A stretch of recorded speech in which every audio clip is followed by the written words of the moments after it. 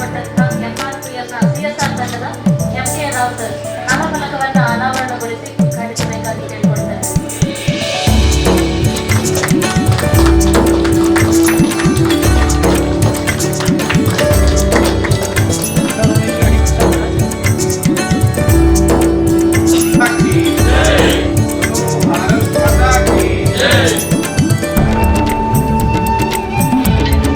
ಇದೀಗ ಅಧಿಕೃತವಾಗಿ ನಮ್ಮ ಈ ಸೇವಾ ನಿಕೇತನ ಕಾರ್ಯಾಲಯದ ಉದ್ಘಾಟನೆಯನ್ನ ರಿಬ್ಬನ್ ಎಳೆಯುವ ಮುಖಾಂತರ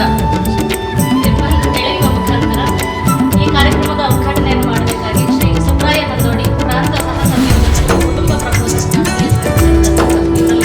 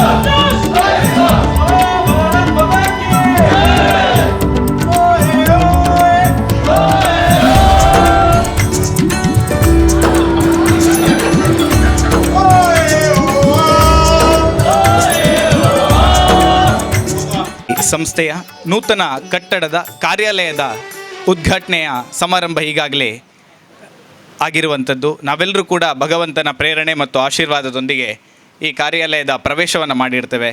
ನಾಳೆಯ ದಿನದಿಂದ ಈ ಕಾರ್ಯಾಲಯದಲ್ಲಿ ನಿತ್ಯ ನಿರಂತರವಾಗಿ ಅಶಕ್ತರ ನೋವಿಗೆ ಬೆನ್ನೆಲುಬಾಗಿ ನಿಲ್ಲುವಂತಹ ಕಾರ್ಯಚಟುವಟಿಕೆಗಳು ಈ ಕಾರ್ಯಾಲಯದ ಮೂಲಕ ನಾಳೆಯ ದಿನದಿಂದ ಹೊಸ ಒಂದು ಅಧ್ಯಾಯದೊಂದಿಗೆ ನಡೀಲಿಕ್ಕೆ ಇರುವಂಥದ್ದು. ಈ ಕಾರ್ಯಾಲಯದ ಸ್ಫೂರ್ತಿಯಾಗಿ ತಮ್ಮ CSR ಅನುದಾನ ಅಂದರೆ ಮಂಗಳೂರಿನ ಪ್ರತಿಷ್ಠಿತ ಸಂಸ್ಥೆಯಾಗಿರ್ತಕ್ಕಂತಹ Mangaluru refinery and petrochemicals limited ಇವರ CSR ಅನುದಾನದಲ್ಲಿ 42 ಲಕ್ಷ ರೂಗಳ ಇವರ ಅನುದಾನದ ಮೂಲಕ ನಿರ್ಮಿಸಿರ್ತಕ್ಕಂಥ ಈ ಕಟ್ಟಡದ ಪ್ರವೇಶ ಮತ್ತು ಉದ್ಘಾಟನೆ ಶುಭ ಚಾಲನೆ ಈಗಾಗಲೇ ನೆರವೇರಿರುವಂಥದ್ದು. ಇದೀಗ ನಾವು ಇದರ ಉದ್ಘಾಟನಾ ಕಾರ್ಯಕ್ರಮದ ಸಭಾ ಕಾರ್ಯಕ್ರಮದಲ್ಲಿ ಸೇರಿದ್ದೇವೆ. ಈ ಸಂದರ್ಭದಲ್ಲಿ ನಮ್ಮ ಜೊತೆ ಎಲ್ಲ ಗ್ರಾಮದ ಹಿರಿಯರು, ಬಂಧುಗಳು, ಶ್ರದ್ಧೆಯ ತಾಯಂದಿರು, ಹಾಗೆ ವಿವಿಧ ಕ್ಷೇತ್ರದಲ್ಲಿ ತಮ್ಮನ್ನು ಗುರುತಿಸಿಕೊಂಡಂತಹ ಹಿರಿಯರು, ಸಂಘದ ಹಿರಿಯರು, ನಾವೆಲ್ಲ ಈ ಒಂದು ಕಾರ್ಯಕ್ರಮದಲ್ಲಿ ಭಾಗಿಯಾಗ್ತಾ ಇರುವಂಥದ್ದು ಎಲ್ರಿಗೂ ಕೂಡ ಹೆಮ್ಮೆಯ ವಿಚಾರ, ಖುಷಿಯ ಸಂಗತಿ.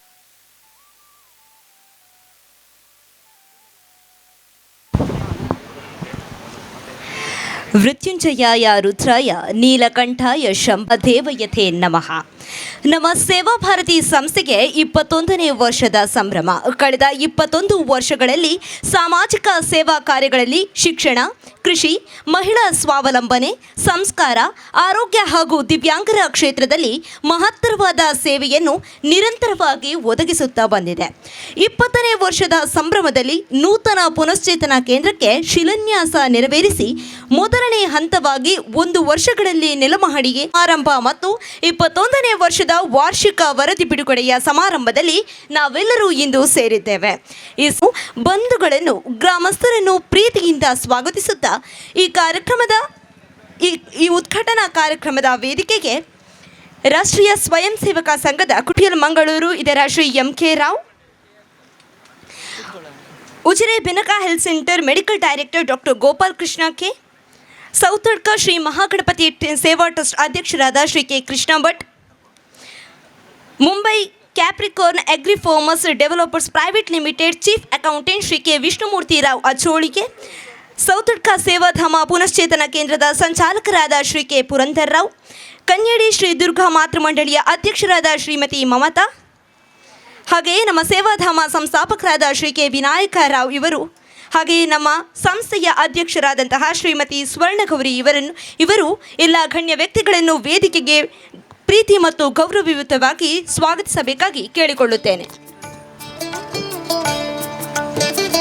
ಧಾರ್ಮಿಕ ಮುಖಂಡರಾದ ಶ್ರೀ ಕಿರಣ್ ಚಂದ್ರ ಪುಷ್ಪಗಿರಿ ಇವರು ವೇದಿಕೆಗೆ ಆಹ್ವಾನಿಸಬೇಕಾಗಿ ಕೇಳಿಕೊಳ್ಳುತ್ತೇನೆ.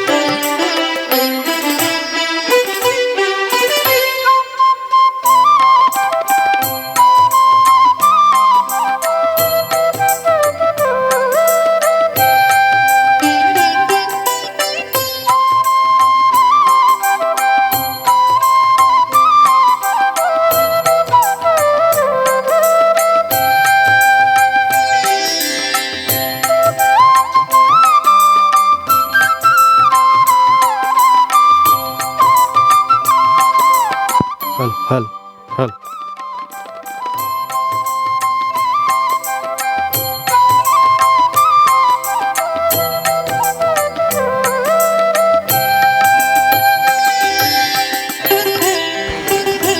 ಹಾಗೆ ಧರ್ಮಸ್ಥಳ ಗ್ರಾಮ ಪಂಚಾಯತ್ ಉಪಾಧ್ಯಕ್ಷರಾದ ಶ್ರೀ P ಶ್ರೀನಿವಾಸ ರಾವ್ ಇವರು ಕೂಡ ವೇದಿಕೆಗೆ ಆಹ್ವಾನಿಸಬೇಕಾಗಿ ಕೇಳಿಕೊಳ್ಳುತ್ತೇನೆ.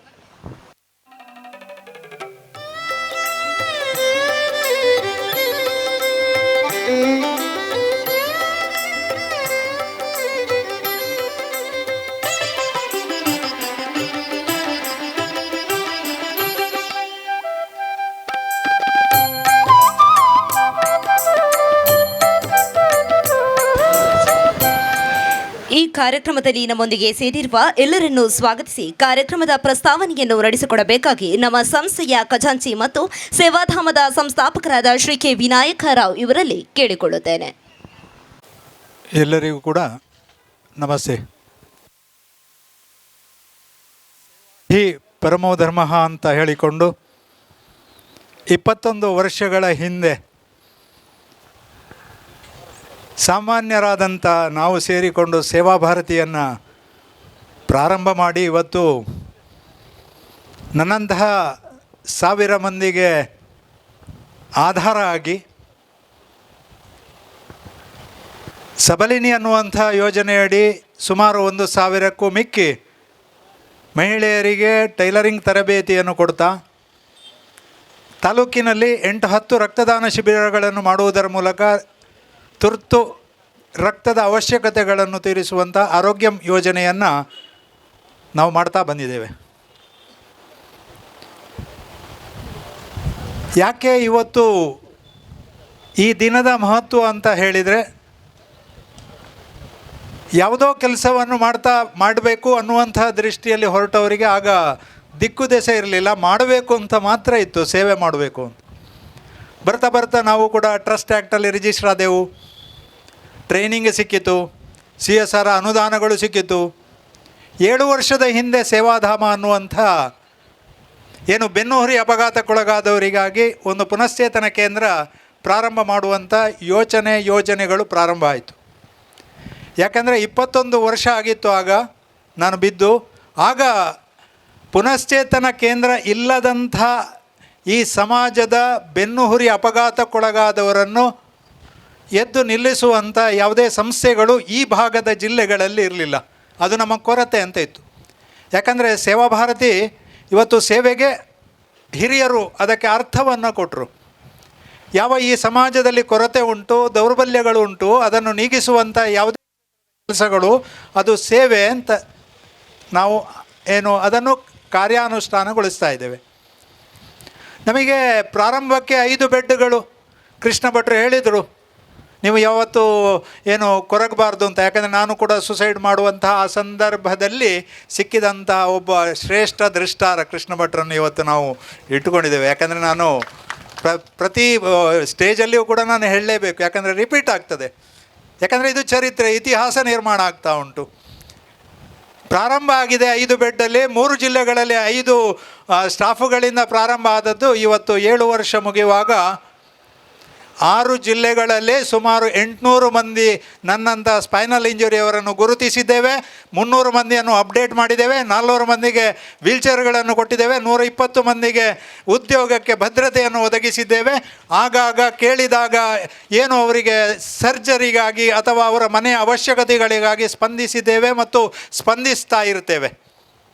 ಅವರ ಮನೆಗೆ ರ್ಯಾಂಪ್ ಮಾಡುವಂಥದ್ದು, ಅವರ ಟಾಯ್ಲೆಟ್ ಬಿಲ್ಡಿಂಗ್ಗಳನ್ನು ಕಟ್ಟಿಸುವಂತಹ ವ್ಯವಸ್ಥೆ ಅವಿರತವಾಗಿ 7 ವರ್ಷಗಳು ನಡೀತಾ ಉಂಟು. ನಮಗೆ ಕೆಲಸ ಮಾಡುವಾಗ ನಮಗೆ ಗೊತ್ತಾಯಿತು ಇದು ನಮಗೆ ಸಾಲುವುದಿಲ್ಲ ಅಂತ. 12 ವರ್ಷಗಳ ಪ್ರಯತ್ನದಲ್ಲಿ 10 ಸೆಂಟ್ಸ್ ಜಾಗ ಸರ್ಕಾರದಿಂದ ತಗೊಳ್ಳಿಕ್ಕೆ ಸಾಧ್ಯ ಆಯಿತು. ಆಗ ನಮ್ಮ ಸರ್ಕಾರ ಇತ್ತು, ನಮ್ಮ ಶಾಸಕರು 2 ಶಾಸಕರು ಹರೀಶಣ್ಣ ಮತ್ತು ಪ್ರತಾಪಣ್ಣನ ಪ್ರಯತ್ನದಲ್ಲಿ 10 ಸೆಂಟ್ಸ್ ಜಾಗ ನಮಗೆ ಆಯಿತು. ಆ 10 ಸೆಂಟ್ಸ್ ಜಾಗ ಸಿಗುವಾಗ ಆದ ಸಂಕಲ್ಪ, ಬಹುಮಡಿ ಉದ್ದೇಶದ ಕಟ್ಟಡ ಬಹು ಸೇವೆಗಾಗಿ ಮೀಸಲಾಗಬೇಕು ಅನ್ನುವಂಥದ್ದು. ಅದಕ್ಕೆ ಪ್ಲ್ಯಾನ್ಗಳನ್ನು ಮಾಡಲಾಯಿತು, ಪಂಚಾಯತಿಂದ ಪರ್ಮಿಷನ್ ತಗೊಳ್ಳಲಾಯಿತು. ಮತ್ತು ಈ ಬಹು ಉದ್ದೇಶಿತ ಕಟ್ಟಡ ಏನಾಗಬೇಕು ಅಂತ ಯೋಚನೆ ಮಾಡುವಾಗ ಈ ನಮಗೆ ಪಂಚಾಯತು ಕೂಡ ಪರ್ಮಿಷನ್ ಕೊಡದೆ ನೀರು ಮತ್ತು ವಿದ್ಯುತ್ತಿಗೆ ಸಂಪರ್ಕ ಕೊಟ್ಟು ಈ ಬಿಲ್ಡಿಂಗನ್ನು ಉಳಿಸಿದ್ದ, ಅದು ನಮಗೆ ಶಿಫ್ಟ್ ಆಗಬೇಕು ಅನ್ನುವಂಥ ದೃಷ್ಟಿಯಲ್ಲಿ ನಾವು ಎಲ್ಲ CSR ಕಂಪೆನಿಗಳಿಗೆ ಬರೆದೆವು, ನಮಗೆ ಬಿಲ್ಡಿಂಗಿಗೆ ಬೇಕು ಅಂತ. ಈ ಹೊತ್ತಿನಲ್ಲಿ ಲಾಸ್ಟ್ ಟೈಮ್ ಜುಲೈಯಲ್ಲಿ ಒಂದು ಬೈಪಾಸ್ ಸರ್ಜರಿಗೆ ಒಳಗಾದೆ. 2 ತಿಂಗಳು ನಾನು ಮಲಗಿದ್ದೆ. ಇಡೀ ನನ್ನ ಯೋಜನೆ ನಿಲ್ಲುವಂಥ ಅದು ಇತ್ತು. ಆದರೆ ಯಾವಾಗ ಸ್ವಲ್ಪ ನಾನು ರಿಕವರಿ ಆಗುವ ಹಂತದಲ್ಲಿ MRPL 42 ಲಕ್ಷ ಸ್ಯಾಂಕ್ಷನ್ ಮಾಡಿದೆ ಅಂತ ಸುದ್ದಿ ಬಂದಾಗ ನಾನು ಮೋರ್ ದ್ಯಾನ್ 50% ರಿಕವರಿ ಆಗಿದ್ದೇನೆ ಮತ್ತು ಅದನ್ನು ಕ್ಲಬ್ದ ಸಮಯದಲ್ಲಿ ಮುಗಿಸುವಂಥ MOUಗೆ ಸೈನ್ ಮಾಡಿದ್ದೇವೆ. ಸೆಪ್ಟೆಂಬರಿಂದ 1 ವರ್ಷದೊಳಗೆ ಮುಗಿಬೇಕಿತ್ತು ಅಂತ. ಕೃಷ್ಣ ಹೆಗಡೆಯವರು ಅಶೋಕ್ ಕುಮಾರ್ ಅವರ ಆಫೀಸಲ್ಲಿ ಸಿಕ್ಕಿದ್ದಾಗ ನಮ್ಮೊಳಗೆ ಮಾತುಕತೆ ಆಯಿತು. ಮತ್ತು MLA ಲೆಟ್ರ್ ಕೊಟ್ಟೆವು, ಇದು ಆಗ್ತದೆ ಅಂತಾಯಿತು. ಆಗ ಮತ್ತೆ ಯೋಚನೆ ಮಾಡಿದೆವು, ಗ್ರೌಂಡ್ ಫ್ಲೋರ್ ಇಂಜಿನಿಯರ್ ಯಾರು. 2024 ಲಾಸ್ಟ್ ನವಂಬರಲ್ಲಿ ಶಿಲಾನ್ಯಾಸ ಮಾಡಿದೆವು. ಶಿಲಾನ್ಯಾಸ ಮಾಡುವಾಗ ನಮಗೆ ಕಲ್ಪನೆ ಸ್ಪಷ್ಟ ಇತ್ತು. ಗ್ರೌಂಡ್ ಫ್ಲೋರಲ್ಲಿ ಪಾರ್ಕಿಂಗ್ ಮತ್ತು ಸ್ಟಾಫ್ಗಳಿಗೆ ರೂಮು, ಎಲೆಕ್ಟ್ರಿಕ್ ರೂಮ್ ಮತ್ತು ಸೆಕ್ಯೂರಿಟಿ ರೂಮ್. ಗ್ರೌಂಡ್ ಫ್ಲೋರಲ್ಲಿ ಈ ಆಫೀಸ್, ಅಲ್ಲಿ ಸ್ವಲ್ಪ ಮೀಟಿಂಗ್ ಹಾಲು ಅಥವಾ ಏನು ಪ್ರೆಸಿಡೆಂಟ್ ಕ್ಯಾಬಿನ್ ಇರ್ಬೋದು, ಮ್ಯಾನೇಜರ್ಗಳಿಗೆ ಕ್ಯಾಬಿನ್, ಅಲ್ಲಿಯ ವ್ಯವಸ್ಥೆಗಳು. ಅದರ ಮೇಲೆ ಥೆರಪಿ ಹಾಲ್, ಅದರ ಮೇಲೆ ಡೈನಿಂಗ್ ಮತ್ತು ಕಿಚನ್, ಅದರ ಮೇಲೆ ಅಕಮಡೇಷನ್, ಅದರ ಮೇಲೆ ಏನು ಹಾಲ್. ಯಾಕೆಲ್ಲ ಅಂತ ಅಂದರೆ ನಾವು ಮತ್ತೊಂದು ಯೋಚನೆ ಮಾಡಿದ್ದೇವೆ. ಯಾಕಂದರೆ ಕೇವಲ ಸ್ಪೈನಲ್ ಕಾರ್ಡ್ ಇಂಜುರಿಯವರಿಗೆ ಮಾತ್ರ ನಾವು ಸೇವೆ ಮಾಡಬಾರ್ದು, ಬಾಕಿ ಒಂದಷ್ಟು ಯಾವುದಾದ್ರೂ ಚಟುವಟಿಕೆಗಳನ್ನು ಸೇರಿಸಿಕೊಳ್ಳಬೇಕು ಅನ್ನುವಂಥ ದೃಷ್ಟಿಯಲ್ಲಿ ನಾವು ಮುಂದಿನ ದಿನಗಳಲ್ಲಿ, ಮುಂದಿನ ಡಿಸೆಂಬರ್ನ ಒಳಗೆ ಆ 4 ಫ್ಲೋರ್ಗಳನ್ನು ಕಟ್ಟುವಂಥ ಯೋಜನೆ ಮಾಡಿ ಅವಿರತವಾಗಿ ಶ್ರಮ ಪಡ್ತಾ ಇದ್ದೇವೆ. ನಮ್ಮ ಸ್ಟಾಫ್, ನಮ್ಮ ಟ್ರಸ್ಟಿಗಳು, ನಮ್ಮ ಅಡ್ವೈಸರಿ ಕಮಿಟಿಗಳು, ಇದಕ್ಕೂ ಎಲ್ಲದಕ್ಕೂ ಕೂಡ ಪೂರಕ ಆಗುವಂಥ ಯಾವ ಈ ಸಮಾಜದಲ್ಲಿ ಸ್ಟ್ರೋಕ್ಗಳಿಗೆ ಪುನಶ್ಚೇತನ ಇಲ್ಲ, ಸ್ಟ್ರೋಕ್ ಆದವರಿಗೆ ಅವರನ್ನು ಕೂಡ ನಾವು ಪುನಶ್ಚೇತನಗೊಳಿಸ್ತೇವೆ ಅಂತ ಈ ವೇದಿಕೆಯಲ್ಲಿ ನಾನು ಸ್ಪಷ್ಟವಾಗಿ ಹೇಳಬಲ್ಲೆ. ಯಾಕಂದರೆ ಇವತ್ತು ಧೈರ್ಯ ಬಂದಿದೆ. ನನ್ನೊಟ್ಟಿಗೆ, ನನ್ನ ಹಿಂದೆ ಮುಂದೆ ಎದುರು ಎಲ್ಲ ಕೂತಂಥವರು ಇವತ್ತು ಸಮಾಜದ ಎಲ್ಲ ಸರ್ವತೋಮುಖ ಅಭಿವೃದ್ಧಿಗಾಗಿ ಪಣ ತೊಟ್ಟವರು. ಯಾಕೆ ನಾನು ಹೇಳ್ತಾ ಇದ್ದೇನೆ ಅಂದರೆ, ಮೊನ್ನೆ ನಿಶ್ಚಯ ಆಯಿತು ಮುಕುಂದರು ಬರೋದು ಅಂತ 3 ದಿನದ ಮೊದಲು. ಅದರಲ್ಲಿ ಒಂದು ಆದಿತ್ಯವಾರ, 4 ದಿನದಲ್ಲಿ 1 ದಿನ ಹೋಯಿತು. 3 ದಿನದಲ್ಲಿ ಪ್ರಿಂಟ್ ಆಗಬೇಕು. ತಾಲೂಕಿನ ಎಲ್ಲ ಸೇವಾಸಕ್ತರಿಗೆ, ನಮ್ಮ ಎಲ್ಲ ಹಿತೈಷಿಗಳಿಗೆ ಕೊಡಬೇಕು. ಕನ್ಯಾಡಿಯ ಎಲ್ಲ 700 ಮನೆಗಳು, ಅಂಗಡಿಗಳನ್ನು ಮತ್ತು ಧರ್ಮಸ್ಥಳದ ಎಲ್ಲ ಹೆಚ್ಚಿನ ಎಲ್ಲ ನಮ್ಮ ಕಾರ್ಯಕರ್ತರನ್ನು ತಲುಪಬೇಕು ಅನ್ನುವಂಥ ದೃಷ್ಟಿಯಲ್ಲಿ ಇವತ್ತು ಸುದರ್ಶನ್ ಕೈಗೊಂಡ ಯೋಜನೆ ಮತ್ತು ತಾಲೂಕಿನ ಹೆಚ್ಚಿನ ಕಾರ್ಯಕರ್ತರು ಇದಕ್ಕೆ ಪರಿಶ್ರಮ ಕೊಟ್ಟ ಕಾರಣ ಇವತ್ತು 1 ದಿನದಲ್ಲಿ ಬೆಳ್ತಂಗಡಿ ತಾಲೂಕಿನ 81 ಗ್ರಾಮಗಳು, ಕನ್ಯಾಡಿಯ ಎಲ್ಲ ಮನೆಗಳು, ಧರ್ಮಸ್ಥಳದ ಹೆಚ್ಚಿನ ನಮ್ಮ ಕಾರ್ಯಕರ್ತರಿಗೆ ತಲುಪಿಸುವಂಥದ್ದು ವ್ಯವಸ್ಥೆ ಆಗಿದೆ. ನಾವು ಎಕ್ಸ್ಪೆಕ್ಟ್ ಮಾಡ್ತೇವೆ 200, 300, 400, ತೊಂದರೆ ಇಲ್ಲ. ಬಂದಂಥವರು ನಮ್ಮವರು, ನಮ್ಮ ಸೇವೆ ನಿರಂತರ ಆಗಿರ್ತದೆ ಅಂತ. ಯಾವಾಗ ನಾವು ಬಿಲ್ಡಿಂಗನ್ನು ನಾವು ಯಾರಿಗೆ SLV ಅವರಿಗೆ ಕೊಟ್ಟಾಗ ಅವರು ಕೂಡ ಹೇಳಿದರು, ನನ್ನನ್ನು ಸೋಲಿಸಲಿಕ್ಕೆ ಬಿಡಬೇಡಿ ಅಂತ. ಆದ ಕಾರಣ ಇವತ್ತಿನವರೆಗೆ ಸೋಲಿಕ್ಕೆ ಬಿಡಲಿಲ್ಲ. ಈಗ ಸ್ವಲ್ಪ ಅವರು ರೆಸ್ಟ್ ಮಾಡಿದ್ದಾರೆ, ಸ್ವಲ್ಪ ಅವರಿಗೂ ಸಹ ಹುಷಾರಿಲ್ಲ. ಮತ್ತು ಅವರು ಈಗ ರೆಸ್ಟ್ ಆದ ಕೂಡಲೇ ನಾವು ಸ್ವಲ್ಪ ಗಟ್ಟಿ ಆಗಬೇಕಲ್ಲ, ಅದೊಂದು ಗ್ಯಾಪ್ ಕೊಟ್ಟಿದ್ದೇವೆ. ಆದ ಕಾರಣ ಇವತ್ತು ಯಾವ 800 ಮಂದಿಗೆ ಇನ್ನೂ ಕೂಡ ಅಥವಾ ಬೆನ್ನು ಹುರಿ ಅಪಘಾತಕ್ಕೊಳಗಾದಂಥ ಆಗಬಾರ್ದು ಯಾರು ಕೂಡ, ಅವರಿಗೆ ಪುನಶ್ಚೇತನ ಕೇಂದ್ರವಾಗಿ ಈ ಕನ್ಯಾಡಿ ಇಡೀ ರಾಜ್ಯದಲ್ಲಿ ಒಂದು ಮಾದರಿಯಾದಂಥ ಹೆಚ್ಚಿನ ಅಡ್ವಾನ್ಸ್ ಟೆಕ್ನಾಲಜಿ ಇರುವಂಥ ರಿಹ್ಯಾಬಿಲಿಟೇಷನ್ ಸೆಂಟರ್ ಇನ್ನೊಂದು ಸ್ವಲ್ಪ ಸಮಯದಲ್ಲಿ ಪ್ರಾರಂಭ ಆಗ್ತದೆ. ನಾನು ಹೇಳ್ತಾ ಇದ್ದೇನೆ, ಆ ಹಾಲ್ ಮತ್ತು ಕಿಚನ್ ಈ ಊರಿನವರಿಗೆ ಉಪಯೋಗಕ್ಕಾಗಿ ನಾವು ಕೊಡಲಿಕ್ಕೆ ಸಮರ್ಥರಿದ್ದೇವೆ, ಬಾಧ್ಯರಿದ್ದೇವೆ ನಾವು.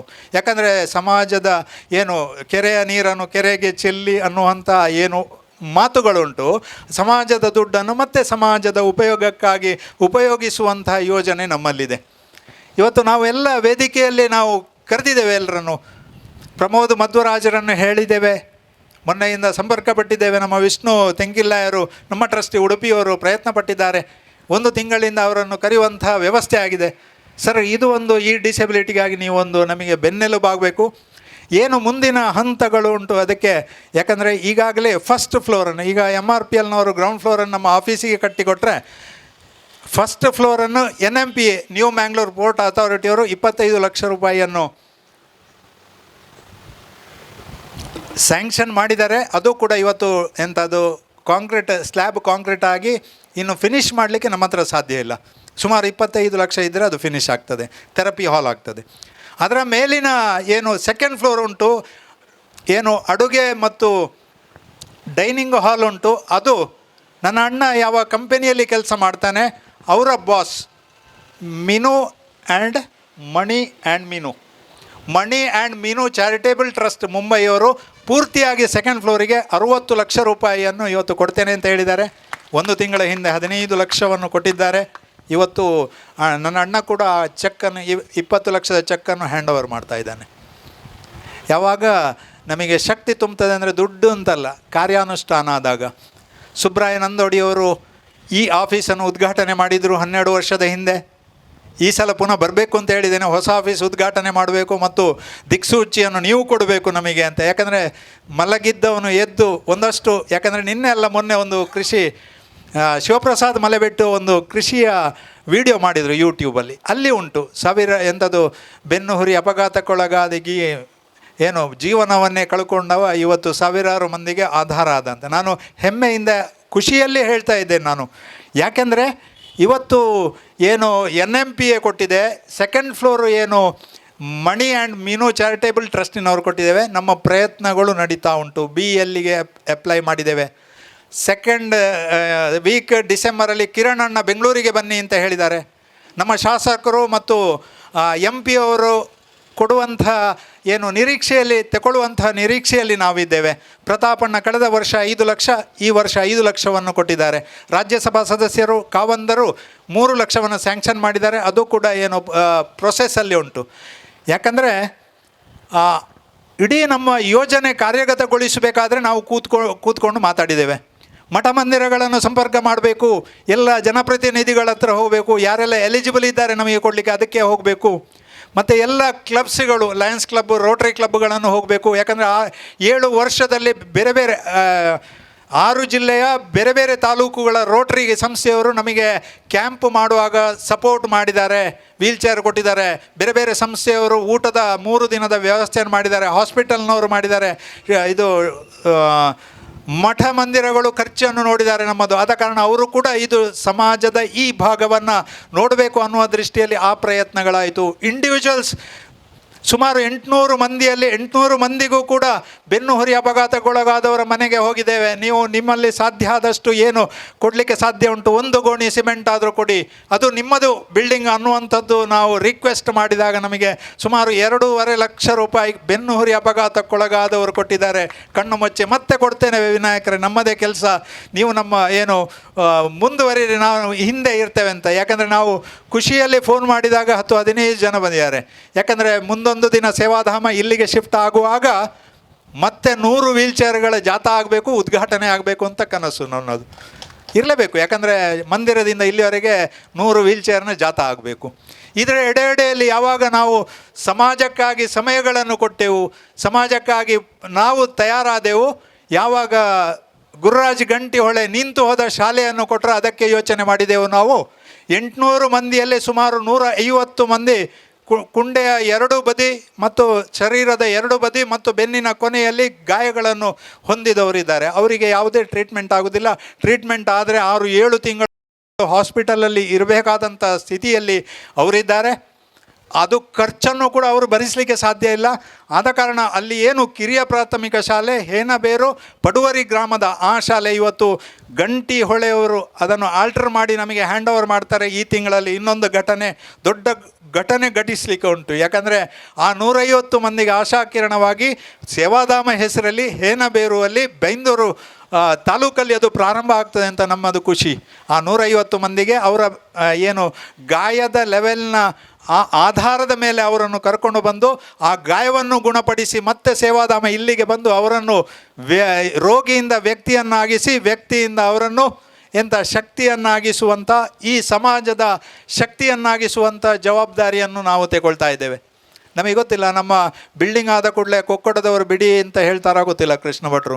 ಬಿಡಿ ಅಂತ ಹೇಳಬೇಕು ಅಂತಾದರೆ ಮತ್ತೇನಾದರೂ ನಾವು ಮಾತುಕತೆ ಮಾಡಬೇಕು. ಒಂದು ವೇಳೆ ಅವಕಾಶ ಕೊಟ್ಟರೆ ಕೃಷ್ಣ ಭಟ್ರಿಗೂ ಕೂಡ ನಾನು ಒಂದು ರಿಕ್ವೆಸ್ಟ್ ಮಾಡ್ತೇನೆ ಈ ವೇದಿಕೆಯಲ್ಲಿ, ನೀವು ಅವಕಾಶ ಕೊಟ್ಟರೆ ಮತ್ತೆ 150 ಮಂದಿ ಕುತ್ತಿಗೆಯಲ್ಲಿ ತುಂಡಾಗಿ, ಕೈಗಳು ಬರದೆ, ಕಾಲುಗಳು ಬರದೆ, ಹಸಿವು ಗೊತ್ತಾಗದೆ ನರಳ್ತಿರುವಂಥ 150 ಮಂದಿಗೆ ಅಲ್ಲಿ ಒಂದು ಪುನಶ್ಚೇತನ, ಅವರದ್ದು ರಿಕವರಿ ಆಗೋದಿಲ್ಲ. ಅವರಿಗೆ ಉಳಿದಷ್ಟು ದಿನಗಳು ಅವರನ್ನು ಖುಷಿಪಡಿಸುವಂಥ ಜವಾಬ್ದಾರಿ ನಾವು ಹೊರ್ತೇವೆ. ಕೃಷ್ಣ ಭಟ್ರೆ, ಒಂದು ಮನಸ್ಸು ಮಾಡಿದರೆ ನಮ್ಮ ಇನ್ನೊಂದು ಯೋಜನೆಯು ಕೂಡ ಆ ಮೂಲಕ ಮುಂದಿನ ದಿನಗಳಲ್ಲಿ ಅಶ್ವಿನಿ ಹಾಸ್ಪಿಟ್ಲ್ ಮಡಿಕೇರಿಯವರು ಹೇಳಿದರು, ವಿನಾಯಕರ 5ರಿಂದ 10 ಬೆಡ್ಡಲ್ಲಿ ನಾವು ಏನಾದರೂ ಮಾಡ್ತೇವೆ, ನಮಗೂ ಸಹ ಅವಕಾಶ ಕೊಡಿ ನಿಮ್ಮ ಸೇವೆಯನ್ನು ಮಾಡೋದು ಅಂತ. ಖಂಡಿತ ಒಂದು ಅವಕಾಶ ಅಲ್ಲಿ ಉಂಟು. ಅದಕ್ಕೆ ಏನು ಅಂತ ನೋಡಬೇಕು. ಯಾಕಂದರೆ ಕನ್ಯಾಡಿಯಲ್ಲಿ ಬಿಲ್ಡಿಂಗ್, ಇನ್ನು ಹೇನಬೇರು ಬೈಂದೂರಲ್ಲಿ ಹೋಗೋದು, ಎಲ್ಲವೂ ಹೋಗಿ ಮತ್ತೆ ಏನೂ ಇಲ್ಲದಿದ್ದರೆ ಇದನ್ನು ಗಟ್ಟಿ ಮಾಡಿ ಮತ್ತೆ ಮಡಿಕೇರಿಗೆ ಹೋಗುವಂಥ. ಯಾಕಂದರೆ ಇವತ್ತು ಕೇವಲ 5 ಪುನಶ್ಚೇತನ ಕೇಂದ್ರಗಳು, ಅದು ಕೂಡ ಏನು ಇಡೀ ಕರ್ನಾಟಕದಲ್ಲಿ ನಾವು ಪಾಲು ಮಾಡಿಕೊಂಡಿದ್ದೇವೆ, ಸಾಲುವುದಿಲ್ಲ. 2,000 ಮಂದಿ ಕರ್ನಾಟಕದಲ್ಲಿ ಸ್ಪೈನಲ್ ಇಂಜುರಿಯವರು ಆಗ್ತಾರೆ. 5 ರಿಹ್ಯಾಬ್ಗಳಲ್ಲಿ 80 ಬೆಡ್ಗಳ ಮೂಲಕ ವರ್ಷದಲ್ಲಿ 8×4=32 ಸುಮಾರು 350 ಮಂದಿಗೆ ಮಾತ್ರ ರಿಹ್ಯಾಬಿಲಿಟೇಟ್ ಆಗಲಿಕ್ಕೆ. ಯಾವುದೇ ಹಾಸ್ಪಿಟಲಲ್ಲಿ ಪುನಶ್ಚೇತನ ಕೇಂದ್ರಗಳಿಲ್ಲ. ಇದು ದುರವಸ್ಥೆ. ಸರ್ಕಾರದ 21 ಡಿಸೆಬಿಲಿಟಿಯಲ್ಲಿ ಸ್ಪೈನಲ್ ಕಾರ್ಡ್ ಇಂಜುರಿ ಮೆನ್ಷನ್ ಆಗಲಿಲ್ಲ. ಜನಪ್ರತಿನಿಧಿಗಳಿಗೆ ನಾನು ಮತ್ತೆ ಈ ವೇದಿಕೆಯಿಂದ ನಾನು ಹೇಳ್ತಾ ಇರೋದು, ಅದು ಸೆಪರೇಟ್ ಡಿಸೆಬಿಲಿಟಿ ಆದರೂ ತೊಂದರೆ ಇಲ್ಲ, ಅಥವಾ ಇದ್ದದ್ದು ಏನು ಲೋಕೋಮೋಟರ್ ಡಿಸೆಬಿಲಿಟಿಯಲ್ಲಿ ನಮ್ಮನ್ನು ಹಾಕಿದ್ದಾರೆ. ಲಕ್ಷ ಮಂದಿಯಲ್ಲಿ, ಉದಾಹರಣೆಗೆ ಕರ್ನಾಟಕದ 7 ಕೋಟಿ ಮಂದಿಯಲ್ಲಿ ನಾವು 20,000 ಮಾತ್ರ ನಾವು ನೀರಾಗಿ ಹೋಗಿದ್ದೇವೆ. ಯಾರಿಗೂ ಕೂಡ ಗಣನೆಗೂ ಕೂಡ ಬರ್ತಾ ಇಲ್ಲ. ಈ ಸಿದ್ದರಾಮಯ್ಯರ 2 ಬಜೆಟಿನಲ್ಲಿ 21 ಡಿಸೆಬಿಲಿಟಿಯಲ್ಲಿ 11 ಡಿಸೆಬಿಲಿಟಿಗೆ ತುಂಬ ಏನು ಅವರ ಮನೆಯವರೇ ಇರಬೇಕಾದಂಥ ಅವ್ಯವಸ್ಥೆಗಳುಂಟು. ಅದಕ್ಕಾಗಿ 11 ಡಿಸೆಬಿಲಿಟಿಗೆ ಕ್ಯಾರ್ಟೇಕರ್ ಅಲವೆನ್ಸ್ ಆದರೂ 5,000 ಕೊಡಿ ಅಂತ ನಾವು ಏನು ಇದು ಬೇಡಿಕೆಗಳನ್ನು ಇಡ್ತಾ ಬಂದಿದ್ದೇವೆ ಬೇರೆ ಬೇರೆ NGOಗಳ ಮೂಲಕ.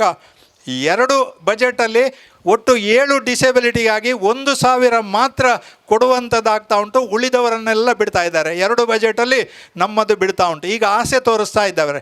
ಫೈಲನ್ನು ನಿರ್ದೇಶಕರು ಅಂಗವಿಕಲ ಕಲ್ಯಾಣ ಇಲಾಖೆಗೆ ಬರೀತಾರೆ, ಏನು ವರದಿ ಕೊಡಿ ಅಂತ. ವರದಿ ಕೊಡೋದು ಹೇಗೆ? 21 ಡಿಸೆಬಿಲಿಟಿಯಲ್ಲಿ, ಲೋಕೋಮೋಟರ್ ಡಿಸೆಬಿಲಿಟಿಯಲ್ಲಿ 1,00,000 ಮಂದಿ ಇದ್ದೇವೆ. ನಮ್ಮನ್ನು 20,000ವನ್ನು ಹೇಗೆ ಅವರು ಐಡೆಂಟಿಫಿಕೇಷನ್ ಮಾಡ್ತಾರೆ? ಎಲ್ಲ ಜಿಲ್ಲೆಯಲ್ಲಿ DHOದ ಹತ್ರ ಕೇಳಿ ಅಥವಾ THOದ ಹತ್ರ ಕೇಳಿ, ನಿಮ್ಮ ವ್ಯಾಪ್ತಿಯಲ್ಲಿ ಬೆನ್ನುಹುರಿ ಅಪಘಾತಕ್ಕೊಳಗಾದವರು ಎಷ್ಟು ಮಂದಿ ಇದ್ದಾರೆ ಅಂತ. ಅವ್ರ ಹತ್ರ ಡಾಟಾ ಇಲ್ಲ. ಅವರು ಕೇಳಬೇಕು ಸೇವಾ ಭಾರತಿಯಿಂದ 6 ಜಿಲ್ಲೆಯಲ್ಲಿ ಎಷ್ಟು ಉಂಟು ಅಂತ. ಇದು ಎಲ್ಲ ಇಡೀ ಕರ್ನಾಟಕದಲ್ಲಿ ಈ ರೀತಿಯಾದಂಥ ಅವಸ್ಥೆ ಇದ್ದರೆ ನಾವು ಏನು ಮಾಡಲಿಕ್ಕೆ ಸಾಧ್ಯ ಉಂಟು? ಇವತ್ತಿರುವಂಥ ಏನು ಡಿಸೆಬಿಲಿಟಿಗಾಗಿ ಏನು ಮಂತ್ರಿಗಳಿದ್ದಾರೆ, ನಮ್ಮ ಅವಾಹಾಲು ಕೇಳುವಂಥದ್ದಿಲ್ಲ, ವ್ಯವಧಾನ ಇಲ್ಲ, ಮಾನವೀಯತೆ ಇಲ್ಲದ ಅಧಿಕಾರಿಗಳಲ್ಲಿದ್ದಾರೆ. ನಾವು ಹೇಳಿದಲ್ಲ, ಅನುದಾನ ಇಲ್ಲ. 1,15,000 ಕೋಟಿ ರೂಪಾಯಿ ಇದು ಉಚಿತಕ್ಕೆ ಕೊಡ್ತಾ ಇದ್ದೇವೆ, ನಿಮಗೆ ಎಲ್ಲಿಂದ ಕೊಡಬೇಕು? ನಿಮ್ಮ ಬಿಲ್ಡಿಂಗಿಗೆ. ನಮ್ಮಲ್ಲಿಲ್ಲ, ರಿಜೆಕ್ಟ್. ಡೈರೆಕ್ಟರ್ ಹತ್ರ ಹೋಗಿ ಕೇಳಿದರೆ ಇಲ್ಲ, ನಮ್ಮ ಇಲಾಖೆಯಲ್ಲಿಲ್ಲ. ಯಾರ ಹತ್ರ ಹೋಗಬೇಕು ನಾವು? ನಮಸ್ತೆ ಸರ್. ಆದ ಕಾರಣ ಸಮಾಜದ ಕೊರತೆಯನ್ನು ನೀಗಿಸಲಿಕ್ಕೆ ನಾವೆಲ್ಲರೂ ಬಾಧ್ಯರಿದ್ದೇವೆ. ಜನಪ್ರತಿನಿಧಿಗಳು, ಸಂಘ ಸಂಸ್ಥೆಗಳು, ವೈಯಕ್ತಿಕ ಕೊಡುಗೈ ದಾನಿಗಳು, ಸಮಾಜ ಸೇವಕರು ಅನ್ನುವಂಥದ್ದು ಅನೇಕ ಮಂದಿ ನಾವು ಬೆನ್ನುಹುರಿ ಅಪಘಾತಕ್ಕೊಳಗಾದವರು ಇವತ್ತು ಮನೆಯಲ್ಲಿ ಕುಳಿತುಕೊಳ್ಳಬೇಕಾದಂಥ ಅವಶ್ಯಕತೆಗಳು ಇಲ್ಲ. ಯಾವಾಗ ನೀವು ನಮ್ಮನ್ನು ಬೆಳೆಸಿದ್ದೀರಾ, ಆ 800 ಮಂದಿಯಲ್ಲಿ ಸುಮಾರು 100-150 ಮಂದಿ ಇವತ್ತು ಮಾದರಿಯಾಗಿ ಬಂದಿದ್ದಾರೆ. ಇವತ್ತು ಸರ್ವೋತ್ತಮ ಅನ್ನುವಂಥ ಒಬ್ಬ ಏನು 12 ವರ್ಷಗಳಿಂದ, ಸರ್ವೋತ್ತಮ ಎಷ್ಟು ವರ್ಷ 15 ವರ್ಷದ ಮೊದಲು ಸ್ಪೈನಲ್ ಇಂಜುರಿ ಆಗಿ ಮನೆಯಲ್ಲೇ ಕೂತಂಥದ್ದು.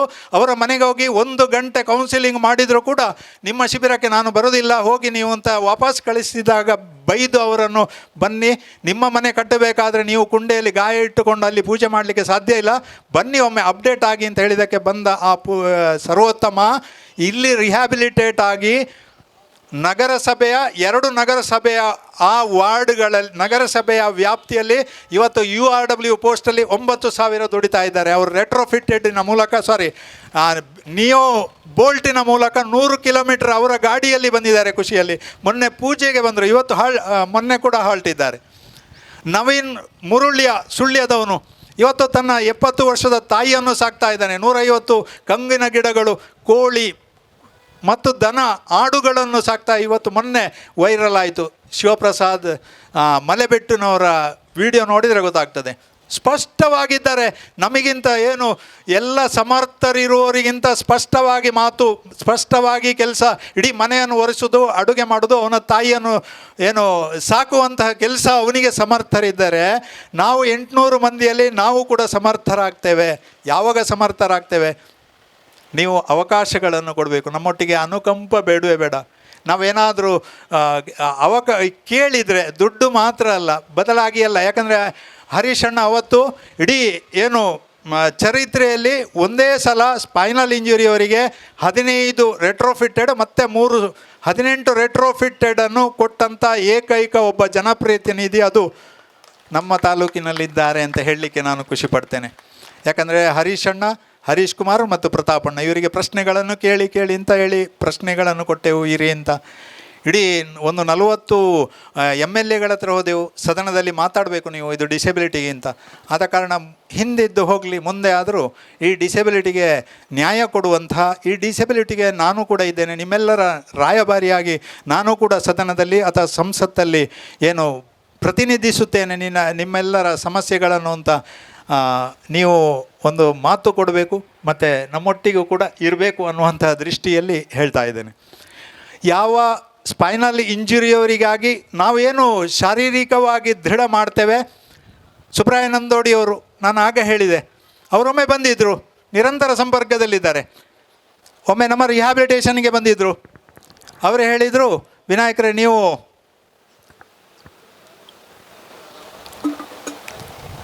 ಶಾರೀರಿಕವಾಗಿ ಅವರನ್ನು ಗಟ್ಟಿ ಮಾಡಿದರೆ ಮನೆಗೆ ಹೋದರೆ ಮತ್ತೆ ಮಾನಸಿಕ ಆಗ್ತದೆ, ಆದ ಕಾರಣ ಭಗವದ್ಗೀತೆಯನ್ನು ಪ್ರಾರಂಭ ಮಾಡುವ ಅಂತ ಹೇಳಿದರು. ಏನಾಗ್ತದೆ ಅಂತ ಗೊತ್ತಿಲ್ಲ, ಯೋಚನೆ ಇತ್ತು. ಸ್ವಲ್ಪ ಸಮಯ ತಗೊಂಡೆ. 2 ವರ್ಷದ ಮೊದಲು ಪ್ರಾರಂಭಗೊಂಡಂಥ ಭಗವದ್ಗೀತೆ ಇವತ್ತು ಕೂಡ ನಡೀತಾ ಉಂಟು. ಆ ಭಗವದ್ಗೀತೆ ಆನ್ಲೈನ್ ಕ್ಲಾಸಿಗಾಗಿ ಶಿವರಾಮ್ ಭಟ್ ಇರ್ದೆ ಅಂತ ಅವರು ನೇಮಕ ಆಗಿದ್ದಾರೆ, ರಿಟೈರ್ಡ್ ಮಾಸ್ಟರ್. ಅವರು ಗಂಡ ಹೆಂಡತಿ ಬಂದಿದ್ದಾರೆ.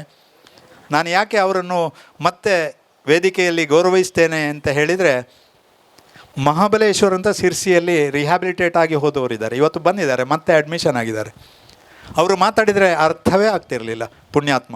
2 ವರ್ಷದ ಹಿಂದೆ ಮಹಾಬಲೇಶ್ವರ್ ಮಾತಾಡುವಂಥದ್ದು ಫೋನಲ್ಲಿ ಕೇಳಿದರೆ ಅರ್ಥವೇ ಆಗ್ತಿರಲಿಲ್ಲ. ಯಾವಾಗ ಭಗವದ್ಗೀತೆ ಪ್ರಾರಂಭ ಆಯಿತು, ಓದಲಿಕ್ಕೆ ಪ್ರಾರಂಭ ಆಯಿತು, ಹೇಳಿಕೊಡಲಿಕ್ಕೆ ಆ ಮಾಸ್ಟ್ರು ಪ್ರಯತ್ನ ಪಟ್ಟರು ಇಡೀ ಕ್ಲಾಸಲ್ಲಿ. ಇವತ್ತು ನೀವು ಎಲ್ಲರೂ ಹೋಗುವಾಗ ಅವರನ್ನು ಮಾತಾಡಬೇಕು, ಬೆನ್ನು ತಟ್ಟಬೇಕು, ಅವ್ರ ಹತ್ರ ಮಾತಾಡಬೇಕು. ಇವತ್ತು ಏನು ನಿರರ್ಗಳವಾಗಿ ಮಾತಾಡ್ತಾರೆ. ವಿನಾಯಕರೇ ದೇವರು, ಪ್ರತಿ ಸಲ ವಿನಾಯಕರೇ ಅಂತ ಏನು ನಮಸ್ಕಾರ ಮಾಡ್ತಾರೆ. ಅವರಿಗೆ ಹೀಗೆ ಕೊಟ್ಟರೆ ಆಗೋದಿಲ್ಲ, ನಮಸ್ಕಾರ ಹೇಳಿದರೆ ಆಗೋದು, ನಾನು ಹೀಗೇ ಕೊಡಬೇಕು. ಎಂಥದ್ದು ವಾಟ್ಸಪ್ಪಲ್ಲಿ ಆಶೀರ್ವಾದ ಅಂತ ಇದು.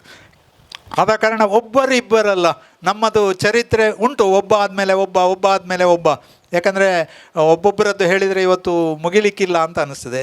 ಸಮಯ ಬಂದಾಗ ನಾನು ಹೇಳುವಂಥದ್ದು ಕೂಡ ಮಾಡ್ತೇನೆ. ಆದ ಕಾರಣ ವೇದಿಕೆಯಲ್ಲಿರುವಂಥ ಎಲ್ಲ ಹಿರಿಯರು, ಕಿರಣಣ್ಣ ಇರ್ಬೋದು, ಯುವಕರಿಗೆ ಜವಾಬ್ದಾರಿಯನ್ನು ಕೊಟ್ಟಿದ್ದೇವೆ. ಈಗಾಗಲೇ ದುರ್ಗಾ ಮಾತೃ ಮಂಡಳಿಯಿಂದ ಮಮತಕ್ಕ ಇದ್ದಾರೆ.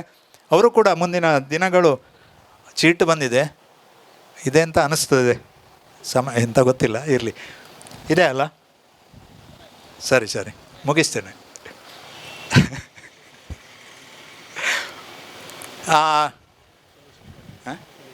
ಹಾಂ, ದುರ್ಗಾ ಮಾತೃ ಮಂಡಳಿಯಿಂದ ಇವತ್ತು ಮಮತಕ್ಕೆ ಬಂದಿದ್ದಾರೆ. ಒಂದು ತಂಡ ಇಡೀ ದಿನದಲ್ಲಿ 700 ಮನೆಯನ್ನು ಸಂಪರ್ಕ ಮಾಡಿ ನಮಗೆ ಯಶಸ್ಸನ್ನು ತಂದುಕೊಟ್ಟವರು. ಅವರು ಕೂಡ ವೇದಿಕೆಯಲ್ಲಿ ಇವತ್ತು ವಿರಾಜಮಾನವಾಗಿ ಕುಳಿತಿದ್ದಾರೆ. ನಾಡಿದ್ದು ರಕ್ತದಾನ ಶಿಬಿರ ಒಂದು ದಾಖಲೆ ಮಟ್ಟದಲ್ಲಿ ಕೊಕ್ಕಡದಲ್ಲಿ ಮಾಡಲಿಕ್ಕಿದ್ದೇವೆ, ಬೇರೆ ಬೇರೆ ಸಂಘ ಸಂಸ್ಥೆಗಳು. ಆದ ಕಾರಣ ಈವರೆಗೆ ಕೆಲಸ ಮಾಡಿದಂಥ ಶ್ರೀಧರ್ ಕೆವಿ ಸುರಕ್ಷಾ ಮೆಡಿಕಲ್ನವರ ಪೂರಕವಾಗಿ ಒಬ್ಬ ಸಂಚಾಲಕರನ್ನು ನಾವು ನೇಮಕ ಮಾಡಿದ್ದೇವೆ, ಅಖಿಲೇಶ್ ಶೆಟ್ಟಿ. ಅವರು ಕೂಡ ವೇದಿಕೆಗೆ ಬರಬೇಕು. ಅವರನ್ನು ಹಾರ್ದಿಕವಾಗಿ ನಾವು ಎಲ್ಲ ಸಮಿತಿಯ ಪರವಾಗಿ ನಿಮ್ಮನ್ನು ಸ್ವಾಗತಿಸ್ತಾ ಇದ್ದೇವೆ. ತುಂಬ ರಕ್ತ ನಿಮ್ಮ ಹತ್ರ ತಗೊಳ್ಳಿಕ್ಕೆ ಉಂಟು. ಯಾಕಂದರೆ ಇಡೀ ವರ್ಷದಲ್ಲಿ ಒಂದು 8-10 ರಕ್ತದಾನ ಶಿಬಿರಗಳನ್ನು ಆಯೋಜಿಸಲಿಕ್ಕೆ ಉಂಟು. ಅದನ್ನು ಪರಿಪೂರ್ಣವಾಗಿ ಯಶಸ್ವಿಗೊಳಿಸುವಂಥದ್ದು ಕೆಚ್ಚೆದೆಯ ಯುವಕ ಅಂತ ಹೇಳ್ಬೋದು.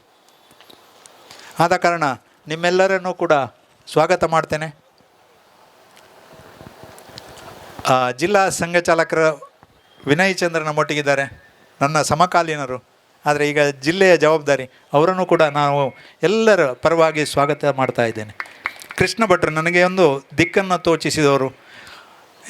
ಸುಸೈಡಿಗಿಂತ ಸೇವಾ ಪಥವೇ ಮುಖ್ಯ ಅಂತ. ಯಾಕಂದರೆ ನಾವು ಇವತ್ತು ಆ್ಯನ್ಯುವಲ್ ರಿಪೋರ್ಟ್ ಕೊಡ್ತೇವೆ, ಅದರಲ್ಲಿ 2 ಪೇಜ್ ಬರೆದದ್ದನ್ನು ಖಂಡಿತ ಓದಬೇಕು, ಅದರಲ್ಲಿ ಸ್ಪಷ್ಟ ಬರೆದಿದ್ದೇವೆ ನಾವು. ಆದ ಕಾರಣ ಕೃಷ್ಣ ಭಟ್ರಿಗೆ ನಮ್ಮೆಲ್ಲರ ಪರವಾಗಿ ಹಾರ್ದಿಕ ಸ್ವಾಗತ. ಪ್ರಮೋದ್ ಮಧ್ವರಾಜ್ ಉಡುಪಿಯಿಂದ ಬಂದಿದ್ದಾರೆ, ಹೃತ್ಪೂರ್ವಕವಾಗಿ ನಮ್ಮೆಲ್ಲರ ಪರವಾಗಿ ಹಾರ್ದಿಕ ಸ್ವಾಗತ, ಸುಸ್ವಾಗತ ಸರ್. ಸುಬ್ರಾಯ ನಂದೋಡಿಯವರು ಸೇವಾ ಪಥವನ್ನು ತಿಂಗಳಿಗೊಂದು ಅಥವಾ ನನ್ನ ದಿಕ್ಕನ್ನು ಮಾರ್ಗವನ್ನು ತೋರಿಸಿಕೊಂಡ ಹಿರಿಯ ಚೇತನ, ಅವರಿಗೂ ಕೂಡ ಸ್ವಾಗತ, ಸುಸ್ವಾಗತ. ನಮ್ಮ ಈ 3 ವರ್ಷದ ಅವಧಿಯಲ್ಲಿ ಮಹಿಳೆಯಾಗಿ ಯಶಸ್ಸಿನತ್ತ ಈ ಸಂಸ್ಥೆಯನ್ನು ತಗೊಂಡೋಗಿದ್ದಾರೆ ಸ್ವರ್ಣಕ್ಕ, ಅವರಿಗೂ ಕೂಡ ನಮ್ಮೆಲ್ಲರ ಪರವಾಗಿ ಹೃತ್ಪೂರ್ವಕ ಸ್ವಾಗತ, ಸುಸ್ವಾಗತ. ನಮ್ಮ ಯುವ ಚೇತನ, ನಮ್ಮ ನಾಯಕ ಹರೀಶಣ್ಣ, ನಿಮಗೂ ಕೂಡ ಎಲ್ಲರ ಪರವಾಗಿ ಹಾರ್ದಿಕವಾದಂಥ ಸ್ವಾಗತ, ಸುಸ್ವಾಗತ. ಶ್ರೀಯುತ MK ರಾವ್ ನಮಗೆ ಬಿಲ್ ಪಾಸ್ ಮಾಡುವಂಥವರು, ಇವತ್ತು ಉದ್ಘಾಟನೆ ಮಾಡಿದವರು. ಇವತ್ತು ಹೋಗುವಾಗ ಒಂದು ಬಿಲ್ ಕೊಡ್ತಾ ಇದ್ದೇವೆ, ಬೇಗ ಪಾಸ್ ಮಾಡಿ ಅಂತ. ಆದ ಕಾರಣ ಅವರಿಗೂ ಕೂಡ ನಮ್ಮೆಲ್ಲರ ಟೀಮಿಂದ ಸ್ವಾಗತ, ಸುಸ್ವಾಗತ. ಇನ್ನು ಕಿರಣ್ ಅಣ್ಣ ನಮಗೆ ಶಕ್ತಿಯಾಗಿ ತಾಲೂಕಿನಾದ್ಯಂತ ಓಡಾಟ ಮಾಡ್ತಿರುವಂತಹ ಒಬ್ಬ ಯುವಕ. ನಾನು ಮತ್ತು ಅವರು ಬೆಂಗಳೂರಿಗೆ ಹೋಗ್ತೇವೆ, ಆಯಿತಾ, ಅವರು ಕರೆದಿದ್ದಾರೆ. ಮುಂದಿನ ದಿನಗಳು ಸ್ವಲ್ಪ ವ್ಯವಸ್ಥೆ ಕೊಡಲಿಕ್ಕಿದ್ದಾರೆ. ಅವರಿಗೂ ಕೂಡ ಸ್ವಾಗತ, ಸುಸ್ವಾಗತ. ನನ್ನಣ್ಣ ನನ್ನ ಇಡೀ ಮನೆಯನ್ನು ಮತ್ತು ನನ್ನನ್ನು ಕೂಡ ಈ ಮಟ್ಟಕ್ಕೆ ಬೆಳೆಸಿದಂಥ ಒಬ್ಬ ಅಣ್ಣ, ಅವನಿಗೂ ಕೂಡ ಸ್ವಾಗತ, ಸುಸ್ವಾಗತ. ಪುರಂದರರಾವ್ ನಮ್ಮ ಹಿರಿಯರು, ನಮ್ಮೆಲ್ಲ ಸಮಸ್ಯೆಗಳಿಗೆ ಪರಿಹಾರ ರೂಪವಾಗಿ ಅವರು ನಮ್ಮ ಮೀಟಿಂಗಲ್ಲಿ ನಮಗೆ ಕೂಡ ಶಕ್ತಿಯನ್ನು ತುಂಬಿಸುವಂತಹ ಒಬ್ಬ ಹಿರಿಯ ಚೇತನ. ಅವರಿಗೆ ಸ್ವಾಗತ, ಸುಸ್ವಾಗತ. ಮೊತ್ತ ಮೊದಲ ಸೇವಾ ಭಾರತೀಯ ಕಾರ್ಯದರ್ಶಿಯಾಗಿ ಪುಟಾಣಿ ಅಣ್ಣ ಪಿ ಶ್ರೀನಿವಾಸರಾವ್, ನಮ್ಮ ಪಂಚಾಯತಿನ ಉಪಾಧ್ಯಕ್ಷರು, ನಿಮಗೆ ಹೃತ್ಪೂರ್ವಕವಾದಂತಹ ಸ್ವಾಗತ ಮತ್ತು ಸುಸ್ವಾಗತ. ಇನ್ನು ಆಗಲೇ ಹೇಳಿದ್ದೇನೆ, ಅಖಿಲೇಶ್ ಶೆಟ್ಟಿ ಸರ್, ಸ್ವಾಗತ, ಸುಸ್ವಾಗತ. ದುರ್ಗಾ ಮಾತೃ ಮಂಡಳಿಯ ಅಧ್ಯಕ್ಷೆ ಮಮತಕ್ಕನಿಗೂ ಕೂಡ ನಮಸ್ತೆ, ಸುಸ್ವಾಗತ, ಸ್ವಾಗತ. ಏನು ನೀವೆಲ್ಲ ಬಂದಿದ್ದೀರಿ, ಸೇವೆ ಆಸಕ್ತಿ ಇರುವವರು, ನಮ್ಮನ್ನು ಬೆನ್ನು ಮೂಳೆ ಥರ ಜೋಪಾನವಾಗಿ ಕಾಯುತ್ತಿರುವವರು, ನೀವು ನಮ್ಮ ಎಲ್ಲ ಕಾರ್ಯಾನುಷ್ಠಾನಗೊಳಿಸುತ್ತಿರುವಂಥ ಸಿಬ್ಬಂದಿ ವರ್ಗದವರು, ಪತ್ರಿಕಾ ಮಿತ್ರರು, ಮತ್ತೆಲ್ಲ ಸಂಘದ ಹಿರಿಯರು ಮತ್ತು ಬೇರೆ ಬೇರೆ ಸಂಸ್ಥೆಗಳ ಪ್ರಮುಖರು, ನೀವೆಲ್ಲ ಬಂದಿದ್ದೀರಿ. ನಮ್ಮ ಕೊಡುಗೈ ದಾನಿಗಳೆಲ್ಲ ನೀವೆಲ್ಲ ಇದ್ದೀರಿ. ನಿಮಗೆ ಹೃತ್ಪೂರ್ವಕವಾದಂಥ ಸ್ವಾಗತವನ್ನು ಮಾಡಿ ವಿಶ್ರಮಿಸ್ತಾ ಇದ್ದೇನೆ. ಚೀಟನ್ನು ಇಟ್ಟುಕೊಳ್ತೇನೆ, ಆಯಿತಾ? ಜೈ ಶ್ರೀರಾಮ್, ಭಾರತ್ ಮಾತಾ ಕಿ ಜೈ. ನಿಮಗೂ ಇಂದಿನ ಕಾರ್ಯಕ್ರಮಕ್ಕೆ ಸ್ವಾಗತವನ್ನು ಕೋರುತ್ತಾ ವೇದಿಕೆಯಲ್ಲಿ ಉಪಸ್ಥಿತಿರುವ ಎಲ್ಲ ಅತಿಥಿ ಅಭ್ಯಾಗತರಿಗೆ ಗೌರವಪೂರ್ವಕವಾಗಿ ಶಾಲನ್ನು ಹೊದಿಸಿ ಸ್ವಾಗತಿಸಬೇಕಾಗಿ ಸೇವಾ ಭಾರತೀಯ ಕಾರ್ಯದರ್ಶಿಗಳಾದ ಶ್ರೀ ಬಾಲಕೃಷ್ಣ ಹಾಗೂ ಟ್ರಸ್ಟಿ ಶ್ರೀ ವಿಷ್ಣು ಪ್ರಸಾದ್ ತೆಂಕಿಲ್ಲಾಯ ಇವರಲ್ಲಿ ಕೇಳಿಕೊಳ್ಳುತ್ತೇನೆ.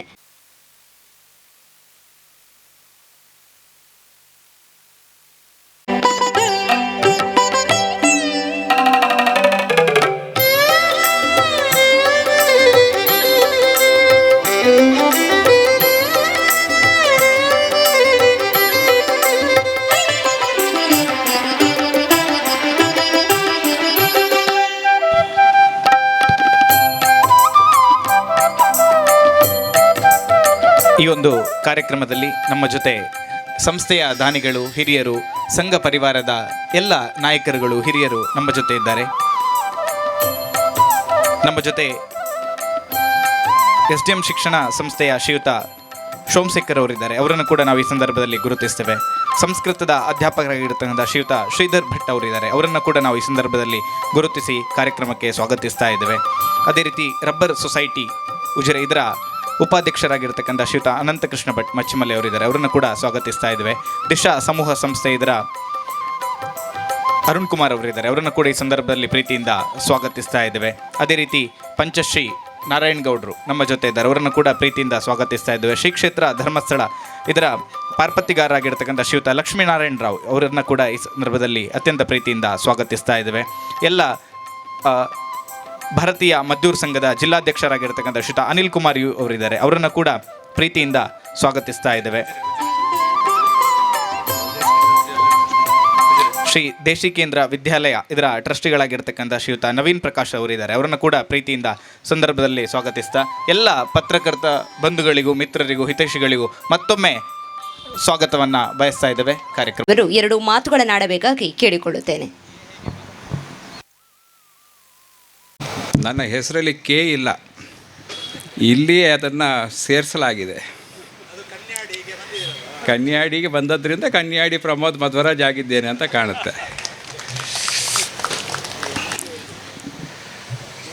ಅತ್ಯಂತ ಒಂದು ಭಾವನಾತ್ಮಕವಾಗಿರ್ತಕ್ಕಂಥ ಉತ್ಕೃಷ್ಟ ಸೇವೆ ಹೇಗಿರಬೇಕು ಎಂಬುದಕ್ಕೆ ಸಾಕ್ಷಿಯಾಗಿರ್ತಕ್ಕಂಥ, ಫಲಾಪೇಕ್ಷೆ ಇಲ್ಲದೆ ಸೇವೆ ಹೇಗೆ ಮಾಡಬೇಕು ಅಂತ ಜಗತ್ತಿನ ಕಣ್ಣನ್ನು ತೆರೆಸುವಂಥ ಒಂದು ಐತಿಹಾಸಿಕ ಕಾರ್ಯಕ್ರಮದಲ್ಲಿ ವೇದಿಕೆ ಮೇಲಿರ್ತಕ್ಕಂಥ ಎಲ್ಲ ಗಣ್ಯರನ್ನು, ಸೇರಿರ್ತಕ್ಕಂಥ ಎಲ್ಲ ಗಣ್ಯರಿಗೆ ನನ್ನ ನಮಸ್ಕಾರಗಳನ್ನು, ನನ್ನ ಗೌರವಗಳನ್ನು ಸಲ್ಲಿಸಿ, ಬಹಳ ಸಮಯಗಳಿಂದ ಸೇವಾ ಭಾರತಿ ಧರ್ಮಸ್ಥಳ ಇವರು ನನ್ನನ್ನು ಬಂದು ಭೇಟಿ ಮಾಡುವಂಥ ಪ್ರಯತ್ನವನ್ನು ಮಾಡ್ತಾನೇ ಇದ್ದರು. ನಾನು ಮನೆಗೆ ಬಂದು ಇದನ್ನೆಲ್ಲ ವಿವರಿಸ್ತಿದ್ರೆ ನನಗೆ ಅರ್ಥನೇ ಆಗ್ತಿರಲಿಲ್ಲ. ದೇವರ ಇಚ್ಛೆ ಏನಿತ್ತು ಅಂದರೆ ನಾನಿಲ್ಲಿ ಬಂದು ಕಣ್ಣಾರೆ ಪರಂಬರಿಸಿ ನೋಡಬೇಕು ಎಂಬತಕ್ಕಂಥ ದೇವರ ಇಚ್ಛೆಯಂತೆ ಇಲ್ಲಿಗೆ ಬರುವಂತಾಗಿದೆ ಅಂತ ನಾನು ಭಾವಿಸ್ತೇನೆ.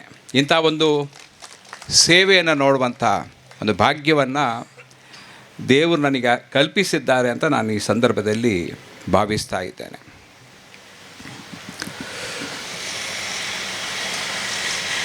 ನಮ್ಮ ರಾಷ್ಟ್ರೀಯ ಸ್ವಯಂ ಸೇವಕ ಸಂಘ ತನ್ನ 100 ವರ್ಷದ ಸಾರ್ಥಕವಾಗಿರ್ತಕ್ಕಂಥ ಸೇವೆಯನ್ನು ಮಾಡಿದಂಥ ಒಂದು ಸುಸಂದರ್ಭದಲ್ಲಿ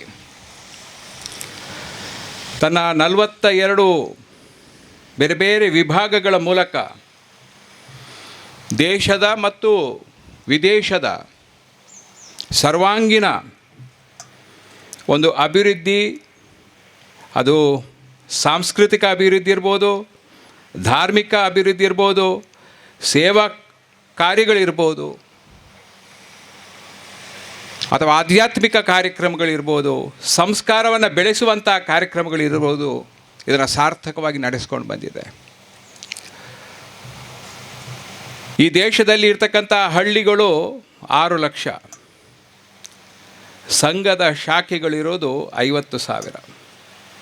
ಅಂದರೆ ಕೆಲವು ಗ್ರಾಮದಲ್ಲಿ ಹೆಚ್ಚು ಶಾಖೆಗಳಿರ್ಬೋದು. ಕೇವಲ 7-8% ಮಾತ್ರ ಶಾಖೆಗಳನ್ನು ದೇಶದಲ್ಲಿ ಸ್ಥಾಪಿಸಲಿಕ್ಕೆ 100 ವರ್ಷದಿಂದ ಸಾಧ್ಯ ಆಗಿದೆ.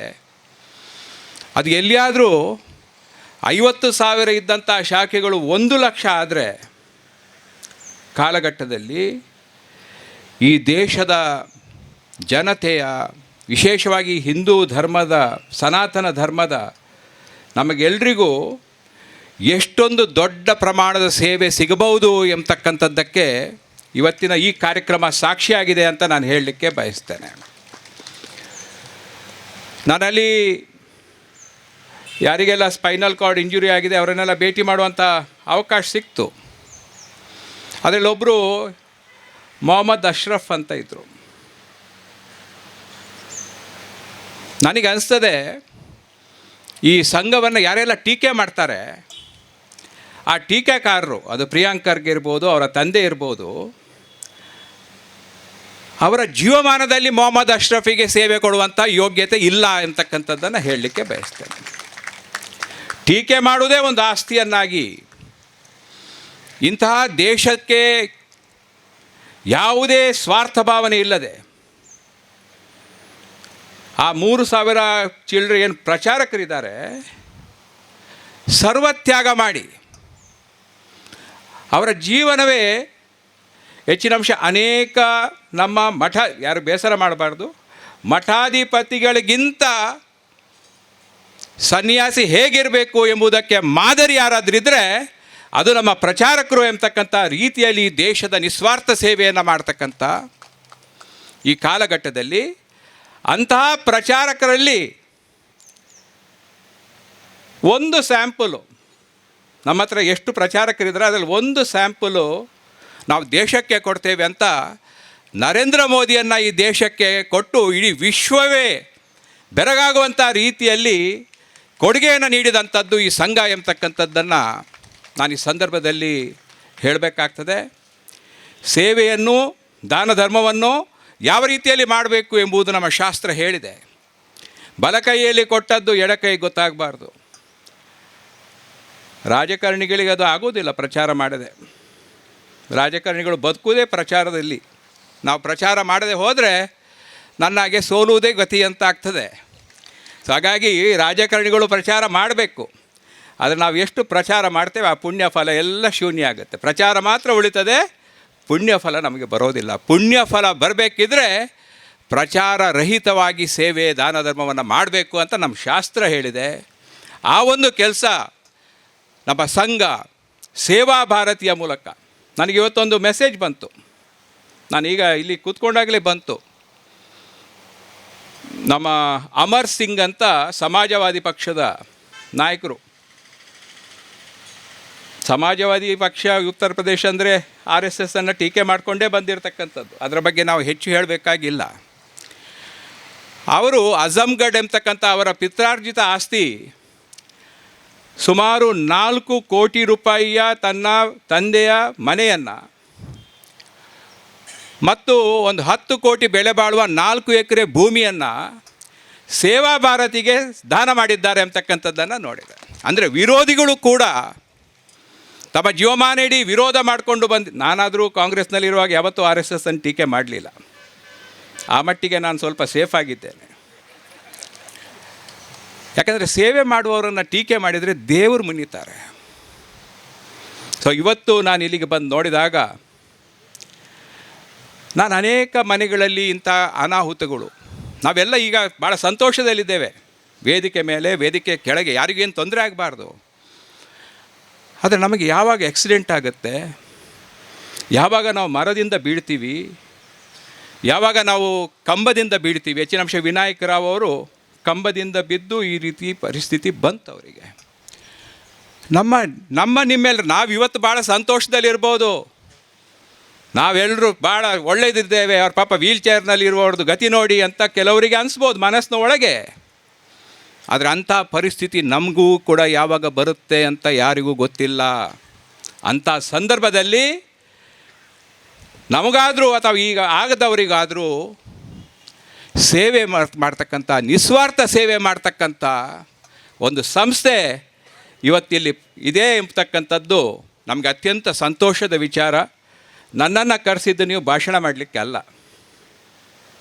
ನೀನು ಏನು ಕೊಡ್ತೀವಿ ಅಂತ ಕೇಳಲಿಕ್ಕೆ ನನ್ನನ್ನು ಕರೆಸಿದ್ದು ಅಂತ ನಾನು ಭಾವಿಸ್ತೀನಿ. ನಾನು ಮೊನ್ನೆ ನರಿಕೊಂಬು ಎಂಬತಕ್ಕಂಥ ಸೇವಾ ಭಾರತಿದ್ದು ವಿಶೇಷ ಮಕ್ಕಳ ಶಾಲೆಗೆ ಹೋಗಿದ್ದೆ. ಆ ವಿಶೇಷ ಮಕ್ಕಳನ್ನು ಅವ್ರು ಎಷ್ಟು ಪ್ರೀತಿಯಿಂದ ಅವರನ್ನು ನೋಡ್ಕೊಳ್ತಿದ್ದಾರೆ. ವಿಶೇಷ ಮಕ್ಕಳು ನಮ್ಮ ಮನೆಯಲ್ಲಿ ಹುಟ್ಬೋದು, ಇನ್ನೊಬ್ಬರ ಮನೆಯಲ್ಲಿ ಹುಟ್ಬೋದು, ಅದೇನು ಅಪ್ಲಿಕೇಶನ್ ಹಾಕಿ ಹುಟ್ಟುವಂಥದ್ದಲ್ಲ. ಒಂದು ಮನೆಯಲ್ಲಿ ಒಂದು ಮಗುವನ್ನು, ವಿಶೇಷ ಮಗು ಹುಟ್ಟಿದಾಗ ಅದನ್ನು ನೋಡ್ಕೊಳ್ಳಿಕ್ಕೆ ತಂದೆ ತಾಯಿಗೆ ಆಗೋದಿಲ್ಲ. ಅಲ್ಲಿ ಒಂದು 50-60 ಜನ, ಈಗ ಇನ್ನೂ 300 ಅಂಥ ವಿಶೇಷ ಮಕ್ಕಳನ್ನು ಸಲಹುವ ಕೆಲಸವನ್ನು ಸೇವಾ ಭಾರತಿ ನರಿಕೊಂಬಿನಲ್ಲಿ, ಅದರ ಹೆಸರು ನನಗೆ ಗೊತ್ತಿಲ್ಲ, ನೆನಪೋಗಿದೆ, ಅದಮ್ಯ ಚೇತನ ಏನೋ ಇದೆ. ಅಲ್ಲಿಗೆ ಹೋದಾಗ ನನಗೆ ಅಲ್ಲಿಯ ಪರಿಸ್ಥಿತಿ ನೋಡಿ, ಅಲ್ಲಿಯ ಅಡುಗೆ ಮನೆಗೆ ಏನೆಲ್ಲ ವ್ಯವಸ್ಥೆಗಳು ಬೇಕು ಅದನ್ನು ಕೊಡ್ತೀನಿ ಅಂತ ನಾನು ಹೇಳಿದ್ದೇನೆ. ಇಲ್ಲಿಗೂ ಕೂಡ ನಾನು ಇಲ್ಲಿ ಬಂದಾಗ 1ನೇ ಫ್ಲೋರ್ ಸ್ವಲ್ಪ ಬಿಕ್ಕಟ್ಟಿನಲ್ಲಿದೆ ಎಂಬತಕ್ಕಂಥದ್ದು ಗೊತ್ತಾಗಿದೆ. ನಾನು ಯಾವತ್ತೂ ಬಹಿರಂಗವಾಗಿ ಎಷ್ಟು ಕೊಡ್ತೇನೆ ಅಷ್ಟು ಕೊಡ್ತೇನೆ ಅಂತ ಘೋಷಣೆ ಮಾಡುವಂಥ ಕ್ರಮ ಇಲ್ಲ ನಂದು. ಆದರೆ ಇದೊಂದು ಒಳ್ಳೆಯ ಒಂದು ಸಂದೇಶ ನಿಮಗೆ ಎಲ್ರಿಗೂ ಹೋಗಲಿ, ನೀವು ಕೂಡ ನಿಮ್ಮ ಕಿಸೆಯಿಂದ ತೆಗೆದೇನಾದರೂ ಕೊಡುವಂತ ಆಗಲಿ ಅಂತಕ್ಕಂಥ ಏಕೈಕ ದೃಷ್ಟಿಯಿಂದ ಇದಕ್ಕೆ 10 ಲಕ್ಷ ರೂಪಾಯಿಯನ್ನು ನಾನು ನನ್ನ ಸ್ವಂತ ದುಡಿಮೆ ಹಣ, ಯಾರ್ದು ತಲೆ ಹೊಡೆದ ಹಣ ಅಲ್ಲ, ಲಂಚದ ಹಣ ಅಲ್ಲ, ಇನ್ನೊಂದರ ಹಣ ಅಲ್ಲ, ಸ್ವಂತ ದುಡಿಮೆಯ ಹಣ. ನಮ್ಮ ತಂದೆ ಯಾವ ರೀತಿಯಲ್ಲಿ ಮಲ್ಪೆ ಮಧ್ವರಾಜರು ದಾನ ಧರ್ಮವನ್ನು ಮಾಡ್ಕೊಂಡು ಬಂದಿದ್ದಾರೆ, ಅದರ ಒಂದು ಸ್ವಲ್ಪ ಬುದ್ಧಿ ದೇವರು ನಮಗೆ ಕೊಟ್ಟದ್ರಿಂದ ಇಂಥ ಸೇವಾ ಕಾರ್ಯಗಳಿಗೆ ನಾವು ಕೈ ಜೋಡಿಸದೆ ಹೋದರೆ ನಮಗಿಂತ ದೊಡ್ಡ ಅಪರಾಧಿಗಳು ಬೇರೆ ಯಾರೂ ಆಗುವುದಿಲ್ಲ ಎಂಬತಕ್ಕಂಥ ಮಾತನ್ನು ಈ ಸಂದರ್ಭದಲ್ಲಿ ಹೇಳಿ, ಸೇವಾ ಭಾರತಿ ಸಂಘ ಇನ್ನಷ್ಟು ಸೇವೆ ಈ ದೇಶಕ್ಕೆ ಮಾಡುವಂತಾಗಲಿ, ಅದಕ್ಕೆ ನನ್ನ ಕಿಂಚಿತ್ ರೂಪವಾಗಿ ನನ್ನಿಂದ ಸಾಧ್ಯ ಆದದ್ದು. ಅಲ್ಲಿ ಏನೋ ಮಂತ್ರ ಹೇಳಿದರು, ಅದು ನನಗೆ ಗೊತ್ತಿಲ್ಲ, ನಿಮ್ಮದು ಗೀತೆ ನನಗೆ ಗೊತ್ತಿಲ್ಲ. ಆದರೆ ನಮ್ಮ ತಂದೆ ತಾಯಿ ಕೊಟ್ಟಂಥ ಸಂಸ್ಕಾರ ಏನು ನನ್ನಲ್ಲಿದೆ, ಅದು ಸಂಘದ ಸಂಸ್ಕಾರ ಅಂತ ಭಾವಿಸಿಕೊಂಡು ನನ್ನೆರಡು ಮಾತನ್ನು ಮುಗಿಸ್ತೇನೆ. ಜೈ ಹಿಂದ್. ನಂದೋಡಿ ಇವರು ನಡೆಸಿಕೊಟ್ಟಿದ್ದಾರೆ. ಇವರು ಉದ್ಘಾಟಕರ ನುಡಿಗಳನ್ನಾಡಬೇಕಾಗಿ ತಮ್ಮಲ್ಲಿ ಕೇಳಿಕೊಳ್ಳುತ್ತಿದ್ದೇನೆ.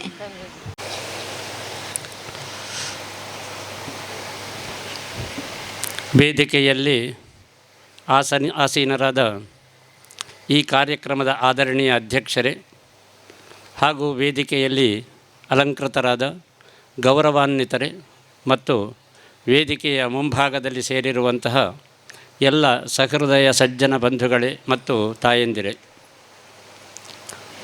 ಸೇವಾ ಹಿ ಪರಮೋ ಧರ್ಮ. ಅತ್ಯಂತ ಶ್ರೇಷ್ಠವಾದ ಧರ್ಮ ಯಾವುದು ಅಂತ ಕೇಳಿದರೆ ಅದು ಸೇವೆ. ಸೇವಾ ಮನೋಭಾವ ನಮ್ಮಲ್ಲಿ ಜಾಗೃತ ಆಗಬೇಕು ಅಂತಾದರೆ ಅದಕ್ಕೊಂದು ಸಂಸ್ಕಾರ ಬೇಕು.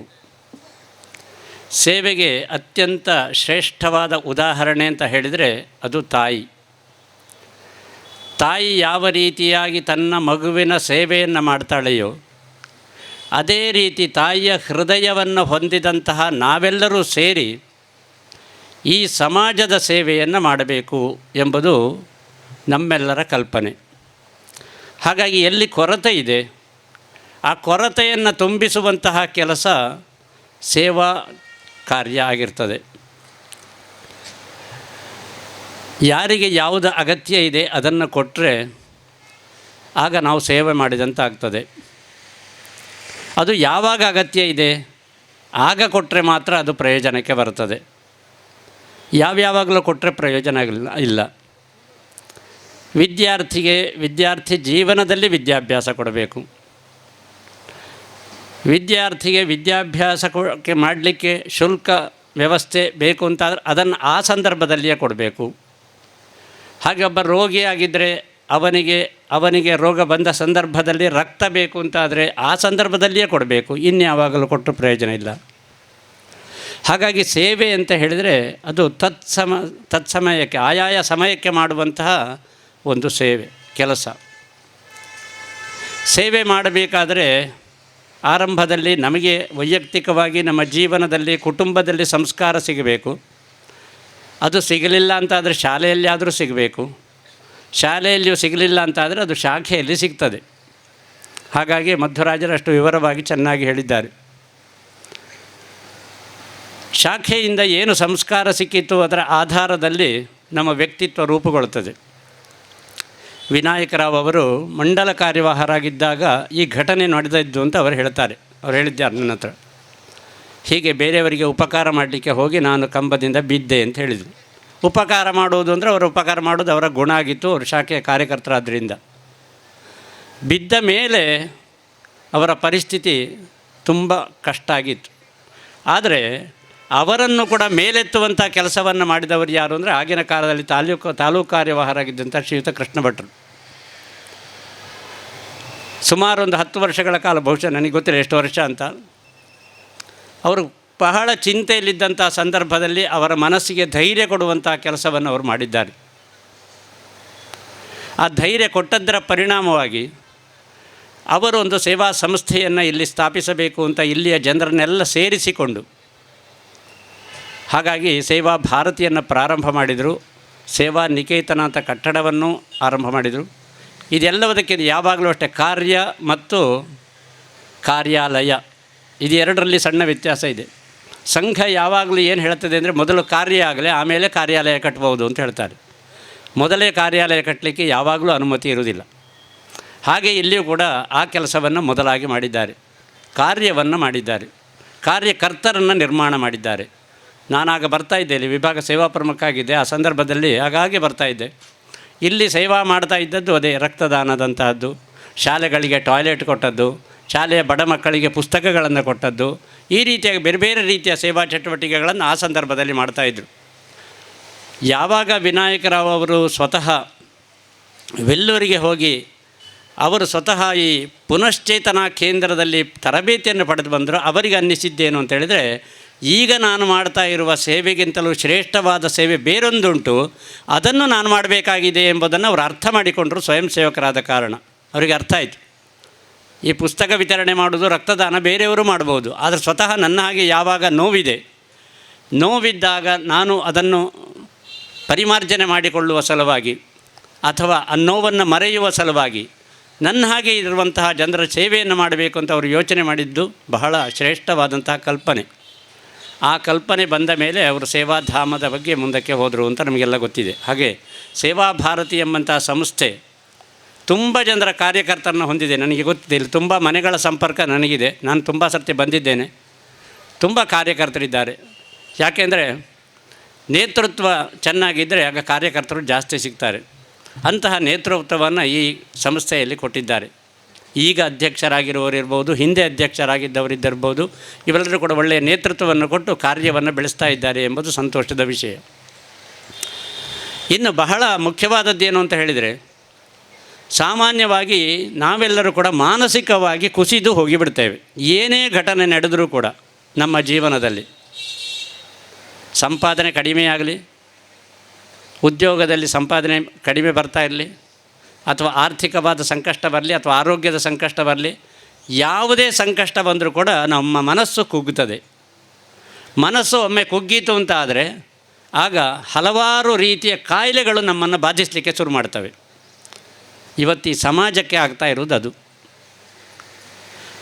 ನಮಗೆ ಏನಾದರೂ ಸಣ್ಣ ಸಂಕಷ್ಟ ಬಂದರೂ ಕೂಡ ಈಗ ಸಹಿಸಲಿಕ್ಕೆ ಆಗ್ತಾಯಿಲ್ಲ, ಆ ಸ್ಥಿತಿ ಬಂದೊದಗಿದೆ. ಅದಕ್ಕಾಗಿ ನಾವು ಪ್ರಬಲರಾಗಬೇಕಾದದ್ದು ಬಹಳ ಮುಖ್ಯ ಎಂಬ ದೃಷ್ಟಿಯಿಂದ ಈಗಾಗಲೇ ವಿನಾಯಕರಾವ್ ನನ್ನ ಬಗ್ಗೆ ಹೇಳಿದಂತೆ ನಾವು 5 ವರ್ಷದ ಹಿಂದೆ ಭಗವದ್ಗೀತೆಯನ್ನು ಆನ್ಲೈನ್ ಮೂಲಕವಾಗಿ ಕಲಿಸಲಿಕ್ಕೆ ಆರಂಭ ಮಾಡಿದೆವು. ಇದಕ್ಕೆ ಕಾರಣ ಇಷ್ಟೇ, ಅರ್ಜುನ ದುರ್ಬಲ ಮನಸ್ಸಿನವನಾದಾಗ, ಅರ್ಜುನ ಹೃದಯ ದುರ್ಬಲವನದ್ದಾಗಿರುವಾದಾಗ, ಅಥವಾ ಅರ್ಜುನನ ಮನಸ್ಸು ದುರ್ಬಲ ಆದಾಗ, ಅವನ ಮನಸ್ಸಿನಲ್ಲಿ ಕಶ್ಮಲ ಆವರಿಸಿದಾಗ, ಅವನು ಏನು ಮಾಡಬೇಕು ಅಂತ ತನಗೆ ದಿಕ್ಕು ತೋಚದಂತಾದಾಗ ನೀಡಿದಂತಹ ಭಗವದ್ಗೀತೆ ಎಂಬಂಥ ಶ್ರೇಷ್ಠ ಸಂದೇಶ ಏನಿದೆ, ಆ ಶ್ರೇಷ್ಠ ಸಂದೇಶದಲ್ಲಿ ಇವತ್ತಿನ ಸಮಾಜಕ್ಕೆ ಬೇಕಾದ ಎಲ್ಲವೂ ಇದೆ. ನಾವು ಯಾವಾಗಲೂ ಹೇಳುವುದುಂಟು, ಆಹಾರ, ಆರೋಗ್ಯ ಮತ್ತು ವಿದ್ಯೆ ಈ ಮೂರನ್ನೂ ಕೂಡ ಉಚಿತವಾಗಿ ಕೊಡಬೇಕು ಎಂಬುದು ಸಂಘದ ಕಲ್ಪನೆ. ಆಹಾರ, ಆರೋಗ್ಯ, ವಿದ್ಯೆ ಈ ಮೂರನ್ನು ಉಚಿತವಾಗಿ ಕೊಡಬೇಕು ಅಂತ ಹೇಳೋದು ಸಂಘದ ಕಲ್ಪನೆ. ಆದರೆ ಇವತ್ತೇನಾಗಿದೆ ಅಂತ ಹೇಳಿದರೆ ಈ ಮೂರೂ ಕೂಡ ಅತ್ಯಂತ ಹೆಚ್ಚು ಹಣ ಮಾಡುವಂತಹ ಸಂಸ್ಥೆಗಳಾಗಿ ಮಾರ್ಪಟ್ಟಿವೆ. ಯಾವಾಗ ಅದು ಹೆಚ್ಚು ಹಣ ಮಾಡುವಂತಹ ಸಂಸ್ಥೆಗಳಾಗಿ ಮಾರ್ಪಟ್ಟಿತೋ ಆಗ ಅಲ್ಲಿ ಸೇವಾ ಮನೋಭಾವ ಇರುವುದಿಲ್ಲ. ಆಹಾರ ಮತ್ತು ಆರೋಗ್ಯ ಮತ್ತು ವಿದ್ಯೆ ಈ ಮೂರಕ್ಕೆ ಸೇವಾ ಮನೋಭಾವ ಇದ್ದರೆ ಮಾತ್ರ ಅದು ಚೆನ್ನಾಗಿ ನಡೀತದೆ. ಅದು ನಮ್ಮ ದೇಶಕ್ಕೆ ಬಂದ ದುರಂತ ಇವತ್ತು. ಅದಕ್ಕಾಗಿ ಉಚಿತವಾಗಿ ಎಲ್ಲವನ್ನು ಕೂಡ ಮಾಡುವಂಥ ಪ್ರಯತ್ನದಲ್ಲಿ ಒಂದು ಪ್ರಯತ್ನ ನಾವು ಮಾಡಿದ್ದಿದು, ಗೀತಾಜ್ಞಾನ ಯಜ್ಞವನ್ನು ಪ್ರಾರಂಭ ಮಾಡಿ ಉಚಿತವಾಗಿ ಪುಸ್ತಕಗಳನ್ನು ಕೊಡೋದು, ಭಗವದ್ಗೀತೆ ಉಚಿತವಾಗಿ ಪಾಠ ಮಾಡೋದು. ಸುಮಾರು 500ರಷ್ಟು ಶಿಕ್ಷಕರನ್ನು ಇವತ್ತು ನಾವು ತಯಾರು ಮಾಡಲಿಕ್ಕೆ ಸಾಧ್ಯ ಆಗಿದೆ. 5 ವರ್ಷ ಆಗಿದೆ. 5 ವರ್ಷದಲ್ಲಿ 500ರಷ್ಟು ಶಿಕ್ಷಕರನ್ನು ತಯಾರು ಮಾಡಿದ್ದೇವೆ. ಸುಮಾರು ಒಂದು 50,000ರಷ್ಟು ಜನ ಇವತ್ತು ಭಗವದ್ಗೀತೆಯನ್ನು ಕಲಿತಾ ಇದ್ದಾರೆ ಎಂಬುದು ಬಹಳ ಸಂತೋಷದ ವಿಷಯ. ಅದೇ ಸಂದರ್ಭದಲ್ಲಿ ನಾನೊಮ್ಮೆ ವಿನಾಯಕರು ಬರಲಿಕ್ಕೆ ಹೇಳಿದಾಗ ಸೇವಾಧಾಮಕ್ಕೆ ಹೋಗಿದ್ದೆ. ಆಗ ಅಲ್ಲಿ ಅವರ ಹತ್ರ ಹೇಳಿದ್ದಿಷ್ಟೇ, ನೀವು ಶಾರೀರಿಕವಾಗೆಲ್ಲ ಚೆನ್ನಾಗಿ ವ್ಯವಸ್ಥೆ ಮಾಡ್ತೀರಿ, ಆದರೆ ಮಾನಸಿಕವಾಗಿ ಕುಗ್ಗಿ ಹೋಗ್ತಾರೆ. ಮನಸ್ಸು ಎಲ್ಲಿಯವರೆಗೆ ದುರ್ಬಲವಾಗಿರ್ತಿದ್ದೋ ಅಲ್ಲಿಯವರೆಗೆ ನಾವು ಯಾವ ಶರೀರಕ್ಕೆ ಏನು ಕೊಟ್ಟರೂ ಪ್ರಯೋಜನ ಇಲ್ಲ. ಅದಕ್ಕೆ ಆಹಾರ ಕೊಟ್ಟರೂ ಪ್ರಯೋಜನ ಇಲ್ಲ, ಔಷಧಿ ಕೊಟ್ಟರೂ ಪ್ರಯೋಜನ ಇಲ್ಲ, ಇನ್ನೇನು ಕೊಟ್ಟರೂ ಪ್ರಯೋಜನ ಇಲ್ಲ, ಎಷ್ಟು ಒಳ್ಳೆಯ ವ್ಯವಸ್ಥೆ ಮಾಡಿದರೂ ಪ್ರಯೋಜನ ಇಲ್ಲ. ಮನುಷ್ಯನ ಮನಸ್ಸು ಬಹಳ ಮುಖ್ಯವಾದ್ದು. ಮನ ಏವ ಮನುಷ್ಯಾಣಂ ಕಾರಣಂ ಬಂಧ ಮೋಕ್ಷಯೋಹೋ ಅಂತ, ಮನಸ್ಸಿದ್ದರೆ ಮಾರ್ಗ ಅಂತ. ಮನಸ್ಸು ಚೆನ್ನಾಗಿ ಆಗಬೇಕು. ಹಾಗೆ ಮನಸ್ಸನ್ನು ಅರಳಿಸುವ ಕೆಲಸವನ್ನು ನಾವು ಮಾಡ್ತೇವೆ ಗೀತಾಜ್ಞಾನ ಯಜ್ಞದ ಮೂಲಕ ಅಂತ ಹೇಳಿ ಅವರಿಗೆ ನಿಮ್ಮಲ್ಲಿರುವಂಥ ಎಲ್ಲರಿಗೂ ಕೂಡ ಮಾನಸಿಕವಾಗಿ ಅವರು ಇನ್ನಷ್ಟು ಶಕ್ತಿವಂತರಾಗುವ ದೃಷ್ಟಿಯಿಂದ ಮಾಡ್ತೇವೆ ಅಂತ ಹೇಳಿ ಅವರಿಗೆ ತರಗತಿಯನ್ನು ಆರಂಭ ಮಾಡಿದೆವು. 2 ವರ್ಷದ ಹಿಂದೆ ಆರಂಭ ಮಾಡಿದ್ದೇವೆ. ಈಗಾಗಲೇ ಹೇಳಿದ್ದಾರೆ ಅವರು ಎಷ್ಟು ಜನರಿಗೆ ಅದು ಯಾವ್ಯಾವ ರೀತಿಯ ಪ್ರಯೋಜನ ಆಗಿದೆ ಅಂಥೇಳಿ. ಆ ಪ್ರಯೋಜನ ಇವತ್ತು ಸಮಾಜಕ್ಕಾಗಬೇಕಾಗಿದೆ. ಹಾಗಾಗಿ ಭಗವದ್ಗೀತೆಯನ್ನು ನಾವು ಕಡೆಗಣಿಸಿದ್ದೇವೆ ವಿದ್ಯಾಭ್ಯಾಸದಲ್ಲಿ. ಆರೋಗ್ಯದಲ್ಲಿ ನಾವು ಇಂತಹವರನ್ನು ಕಡೆಗಣಿಸಿದ್ದೇವೆ. ಆರೋಗ್ಯದ ಈಗ ಬೇಕಾದಷ್ಟು ಆಸ್ಪತ್ರೆ ಇದೆ. ಇಂತಹ ವಿಶೇಷ ಚೇತನರಾಗಿರ್ಬೋದು ಅಥವಾ ಬೆನ್ನು ಮೂಳೆ ಮುರಿತಗಳಾಗಿ ಒಳಗಾದವರಿರ್ಬೋದು, ಇಂಥವರನ್ನು ತುಂಬ ಕಡೆಗಣಿಸಿಬಿಟ್ಟಿದ್ದೇವೆ ಆರೋಗ್ಯದಲ್ಲಿ. ನಿಜವಾಗಿ ಯಾರಿಗೆ ಪ್ರಥಮ ಪ್ರಾಧಾನ್ಯತೆ ಕೊಡಬೇಕು ಅಂಥದ್ದನ್ನೆಲ್ಲ ಸರ್ಕಾರ ಬಿಡ್ತಾ ಉಂಟು. ಅದನ್ನು ನಿಜವಾಗಿ ಗಮನಿಸಬೇಕು. ಆಗ ಏನು ಮಾಡಬೇಕು? ಸರ್ಕಾರ ಮಾಡದಿದ್ದದ್ದನ್ನು ಸಮಾಜ ಮಾಡಬೇಕಾಗ್ತದೆ. ಹಾಗೆ ಆ ಸಮಾಜ ಇವತ್ತಿಲ್ಲಿ ಇದನ್ನು ಮಾಡಿದೆ ಅಂತ ಹೇಳುವಂಥದ್ದು ಬಹಳ ಸಂತೋಷ. ಪುನಶ್ಚೇತನ ಕೇಂದ್ರ ಅಷ್ಟು ಮಾತ್ರ ಅಲ್ಲ, ಈ ಸಂಸ್ಥೆಯ ಮೂಲಕವಾಗಿ ಹಲವಾರು ಜಿಲ್ಲೆಗಳಲ್ಲಿರುವಂತಹ ಇಂತಹ ವ್ಯಕ್ತಿಗಳನ್ನು ಗುರುತಿಸಿದ್ದಾರೆ ಮತ್ತು ಗುರುತಿಸಿ ಅವರಿಗೆ ಇಲ್ಲಿ ಕೊಡುವಂಥ ಒಂದು 15 ದಿವಸದ ತರಬೇತಿ ಅಥವಾ 3 ತಿಂಗಳ ತರಬೇತಿ, ಆ ತರಬೇತಿಯನ್ನು ಇಲ್ಲಿ ಕೊಡ್ತಾ ಇದ್ದಾರೆ. ಕೊಟ್ಟು ಅವರು ತನ್ನ ಕೆಲಸವನ್ನು ತಾನು ಮಾಡುವಂತೆ. ಯಾಕೆಂದರೆ ನಾವು ಹೇಳೋದು ಎಲ್ಲರೂ ಕೂಡ ನೆನಪಿಟ್ಕೊಳ್ಬೇಕು, ಇಲ್ಲಿ ಸೊಂಟ ಮುರಿದುಕೊಳ್ಳುವವರು ಯಾರು ಸಾಮಾನ್ಯವಾಗಿ ಎಲ್ಲ ಸಾಮಾನ್ಯ ತರುಣರಾಗಿರ್ತಾರೆ. ಯಾಕಂದರೆ ಅವರು ಕೆಲಸ ಮಾಡ್ತಾ ಇರುವಾಗ ಬಿದ್ದ ಆಗಿರುವಂಥದ್ದು. ಈಗ ಹೆಚ್ಚಿನವರ ಮನೆ ಹೆಚ್ಚು ಜನವೂ ಇಲ್ಲ, ತಾಯಿಯೋ ಅಥವಾ ಹೆಂಡತಿಯೋ. ಅವರಿಗೆ ಸಣ್ಣ ಕೆಲಸ ಇದ್ದರೂ ಅದನ್ನು ಬಿಟ್ಟು ಇವರನ್ನು ನೋಡಿಕೊಳ್ಳಲಿಕ್ಕೆ ನಿಲ್ಲಬೇಕಾಗ್ತದೆ. ಆಗ ಅವರ ಕಥೆ ಏನು? ಸಂಪಾದನೆ ಇಲ್ಲ. ಇಂತಹ ಸಂದರ್ಭದಲ್ಲಿ ಅವರೇ ಸ್ವತಃ ಅವರ ಸ್ವಂತ ಕೆಲಸವನ್ನಾದರೂ ಮಾಡಿಕೊಳ್ಳುವಷ್ಟು ಸಮರ್ಥರಾದರು ಅಂತಾದರೆ ಆಗ ಹೆಂಡತಿಯ ಅಥವಾ ತಾಯಿಯೋ ತಂದೆಯೋ ಅವ್ರ ಕೆಲಸಕ್ಕೆ ಹೋಗ್ಬೋದಲ್ಲ. ಎಂತಹ ಒಳ್ಳೆಯ ಕಲ್ಪನೆಯವರದ್ದು ಅಂತ ನನಗೆ ಅನ್ನಿಸಿತು. ಅದಕ್ಕೋಸ್ಕರ ಈ ಒಂದು ಕೆಲಸವನ್ನು ಮಾಡಿದರ ಮೂಲಕವಾಗಿ ಸರ್ಕಾರ ಮಾಡಬೇಕಾದ ಕೆಲಸವನ್ನು ಈ ಸಾರ್ವಜನಿಕ ಈ ಒಂದು ಸೇವಾ ಭಾರತಿ ಎಂಬ ಸಂಸ್ಥೆ ಇವತ್ತು ಮಾಡ್ತಾ ಇದೆ ಎಂಬುದಕ್ಕೆ ತುಂಬ ಸಂತೋಷ ಪಡಬೇಕು ನಾವು. ಇನ್ನೂ 1-2-3 ಸಂಗತಿಗಳನ್ನು ನಾನು ಹೇಳಬೇಕು ಅಂತ ತಿಳಿಸಿದ್ದಾರೆ. ಸಂಘಕ್ಕೆ 100 ವರ್ಷ, ರಾಷ್ಟ್ರೀಯ ಸ್ವಯಂ ಸೇವಕ ಸಂಘಕ್ಕೆ ನಾವೆಲ್ಲ ಈ 100 ವರ್ಷದ ಸಂದರ್ಭದಲ್ಲಿ ನಾವಿದ್ದೇವೆ ಎಂಬುದಕ್ಕೆ ನಮಗೆ ತುಂಬ ಸಂತೋಷ ಆಗ್ತದೆ. ಅಯೋಧ್ಯೆಯಲ್ಲಿ ಮಂದಿರವನ್ನು ಕಟ್ಟಲಿಕ್ಕೆ ನಾವೆಲ್ಲರೂ ಆವತ್ತು ಅದನ್ನು ಏನು ಕಾರ್ ಸೇವೆ ಅಂತಾಗಿತ್ತು, ಆ ಸಂದರ್ಭದಲ್ಲಿ ನಾವೆಲ್ಲರೂ ಹೋಗಿದ್ದೇವೆ. ನಾವು ಕನಸಿನಲ್ಲಿಯೂ ಗ್ರಹಿಸಲಿಲ್ಲ, ನಾವು ಕಣ್ಣಾರೆಯಾಗಿ ಅಯೋಧ್ಯೆ ಮಂದಿರವನ್ನು ನೋಡ್ತೇವೆ ಅಂತ ಗ್ರಹಿಸಿರಲಿಲ್ಲ. ಯಾಕೆಂದರೆ ಹೋರಾಟದ ಒಂದು ಭಾಗ ಅಂತ ನಾವು ಹೋಗಿದ್ದೇವೆ ಅಷ್ಟೇ. ಆದರೆ ಇವತ್ತು ಅದು ನಮ್ಮ ಕೈಗೆ ಬಂದಿದೆ, ನಾವು ರಾಮ ಮಂದಿರವನ್ನು ಕಟ್ಟಿದ್ದೇವೆ. ಅದೇ ರೀತಿಯಲ್ಲಿ ಸಂಘಕ್ಕೆ 100 ವರ್ಷ ಆದಾಗ ಇವತ್ತು ಏನು ಯೋಚನೆ ಮಾಡಿದ್ರು, ಆವತ್ತೇ ಸಂಘದ ಇದು ಆದ್ಯ ಸರಸಂಘ ಚಾಲಕರಾಗಿದ್ದವರು ಅಥವಾ ಸಂಘದ ಪ್ರಾರಂಭ ಮಾಡಿದಂಥ ಡಾಕ್ಟರ್ ಜಿ ಅವರ ಕಲ್ಪನೆ ಇದ್ದದ್ದೇ ಅದು. ಸಂಘ ಸಮಾಜದೊತ್ತಿಗೆ ವಿಲೀನ ಆಗಬೇಕು, ಸಂಘ ಬೇರೆ ಸಮಾಜ ಬೇರೆ ಅಂತ ಆಗಬಾರ್ದು ಅಂತ. ಅದಕ್ಕೋಸ್ಕರ ಈ 100ನೇ ವರ್ಷದಲ್ಲಿ ನಮ್ಮ ಯೋಜನೆಯೇ ಅಂಥದ್ದು. ಸಮಾಜ ಎಲ್ಲ ಸೇರಿ ಇಡೀ ಸಮಾಜದ ವ್ಯವಸ್ಥೆಯನ್ನು ಚೆನ್ನಾಗಿ ಮಾಡಬೇಕು. ಅದರಲ್ಲಿ ಬಹಳ ಮುಖ್ಯವಾದದ್ದು ಯಾವುದು? ಅತ್ಯಂತ ಸಣ್ಣ ಘಟಕ ಅಂತ ಹೇಳಿದರೆ ಅದು ಕುಟುಂಬ. ಮೊನ್ನೆ ನರೇಂದ್ರ ಮೋದಿಯವರು ಸ್ಪಷ್ಟವಾಗಿ ಹೇಳಿದ್ದಾರೆ, ಒಂದು ಭೂಮಿ ಒಂದು ಕುಟುಂಬ. ಎಷ್ಟು ಚೆನ್ನಾಗಿ ಅದ್ಭುತವಾಗಿ ಹೇಳಿದರು. ಅದೇ ನಮ್ಮದು ವಸುಧೈವ ಕುಟುಂಬಕಂ. ಇಡೀ ಜಗತ್ತೇ ನನ್ನ ಕುಟುಂಬ ಅಂತ ತಿಳ್ಕೊಳ್ಳುವಂಥ ಭಾವನೆ. ಜಗತ್ತಿನಲ್ಲಿರುವವರೆಲ್ಲರೂ ಕೂಡ ಒಳ್ಳೆಯವರಾಗಬೇಕು, ಪರಸ್ಪರರಿಗಾಗಿ ಬದುಕಬೇಕು. ಪರಸ್ಪರಂ ಭಾವಯಂತಹ ಶ್ರೇಯಃ ಪರಮೋ ಆಪ್ಸ್ಯತ ಅಂತ ಗೀತೆಯಲ್ಲಿ ಹೇಳಿದಾಗೆ, ಹಾಗೆ ನಮ್ಮ ಕುಟುಂಬಗಳು ಚೆನ್ನಾಗಬೇಕು. ಇದು ಬಹಳ ಮುಖ್ಯವಾದದ್ದು. ಇವತ್ತು ಕುಟುಂಬ ವ್ಯವಸ್ಥೆಗಳು ಶಿಥಿಲವಾಗ್ತಾ ಇದೆ. ಅದಕ್ಕೋಸ್ಕರ ಅದಕ್ಕೆ ಸಂಬಂಧಪಟ್ಟಂತೆ ಏನಾದರೂ ನಮ್ಮ ಮನೆಗಳಲ್ಲಿ ವಾರಕ್ಕೊಮ್ಮೆ ಸೇರುವುದಿರ್ಬೋದು, ನಾವೇನಾದರೂ ಕಾರ್ಯಕ್ರಮಗಳನ್ನು ಮಾಡೋದಿರ್ಬೋದು, ಅಥವಾ ನಮ್ಮಲ್ಲಿರುವಂಥ ಸಂಪ್ರದಾಯಗಳನ್ನು ಸರಿಪಡಿಸಿಕೊಳ್ಳೋದಿರ್ಬೋದು, ಎಲ್ಲವನ್ನು ಕೂಡ ಯಾವುದು ಮೂಢನಂಬಿಕೆಗಳು ಯಾವುದು ಮೂಢನಂಬಿಕೆಗಳು ಇದನ್ನು ಸರಿಯಾಗಿ ಯೋಜನೆ ಮಾಡಿ ಮೂಢನಂಬಿಕೆಗಳನ್ನು ಬೆಳೆಸುವುದಕ್ಕೆ ನಾವು ನಮ್ಮ ಕುಟುಂಬದಲ್ಲಿ ಹೆಚ್ಚು ಪ್ರಯತ್ನ ಮಾಡಬೇಕು ಅಂತ ಹೇಳಲಿಕ್ಕೆ ಇಷ್ಟಪಡ್ತೇನೆ. ಎರಡನೇದು ಬಹಳ ಮುಖ್ಯವಾದದ್ದು ಸಾಮರಸ್ಯ. ಈಗ ಸಾಕಷ್ಟು ಈಗೊಂದು 50 ವರ್ಷದ ಹಿಂದೆಗೂ ಇವತ್ತಿಗೂ ನೋಡಿದರೆ ತುಂಬ ವ್ಯತ್ಯಾಸ ಕಾಣ್ತದೆ, ತುಂಬ ಸಾಮರಸ್ಯ ಬಂದಿದೆ. ಆದರೆ ಸಾಕ ಅಂತ ಕೇಳಿದರೆ ಸಾಲದು. ನಮ್ಮಲ್ಲಿರುವಂಥ ಅದು ಜಾತಿ ಪದ್ಧತಿಯಿಂದಿರೋದು, ಭಾಷಾ ಪದ್ಧತಿಯಿಂದಿರ್ಬೋದು, ಅಥವಾ ಇನ್ನಿತರ ಬೇರೆ ಬೇರೆ ಕಾರಣಗಳಿರ್ಬೋದು. ನಾವೆಲ್ಲರೂ ಕೂಡ ಸಾಮರಸ್ಯದಿಂದ ಬದುಕಬೇಕಾದದ್ದು ಬಹಳ ಅಗತ್ಯ. ಆ ಸಾಮರಸ್ಯವನ್ನು ಅದು ಮನೆಯಲ್ಲಿಯೂ ಸಾಮರಸ್ಯ ಆಗುತ್ತೆ, ಗಂಡ ಹೆಂಡತಿ, ತಂದೆ ಮಕ್ಕಳು ಇತ್ಯಾದಿ, ಅಣ್ಣ ತಮ್ಮ ಇತ್ಯಾದಿ. ಅದೇ ರೀತಿಯಲ್ಲಿ ಪಕ್ಕದ ಮನೆಯವರು, ಊರಿನವರು ಎಲ್ಲರೂ ಕೂಡ ಸಾಮರಸ್ಯದಿಂದ ಬದುಕಬೇಕು. ಹಾಗೆ ಎಲ್ಲ ರೀತಿಯ ಸಾಮರಸ್ಯವು ಕೂಡ ನಮ್ಮ ಸಮಾಜದಲ್ಲಿ ಬರಬೇಕು. ಆ ಸಾಮರಸ್ಯ ಅದನ್ನು ಯಾವತ್ತೂ ಕೂಡ ಕೆಡಿಸುವ ಕೆಲಸ ನಮ್ಮದಾಗಬಾರ್ದು. ರಾಜಕಾರಣಿಗಳು ಸುಲಭದಲ್ಲಿ ಏನಾದರೂ ಒಂದು ಸ್ಟೇಟ್ಮೆಂಟ್ ಎಲ್ಲಿಯಾದರೂ ಕೊಟ್ಟು ಬಿಡ್ತಾರೆ. ಹಾಗೆ ಅವರು ಕೊಟ್ಟು ಬಿಟ್ಟರೆ ಇಡೀ ಸಮಾಜ ಗೊತ್ತಿಲ್ಲದಂತೆ ಒಡೆದೋಗಿ ಬಿಡ್ತದೆ. ರಾಜಕಾರಣಿಗಳು ಹೇಳಿದ್ದನ್ನು ಕೇಳ್ತಾರೆ ಹೊರತು ನಿಮ್ಮ ಮನೆಗೆ ಬಂದ ಸಂಘದ ಕಾರ್ಯಕರ್ತ ಹೇಳಿದ್ದನ್ನು ಕೇಳುವುದಿಲ್ಲ ಯಾರು ಕೂಡ. ಯಾಕಂದರೆ ಪತ್ರಿಕೆಯಲ್ಲಿ ಮತ್ತು ಟಿ ವಿಯಲ್ಲೆಲ್ಲ ಅದು ಹೈಲೈಟ್ ಆಗಿರ್ತದೆ. ಆದ್ದರಿಂದ ನಾವು ಅದನ್ನು ಅರ್ಥ ಮಾಡಿಕೊಳ್ಬೇಕು. ಸಮಾಜವನ್ನು ಒಡೆಯುವ ಪ್ರಯತ್ನಕ್ಕೆ ನಾವೆಂದು ಮುಂದಾಗಬಾರ್ದು. ಅದು ಭಗವದ್ಗೀತೆಯಲ್ಲಿ ಸ್ಪಷ್ಟವಾಗಿ ಅದರ ಸಂದೇಶ ಇದೆ. ಅದಕ್ಕೋಸ್ಕರ ಭಗವದ್ಗೀತೆಯನ್ನು ಅಧ್ಯಯನ ಮಾಡಬೇಕು ಅಂತ ನಾನು ಹೇಳಲಿಕ್ಕೆ ಇಷ್ಟಪಡ್ತೇನೆ. ಇನ್ನೊಂದು ಬಹಳ ಮುಖ್ಯವಾದದ್ದೇಂದರೆ ನಮ್ಮ ಜೀವನ ಶೈಲಿ ಇವತ್ತು ವ್ಯತ್ಯಾಸ ಆಗ್ತಾ ಇದೆ. ನಾವು ಆಡುವ ಮಾತುಗಳು, ಕನ್ನಡ ಭಾಷೆಯನ್ನು ಮಾತನಾಡಿದರೆ ಕನ್ನಡವೇ ಇಲ್ಲ, ಅದರಲ್ಲಿ ಇಂಗ್ಲೀಷೇ ಹೆಚ್ಚು ಅಂಥದ್ದಾಗಿದೆ. ಅದು ಸ್ವದೇಶಿ ಭಾವ ನಮ್ಮಿಂದ ದೂರ ಆಗ್ತಾ ಇದೆ. ಮಾತೃಭಾಷೆಯನ್ನು ಕಲಿಸುವುದಿಲ್ಲ. ಆವತ್ತು ಮೆಕಾಲೆ ಹೇಳಿದ್ದಾನೆ, ಇಂಗ್ಲೀಷ್ ಭಾಷೆಯನ್ನು ಒಂದನ್ನು ಕಲಿಸಿದರೆ ಎಲ್ಲರೂ ಇಂಗ್ಲೀಷರಾಗಿ ಬಿಡ್ತಾರೆ. ಹಾಗಾಗಿ ನಾವು ನಿರಂತರವಾಗಿ ನಾವು ಈ ದೇಶವನ್ನು ಆಳಬಹುದು ಅಂತ ಏನು ಅವತ್ತು ಹೇಳಿದ್ದ ಪಾರ್ಲಿಮೆಂಟ್ನಲ್ಲಿ, ಬ್ರಿಟಿಷ್ ಪಾರ್ಲಿಮೆಂಟ್ನಲ್ಲಿ, ಅದು ಇವತ್ತು ಸಾಕ್ಷಾತ್ಕಾರ ಆಗಲಿಕ್ಕೆ ಹೊರಟಿದೆ. ಇಂಗ್ಲೀಷ್ ಕಲಿಬಾರದು ಅಂತ ನಾನು ಹೇಳೋದಲ್ಲ, ಬದಲಾಗಿ ನಮ್ಮ ಭಾಷೆಯನ್ನಾದರೂ ಕೂಡ ನಮ್ಮ ಮಕ್ಕಳಿಗೆ ಕಲಿಸಬೇಕು. ಎಷ್ಟೋ ಜನ ವಿದೇಶಕ್ಕೆ ಹೋದವರಲ್ಲಿ ಬರೀ ಇಂಗ್ಲೀಷನ್ನೇ ಕಲಿತು ಊರಿಗೆ ಬಂದಾಗ ಏನಾದ್ರು ಕಾರ್ಯಕ್ರಮ ಇದ್ದಾಗ ಪಾಪ ಎಷ್ಟು ಒದ್ದಾಡ್ತಾರೆ. ಅವರ ಒದ್ದಾಟ ನೋಡಿದ್ರೆ ಪಾಪ ಅಂತ ಕಾಣ್ತದೆ. ಅವರು ಏಕಾಂಗಿಯಾಗಿ ಹೋಗ್ತಾರೆ. ಅದಕ್ಕೋಸ್ಕರ ಎಲ್ಲರೂ ಕೂಡ ಅವರವರ ಮಾತೃಭಾಷೆ ಅದು ಯಾವುದೇ ಇರಲಿ ಆ ಮಾತೃಭಾಷೆಯನ್ನು ಕಲಿಸಬೇಕು. ಹಾಗೆ ಸ್ವಭೂಷ, ಅವರ ಭೂಷಣವು ಕೂಡ ಆ ರೀತಿಯಲ್ಲಿ ಇರಬೇಕು. ಅದೆಲ್ಲ ಇದ್ದರೆ ಸ್ವಲ್ಪ ಸ್ವದೇಶಿ ವಿಚಾರ, ಸ್ವದೇಶಿ ಚಿಂತನೆ, ಸ್ವದೇಶಿ ವಸ್ತುಗಳನ್ನು ಮಾತ್ರ ಉಪಯೋಗಿಸಬೇಕು ಅಂತ ಹೇಳೋದಲ್ಲ, ನಮ್ಮ ಚಿಂತನೆ ಸ್ವದೇಶಿ ಆಗಬೇಕು. ಈ ಚಿಂತನೆ ಎಲ್ಲಿಯವರೆಗೆ ಸ್ವದೇಶಿ ಆಗುವುದಿಲ್ಲ, ನಾವು ಸ್ವದೇಶಿ ಭಾವದ ಬಗ್ಗೆ ಒತ್ತು ಕೊಡುವುದಿಲ್ಲ. ಅಂದರೆ ಅದರ ಅರ್ಥ ವಿದೇಶಿ ಎಲ್ಲವನ್ನು ತಿರಸ್ಕಾರ ಮಾಡಬೇಕು ಅಂತ ಅಲ್ಲ ಎಂಬುದನ್ನು ಅರ್ಥೈಸಿಕೊಳ್ಬೇಕು. ಹೀಗೆ ನಾವು ಸ್ವದೇಶಿಯದ್ದನ್ನು ಕೂಡ ಮಾಡಬೇಕಾದದ್ದಾಗಿದೆ. ಅದೇ ರೀತಿಯಲ್ಲಿ ನಾವೆಲ್ಲರೂ ನಾಗರಿಕರು.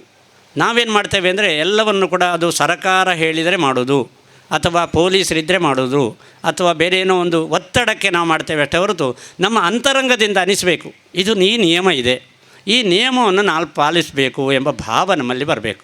ಆ ರೀತಿಯ ಭಾವನೆಯನ್ನು ಬರದೇ ಹೋದರೆ ನಮಗೆ ಕೆಲಸ ಮಾಡಲಿಕ್ಕೆ ಅದಕ್ಕೋಸ್ಕರ ನಾಗರಿಕ ಶಿಷ್ಟಾಚಾರ ಎಂಬ ವಿಚಾರವನ್ನು ನಾವು ಹೇಳಿದ್ದೇವೆ. ಈ ರೀತಿಯಲ್ಲಿ ಇವೆಲ್ಲವೂ ಕೂಡ ಸರಿಯಾಗ್ತಾ ಹೋದರೆ ಆಗ ಸರ್ಕಾರವೇ ಆಗುತ್ತೆ. ನಾವು ರಾಮನ ಆಡಳಿತ ಬಗ್ಗೆ, ರಾಮರಾಜ್ಯದ ಬಗ್ಗೆ ಹೇಳ್ತೇವೆ. ನ ರಾಜ್ಯಂ ನಚ ರಾಜಾಸೀತ್, ದಂಡನೆಯೂ ಇಲ್ಲ ಅಲ್ಲಿ, ದಂಡನೆ ಕೊಡುವ ಅಗತ್ಯವಿಲ್ಲ, ಕಾನೂನೇ ಬೇಡ ಅಲ್ಲಿ. ಎಲ್ಲರೂ ಕೂಡ ಅವರವರ ಶಿಸ್ತನ್ನು ನಾವು ಜೀವನದಲ್ಲಿ ಪಾಲಿಸ್ತಾ ಇದ್ದರೆ ಮತ್ತು ಯಾಕೆ ಕಾನೂನಿನ ಅಗತ್ಯವೇ ಬರುವುದಿಲ್ಲ. ಈಗ ಕಾನೂನಿನ ಅಗತ್ಯ ಎಷ್ಟು ಹೆಚ್ಚು ಕಾನೂನು ಮಾಡಿದರೂ ಸಹಿತ ಕಾನೂನನ್ನು ಪಾಲನೆ ಮಾಡುವವರೇ ಇಲ್ಲಲ್ಲ. ಪಾಲನೆ ಮಾಡುವವರಿಲ್ಲದ ಕಾರಣ ಈ ರೀತಿಯ ಸಮಸ್ಯೆಗಳಾಗಿದೆ. ಅದಕ್ಕೋಸ್ಕರ ಕೇವಲ ಸರ್ಕಾರದಿಂದ ಹೇಳಿದ ಕಾನೂನುಗಳು ಅಂತ ನಾನು ಹೇಳೋದಲ್ಲ, ನಮ್ಮ ಮನೆಯಲ್ಲಿ ನಮ್ಮ ಸಂಸ್ಕಾರದ ಕಾನೂನುಗಳಿರ್ಬೋದು, ಶಾಸ್ತ್ರ ಪದ್ಧತಿ ಪ್ರಕಾರ ಕೆಲವು ಬಂದದ್ದಿರ್ಬೋದು.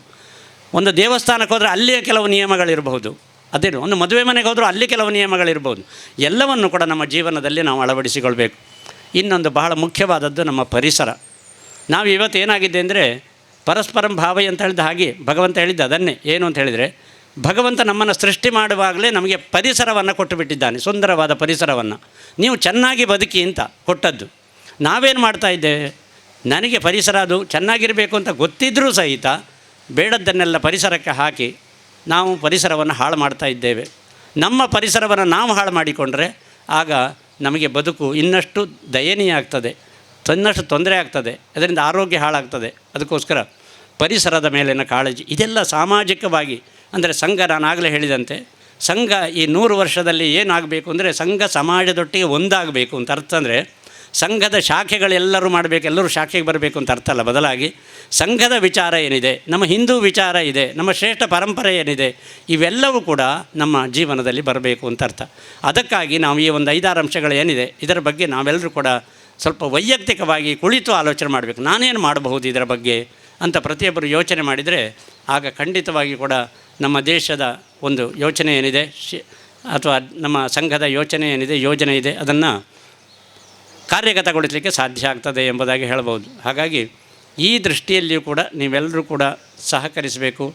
ಹಾಗೆ ಕಡೆಗಣಿಸಲ್ಪಟ್ಟಂತಹ ವಿಚಾರ ಅಂತ ನಾನೇನು ಹೇಳಿದೆ ಆರೋಗ್ಯದಲ್ಲಿ, ಅದಕ್ಕೂ ಕೂಡ ಅಷ್ಟೇ. ನಾವು ಈ ಒಂದು ಪುನಶ್ಚೇತನ ಕೇಂದ್ರ ಅಂತ ಏನಿದೆ, ಈ ಪುನಶ್ಚೇತನ ಕೇಂದ್ರಕ್ಕೆ ಕೇವಲ ಮಾನಸಿಕ ಶಕ್ತಿಯನ್ನು ಕೊಡುವ ದೃಷ್ಟಿಯಿಂದ ಮಾತ್ರ ನಾನು ಪ್ರಯತ್ನ ಮಾಡಿದ್ದು ಬಿಟ್ಟರೆ ನಾನು ಬೇರೆ ಯಾವುದೇ ರೀತಿಯಲ್ಲಿ ಪ್ರಯತ್ನ ಮಾಡಲಿಲ್ಲ. ಅದು ಅವರಿಗೆ ಗೊತ್ತಿದೆ. ಆರ್ಥಿಕ ಸಹಕಾರ ಭಾರಿ ನನಗೆ ಕೊಡಲಿಕ್ಕೆ ಆಗಲಿಲ್ಲ. ಆದರೆ ಮಾನಸಿಕವಾಗಿ ಅವರಿಗೆ ಸಪೋರ್ಟ್ ಮಾಡುವಂಥದ್ದು ನನಗೆ ಅವ್ರನ್ನ ಪರಿಚಯ ಆದಾಗಿನಿಂದಲೂ ಕೂಡ ಅವ್ರು ಯಾವಾಗಲೂ ನನಗೆ ಫೋನ್ ಮಾಡಿ ಒಂದು ಅರ್ಧ ಗಂಟೆ ಅವರು ಮಾತನಾಡ್ತಿರ್ತಾರೆ, ಅಥವಾ ನಾನು ನನಗೆ ಸಮಯ ಇರುವಾಗಲೇ ಇಲ್ಲಿ ಬಂದು ಮಾತನಾಡಿ ಹೋಗ್ತೇನೆ. ಅದರಿಂದಾಗಿ ಅವರ ಮಾನಸಿಕ ಶಕ್ತಿ ಸ್ವಲ್ಪ ಜಾಸ್ತಿ ಆಗಿಂತ ಅವರು ಅಂದುಕೊಂಡಿದ್ದಾರೆ, ನನಗೆ ಗೊತ್ತಿದೆ ಅನಿಸೋದು ಹಾಗೆ. ಅದೇ ರೀತಿಯಲ್ಲಿ ಅವರ ಸಂಸ್ಥೆಯ ಉಳಿದವರಿಗೂ ಕೂಡ ಮಾಡುವಂಥ ಕೆಲಸ ಮಾಡಿದೆ. ಅದಕ್ಕೋಸ್ಕರವಾಗಿ ನನ್ನನ್ನು ಇವತ್ತು ಈ ಕಾರ್ಯಕ್ರಮಕ್ಕೆ ಕರೆದಿದ್ದಾರೆ ಅಂತ ಅಂದುಕೊಂಡಿದ್ದೇನೆ. ಇವತ್ತು ನಾವೆಲ್ಲರೂ ಕೂಡ ಅರ್ಜುನನಂತಾಗಿದ್ದೇವೆ, ಯುದ್ಧರಂಗದಲ್ಲಿರುವ ಅರ್ಜುನನಂತಾಗಿ. ನಮಗೂ ಕೂಡ ಹೃದಯ ದೌರ್ಬಲ್ಯ ಉಂಟು, ಮಾನಸಿಕ ಶಕ್ತಿ ಕಡಿಮೆಯಾಗಿದೆ. ಇದನ್ನು ಹೆಚ್ಚಿಸಿಕೊಳ್ಬೇಕು. ಎಲ್ಲ ವ್ಯವಸ್ಥೆಗಳನ್ನು ನೋಡಿದಾಗ ನಾವೆಲ್ಲ ಎಲ್ಲಿಯೋ ದಾರಿ ತಪ್ತಾ ಇದ್ದೇವೆ ಅಂತ ನಮಗೆ ಗೊತ್ತಾಗ್ತದೆ. ಆ ದೃಷ್ಟಿಯಲ್ಲಿ ನಾವು ನಮ್ಮ ಮಾನಸಿಕ ಶಕ್ತಿಯನ್ನು ಹೆಚ್ಚಿಸಿಕೊಂಡು ಈ ದೇಶ, ಧರ್ಮ, ಸಂಸ್ಕೃತಿ, ಪರಂಪರೆ ಇದೆಲ್ಲ ನಮ್ಮದು, ಇದು ಹೆಮ್ಮೆ ಪಡುವಂಥದ್ದಾಗಬೇಕು. ಅದಕ್ಕೆ ನನ್ನ ವೈಯಕ್ತಿಕ ಕೊಡುಗೆ ಏನಾದರೂ ಇರಬೇಕು ಎಂಬುದನ್ನು ನಾವೆಲ್ಲರೂ ಕೂಡ ಯೋಚನೆ ಮಾಡುವ ಆ ದೃಷ್ಟಿಯಲ್ಲಿ ನಾವೆಲ್ಲರೂ ಕೂಡ ಕೆಲಸವನ್ನು ಮಾಡಬೇಕು ಎಂಬುದಾಗಿ ಹೇಳಿಕೊಂಡು ನನಗೆ ಅವಕಾಶವನ್ನು ಕೊಟ್ಟದ್ದಕ್ಕಾಗಿ ತಮಗೆಲ್ಲರಿಗೂ ವಂದಿಸಿ ನನ್ನ ಮಾತನ್ನು ಮುಗಿಸ್ತಾ ಇದ್ದೇನೆ. ಹರಿ ಓಂ. ಸೇವಾ ಭಾರತೀಯ ವಿಭಾಗ ಸಂಘಟನಾ ಕಾರ್ಯದರ್ಶಿಯಾಗಿರುವಂಥ ಶ್ರೀಯುತ ಚಂದ್ರಶೇಖರ್ ಅವರು ಇದ್ದಾರೆ. ಅವರನ್ನು ಕೂಡ ಪ್ರೀತಿಯಿಂದ ಸ್ವಾಗತಿಸ್ತಾ ಇದ್ದೇವೆ. ಅಖಿಲ ಭಾರತೀಯ ವಿದ್ಯಾರ್ಥಿ ಪರಿಷತ್ತಿನ ಪ್ರಾಂತ ಅಧ್ಯಕ್ಷರಾಗಿರುವಂತಹ ಶ್ರೀ ರವಿ MN ಅವರು ಕೂಡ ನಮ್ಮ ಈ ಕಾರ್ಯಕ್ರಮದಲ್ಲಿ ನಮ್ಮ ಜೊತೆ ಇದ್ದಾರೆ. ಅವರನ್ನು ಕೂಡ ಪ್ರೀತಿಯಿಂದ ಈ ಸಂದರ್ಭದಲ್ಲಿ ಸ್ವಾಗತಿಸ್ತಾ ಇದ್ದೇವೆ. ಸೇವಾ ಭಾರತಿ ಸಂಸ್ಥೆಯು ಕಳೆದ 2 ದಶಕಗಳಿಂದ ಸಮಾಜದ ಏಳಿಗೆ ಮತ್ತು ಉದ್ಧಾರಕ್ಕಾಗಿ ಶ್ರಮಿಸುತ್ತಿದ್ದು, ಈ ಅದ್ಭುತ ಪಯಣದ ಕುರಿತಾಗಿ ನಮ್ಮೆಲ್ಲರಿಗೂ ಮಾಹಿತಿಯನ್ನು ನೀಡಲಿದ್ದಾರೆ ನಮ್ಮ ಸಂಸ್ಥೆಯ ಅಧ್ಯಕ್ಷರಾದ ಶ್ರೀಮತಿ ಸ್ವರ್ಣಗೌರಿಯವರು.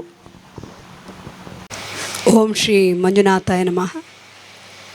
ಕ್ಷೇತ್ರದ ರಾಮದೇವರಿಗೆ ವಂದಿಸುತ್ತಾ ಪೂಜ್ಯ ಕಾವಂದರು ಹಾಗೂ ಅಮ್ಮನವರಿಗೆ ನನ್ನ ಪ್ರಣಾಮಗಳನ್ನು ಸಲ್ಲಿಸುತ್ತೇನೆ. ಇವತ್ತು ನನಗೆ ತುಂಬ ಸಂತೋಷ ಆಗ್ತಾ ಉಂಟು. ಯಾಕೆ ಅಂತ ಹೇಳಿದರೆ, ಭಗವದ್ಗೀತೆ ಮುಖಾಂತರ ಸಾವಿರಾರು ಮಂದಿ ಶಿಷ್ಯರನ್ನು ಹೊಂದಿದ್ದ ಸುಬ್ರಾಯ ನಂದೋಡಿಯವರ ಶಿಷ್ಯಾಗಿ ಇವತ್ತು ವೇದಿಕೆಯನ್ನು ಹಂಚ್ಕೊಂಡಿದ್ದೇನೆ. ಹಾಗಾಗಿ ನನಗೆ ತುಂಬ ಖುಷಿ ಆಗ್ತಾ ಉಂಟು. ಹಾಗಾಗಿ ನನ್ನ ಗುರುಗಳಿಗೆ ವಿಶೇಷವಾಗಿ ನನ್ನ ನಮಸ್ಕಾರಗಳನ್ನು ತಿಳಿಸ್ತೇನೆ. ಹಾಗೆ ಇನ್ನೊಂದು ವಿಶೇಷ ಅಂತ ಹೇಳಿದರೆ, ಶ್ರೀಯುತ ಪ್ರಮೋದ್ ಮಧ್ವರಾಜಿಯವರು ಈ ವೇದಿಕೆಯಲ್ಲಿ 10 ಲಕ್ಷವನ್ನು ನಮ್ಮ ಸಂಸ್ಥೆಗೆ ನೀಡಿದ್ದಾರೆ. ಹಾಗಾಗಿ ನಮ್ಮ ಸಂಸ್ಥೆ ಪರವಾಗಿ ಇದನ್ನು ಪ್ರೀತಿಪೂರ್ವಕವಾಗಿ ಸ್ವೀಕರಿಸಿಕೊಂಡು ಸರ್ ನಿಮಗೆ ಅಭಿನಂದನೆಗಳನ್ನು ಹೇಳ್ತೇನೆ ಸಂಸ್ಥೆ ಪರವಾಗಿ. ಹಾಗೆ ನಮ್ಮ ವೇದಿಕೆಯಲ್ಲಿ ಎಲ್ಲ ಗಣ್ಯರಿದ್ದೀರಿ, ನಿಮಗೆ ಕೂಡ ವಿಶೇಷವಾಗಿ ನಮಸ್ಕಾರಗಳನ್ನು ಹೇಳುತ್ತಾ, ಹಾಗೆ ಇಲ್ಲಿಗೆ ಆಗಮಿಸಿದಂಥ ಎಲ್ಲ ಸಜ್ಜನ ಬಂಧುಗಳಿಗೆ ನನ್ನ ನಮಸ್ಕಾರಗಳು. ಸೇವಾ ಭಾರತಿ ಸಂಸ್ಥೆಯು 2004ರಲ್ಲಿ ಪ್ರಾರಂಭವಾಗಿ ವಿವಿಧ ಕ್ಷೇತ್ರಗಳಲ್ಲಿ ಸೇವೆಗಳನ್ನು ನೀಡುತ್ತಿದ್ದು, ಪ್ರಸ್ತುತ 3 ಯೋಜನೆಗಳು ಚಾಲ್ತಿಯಲ್ಲಿವೆ. 2006ರಲ್ಲಿ ಮಹಿಳಾ ಸಬಲೀಕರಣಕ್ಕಾಗಿ ಶ್ರೀ ದುರ್ಗಾ ಮಾತೃಮಂಡಳಿಯ ಸಬಲಿನಿ ಯೋಜನೆಯಡಿ ಸುಮಾರು 34 ಟೈಲರಿಂಗ್ ಕ್ಯಾಂಪ್ಗಳನ್ನು ನಡೆಸಿರುತ್ತೇವೆ. ಅದರಲ್ಲಿ 913 ಮಹಿಳೆಯರು ಇವತ್ತು ಸ್ವಾವಲಂಬಿ ಬದುಕನ್ನು ಮಾಡ್ತಾ ಇದ್ದಾರೆ. ಜೊತೆಗೆ ಆರೋಗ್ಯ ಮಾಹಿತಿ ಶಿಬಿರ, ಅರಿವರ್ಕ್ಸ್ ಮತ್ತು ಯೋಗಾಸನ ಧ್ಯಾನ ಶಿಬಿರಗಳನ್ನು ಕೂಡ ನಡೆಸಲಾಗ್ತಾ ಇದೆ. ಜೊತೆಗೆ 19 ವರ್ಷಗಳಿಂದ ಸಾರ್ವಜನಿಕವಾಗಿ ವರಮಹಾಲಕ್ಷ್ಮಿ ಪೂಜೆಯನ್ನು ಕೂಡ ಮಾಡ್ತಾ ಬಂದಿದೆ. 2008ರಲ್ಲಿ ಆರೋಗ್ಯ ಭಾರತಿ ಯೋಜನೆ ಅಡಿಯಲ್ಲಿ ಸುಮಾರು 102 ರಕ್ತದಾನ ಶಿಬಿರಗಳನ್ನು ಹಲವಾರು ಸಂಘ ಸಂಸ್ಥೆಗಳ ಸಹಕಾರದಿಂದ ಆಯೋಜಿಸಲಾಗಿದ್ದು 10,800ರಷ್ಟು ಮೇಲ್ಪಟ್ಟು ಯೂನಿಟ್ ರಕ್ತವನ್ನು ಸಂಗ್ರಹಿಸಿ ಜಿಲ್ಲೆಯ ಪ್ರತಿಷ್ಠಿತ ಆಸ್ಪತ್ರೆಗಳಿಗೆ ನೀಡಲಾಗಿದೆ. ಹಾಗೂ ಇವತ್ತು ಆಂಬುಲೆನ್ಸ್ ಸೇವೆ ಸುಮಾರು 388 ಸೇವೆಗಳನ್ನು ರಿಯಾಯಿತಿ ದರದಲ್ಲಿ ನೀಡ್ತಾ ಬಂದಿದ್ದೇವೆ. 2012ರಲ್ಲಿ ಟ್ರಸ್ಟ್ ಆ್ಯಕ್ಟ್ ಪ್ರಕಾರ ಸಂಸ್ಥೆಯು ನೋಂದಣಿಯಾಗಿರುತ್ತದೆ. 2014ರಲ್ಲಿ ದಶಮಾನೋತ್ಸವ ಸಂದರ್ಭದಲ್ಲಿ 100 ಕಂಪ್ಯೂಟರ್ಗಳನ್ನು 100 ಶಾಲೆಗೆ ನೀಡಿದಲ್ಲದೆ 6 ಶಾಲೆಗಳಿಗೆ ಟಾಯ್ಲೆಟನ್ನು ಕಟ್ಟಿಕೊಡಲಾಗಿದೆ. 2018ರಲ್ಲಿ ಬೆನ್ನುಹುರಿ ಅಪಘಾತಕ್ಕೆ ಒಳಗಾದವರಿಗಾಗಿ ಪುನಶ್ಚೇತನ ಕೇಂದ್ರವನ್ನು ಸೌತಡ್ಕದಲ್ಲಿ ಶ್ರೀ ಮಹಾಗಣಪತಿ ಸೇವಾ ಟ್ರಸ್ಟ್ನವರ ಸಹಕಾರದೊಂದಿಗೆ ಪ್ರಾರಂಭಿಸಲಾಗಿದ್ದು, ಒಟ್ಟು 6 ಜಿಲ್ಲೆಗಳಲ್ಲಿ ದಕ್ಷಿಣ ಕನ್ನಡ, ಉತ್ತರ ಕನ್ನಡ, ಉಡುಪಿ, ಮಡಿಕೇರಿ ಹಾಗೂ ಚಿಕ್ಕಮಗಳೂರು, ಹಾಸನ ಜಿಲ್ಲೆಗಳಲ್ಲಿ ಸೇವಾ ಕಾರ್ಯಗಳನ್ನು ವಿಸ್ತರಿಸಲಾಗಿದೆ. ಸುಮಾರು 800 ಮಂದಿಯನ್ನು ಗುರುತಿಸಿದ್ದು ಇವತ್ತು 260 ಮಂದಿ ಪುನಶ್ಚೇತನಗೊಂಡಿರುತ್ತಾರೆ. 2019ರಲ್ಲಿ ಸಂಸ್ಥೆಗೆ ಕನ್ನಡ ರಾಜ್ಯೋತ್ಸವ ಜಿಲ್ಲಾ ಪ್ರಶಸ್ತಿ ಪುರಸ್ಕಾರಗೊಂಡಿರುತ್ತದೆ. 2020ರಲ್ಲಿ ಉತ್ತಿಷ್ಟ ಸೇವಾ ಪುರಸ್ಕಾರ ದೊರಕಿರುತ್ತದೆ. ಹಾಗೆ 2022ರಲ್ಲಿ ಕರ್ನಾಟಕ ಸರ್ಕಾರದಿಂದ ವಿಕಲಚೇತನರ ಹಾಗೂ ಹಿರಿಯ ನಾಗರಿಕರ ಸಬಲೀಕರಣ ಇಲಾಖೆಯಿಂದ ರಾಜ್ಯ ಪ್ರಶಸ್ತಿಯೂ ಬಂದಿದೆ.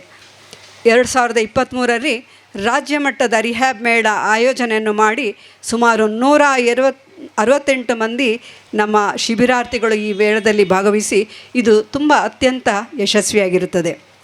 2024 ನವೆಂಬರ್ 14ರಂದು ಇಲ್ಲಿ ಭೂಮಿ ಪೂಜೆ ಹಾಗೆ ಶಿಲಾನ್ಯಾಸ ಕಾರ್ಯಕ್ರಮವನ್ನು ಕೂಡ ನೆರವೇರಿಸಲಾಗಿದೆ. ಇಂದು MRPLನ CSR ಅಡಿಯಲ್ಲಿ 42 ಲಕ್ಷ ರೂಪಾಯಿ ಅನುದಾನದಲ್ಲಿ ನೂತನ ಸೇವಾನಿಕೇತನ ಕಾರ್ಯಾಲಯ ಉದ್ಘಾಟನೆಗೊಂಡಿದೆ. ಇನ್ನೂ ಕೂಡ 4 ಅಂತಸ್ತಿನ ಕಟ್ಟಡ ಮುಂದಿನ ಡಿಸೆಂಬರ್ 2026ರಂದು ಪೂರ್ಣಗೊಳ್ಳಲಿದೆ. ಇದರಲ್ಲಿ ಥೆರಪಿ ಹಾಲ್, ವಸತಿ ಮತ್ತು ಸಾರ್ವಜನಿಕ ಕಾರ್ಯಕ್ರಮಗಳಿಗಾಗಿ ಸಭಾಂಗಣ ಕೂಡ ನಿರ್ಮಾಣಗೊಳ್ಳಲಿದೆ. ಈ ಎಲ್ಲ ಕೆಲಸಗಳಿಗೆ ಶಕ್ತಿ ನೀಡಿರುವಂಥದ್ದು ದಾನಿಗಳು, ಸಂಘ ಸಂಸ್ಥೆಗಳು ಹಾಗೂ ಕಾರ್ಪೊರೇಟ್ನ CSR ನಿಧಿಗಳಿಂದ. ಮುಂದೆ ಕೂಡ ಈ ಕಟ್ಟಡ ಸಂಪೂರ್ಣವಾಗಿ ಸುಂದರವಾಗಿ ಮೂಡಿ ಬರಲಿಕ್ಕೆ ನಿಮ್ಮೆಲ್ಲರ ಸಹಕಾರವನ್ನು ಬೇಡ್ತೇನೆ. ಶ್ರೀಯುತ ವಿನಾಯಕರಾವ್ ಬಗ್ಗೆ ಹೇಳಬೇಕಂದ್ರೆ ಒಂದು DVG ಅವರ ಕಗ್ಗ ನೆನಪಾಗ್ತದೆ. ಇರುವ ಕೆಲಸ ಮಾಡು ಕಿರಿದೆನದೆ ಮನವಿಟ್ಟು, ದೊರೆತುದ ಹಸಾದವೆಂದುಣ್ಣು ಗೊಣಗಿಡದೆ, ಧರಿಸು ಲೋಕವ ಭರವ ಪರಮಾರ್ಥವನ್ನು ಬಿಡದೆ, ಹೊರಡು ಕರೆ ಬರಲ್ ಅಳದೆ ಮಂಕುತಿಮ್ಮ ಅಂತ. ಯಾಕೆಂತ ಹೇಳಿದರೆ ಈ ಒಂದು ಕಗ್ಗ ಅವರಿಗೆ ಸಂಪೂರ್ಣವಾಗಿ ಒಪ್ತದೆ. ಯಾಕೆಂದರೆ ಸಣ್ಣದಾಗಿ ಪ್ರಾರಂಭವಾದ ಸೇವಾ ಭಾರತಿ ಸಂಸ್ಥೆ ಇವತ್ತು 6 ಜಿಲ್ಲೆಗಳಲ್ಲಿ ಅವರಂಥ ಸಹೋದರ ಸಹೋದರಿಯರ ಕಣ್ಣೀರು ಒರೆಸಿ ಅವರ ಜೀವನವನ್ನು ಹಸನು ಮಾಡಲಿಕ್ಕೆ ಸಾಧ್ಯವಾಗಿದೆ. ಹಾಗಾಗಿ ಎಲ್ಲರ ಪರವಾಗಿ ನಾನು ವಿಶೇಷವಾಗಿ ಅವರಿಗೆ ಈ ಸಂದರ್ಭದಲ್ಲಿ ಅಭಿನಂದನೆಗಳನ್ನು ಹೇಳ್ತೇನೆ. ಮುಂದೆ ಈ ವೇದಿಕೆಯಲ್ಲಿ ನಮ್ಮ ಇಷ್ಟರವರೆಗೆ ಒಂದು ಕಾರ್ಯನಿರ್ವಹಿಸಿದ ಅಧ್ಯಕ್ಷರುಗಳಿಗೆ ನಾವು ಸನ್ಮಾನ ಗೌರವವನ್ನು ನೀಡಲಿಕ್ಕಿದ್ದೇವೆ. ಹಾಗೂ ನಮ್ಮ ಸೇವಾ ಭಾರತಿ ಸಿಬ್ಬಂದಿಗಳು ಕೂಡ ರಾತ್ರಿ ಹಗಲು ಒಳ್ಳೆಯ ರೀತಿಯಲ್ಲಿ ಕಾರ್ಯನಿರ್ವಹಿಸ್ತಾ ಇದ್ದಾರೆ.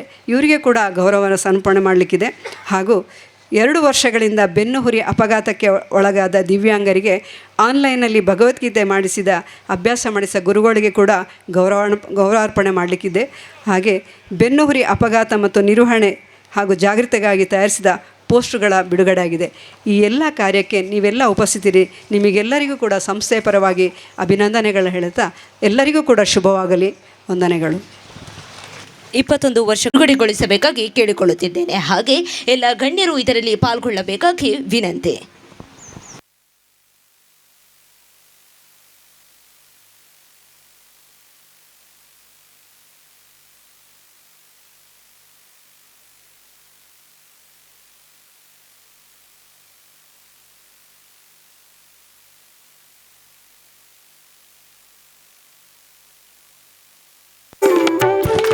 ವೇದಿಕೆಯಲ್ಲಿರುವಂತಹ ಎಲ್ಲ ಅತಿಥಿ ಗಣ್ಯರು ಈ ವಾರ್ಷಿಕ ವರದಿಯನ್ನು ವೇದಿಕೆಯ ಮುಂದೆ ಪ್ರದರ್ಶಿಸುವ ಮೂಲಕ ಈ ಒಂದು ಸೇವಾ ಪಥದ ವಾರ್ಷಿಕ ವರದಿಯನ್ನು ಬಿಡುಗಡೆಗೊಳಿಸಬೇಕಾಗಿ ತಮ್ಮಲ್ಲಿ ಈ ಮೂಲಕ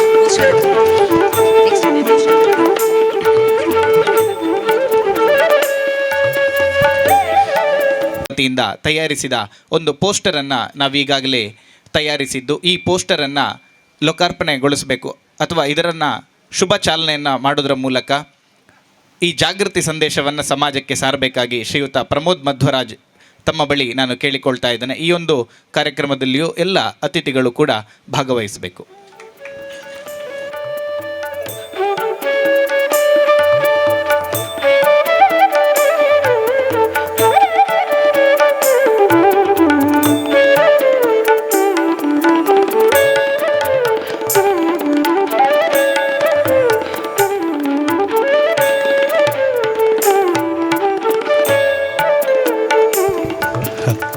ಈ ಒಂದು ಪೋಸ್ಟರ್ ಪ್ರತಿನಿತ್ಯ ಬೆಳಿಗ್ಗೆ ಬೆನ್ನುಹುರಿ ಅಪಘಾತ ನಿರ್ವಹಣಾ ಬಗ್ಗೆ ಮಾಹಿತಿಯನ್ನು ನೀಡಲಿಕ್ಕಿದ್ದೇವೆ. ಸ್ಟೇಟಸ್ನ ಮುಖಾಂತರ ನಾವೆಲ್ಲರೂ ಕೂಡ ಹಂಚ್ಕೊಳ್ತಿದ್ದೇವೆ. ಹಾಗೆ ತಾವುಗಳು ಕೂಡ ತಮ್ಮ ಸ್ಟೇಟಸ್ನಲ್ಲಿ ಹಾಕಿ ನಮಗೆ ಸಹಕರಿಸಬೇಕಂತ ಕೇಳ್ಕೊಳ್ತೇನೆ. ಆದಷ್ಟು ಇನ್ಸಿಡೆಂಟ್ಗಳು ಕಡಿಮೆ ಆಗುವಲ್ಲಿ ಯೋಚನೆಯನ್ನು ಮಾಡ್ತಾ ಇದ್ದೇವೆ. ನಮ್ಮ ಈ ಕಾರ್ಯಕ್ರಮದಲ್ಲಿ ನಮ್ಮ ದಾನಿಗಳಾಗಿರ್ತಕ್ಕಂಥ ಶ್ರೀಯುತ ಮಧ್ವಮೂರ್ತಿ ಉಡುಪಿ ಅವರಿದ್ದಾರೆ. ಅವರನ್ನು ಕೂಡ ಪ್ರೀತಿಯಿಂದ ನಾವು ಸ್ವಾಗತಿಸ್ತಾ ಇದ್ದೇವೆ. ನಮ್ಮ ಕಾರ್ಯಕ್ರಮಕ್ಕೆ ಆಗಮಿಸಿ ನಮ್ಮೆಲ್ಲರಿಗೂ ಕೂಡ ಶಕ್ತಿಯನ್ನು ನೀಡಿ ತಮ್ಮ ಶಕ್ತಿಯ ಅನುಸಾರ ನಾನು ಈ ಕಾರ್ಯಕ್ರಮಕ್ಕೆ ದಾನವನ್ನು ನೀಡ್ತೇನೆ ಅಂತ ಹೇಳಿ 10 ಲಕ್ಷ ಘೋಷಣೆಯನ್ನು ಮಾಡಿದಂತ ಸರ್, ದಯವಿಟ್ಟು ವೇದಿಕೆಯಲ್ಲಿ ಒಂದು ನಿಮಿಷ ನಿಲ್ಬೇಕು ಸರ್.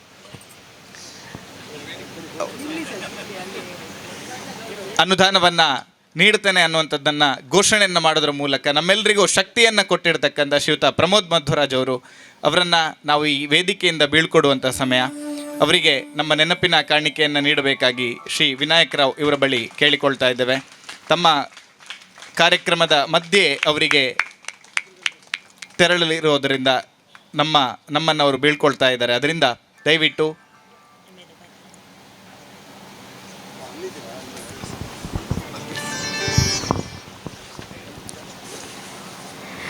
ಬೆಳ್ತಂಗಡಿ ವಿಧಾನಸಭಾ ಕ್ಷೇತ್ರದ ಮಾನ್ಯ ಶಾಸಕರಾದ ಶ್ರೀ ಹರೀಶ್ ಪೂಂಚಾರ್ ಅವರು ಕಾರ್ಯಕ್ರಮವನ್ನು ಉದ್ದೇಶಿಸಿ 2 ಮಾತುಗಳನ್ನಾಡಬೇಕಾಗಿ ತಮ್ಮಲ್ಲಿ ಕೇಳಿಕೊಳ್ಳುತ್ತಿದ್ದೇನೆ.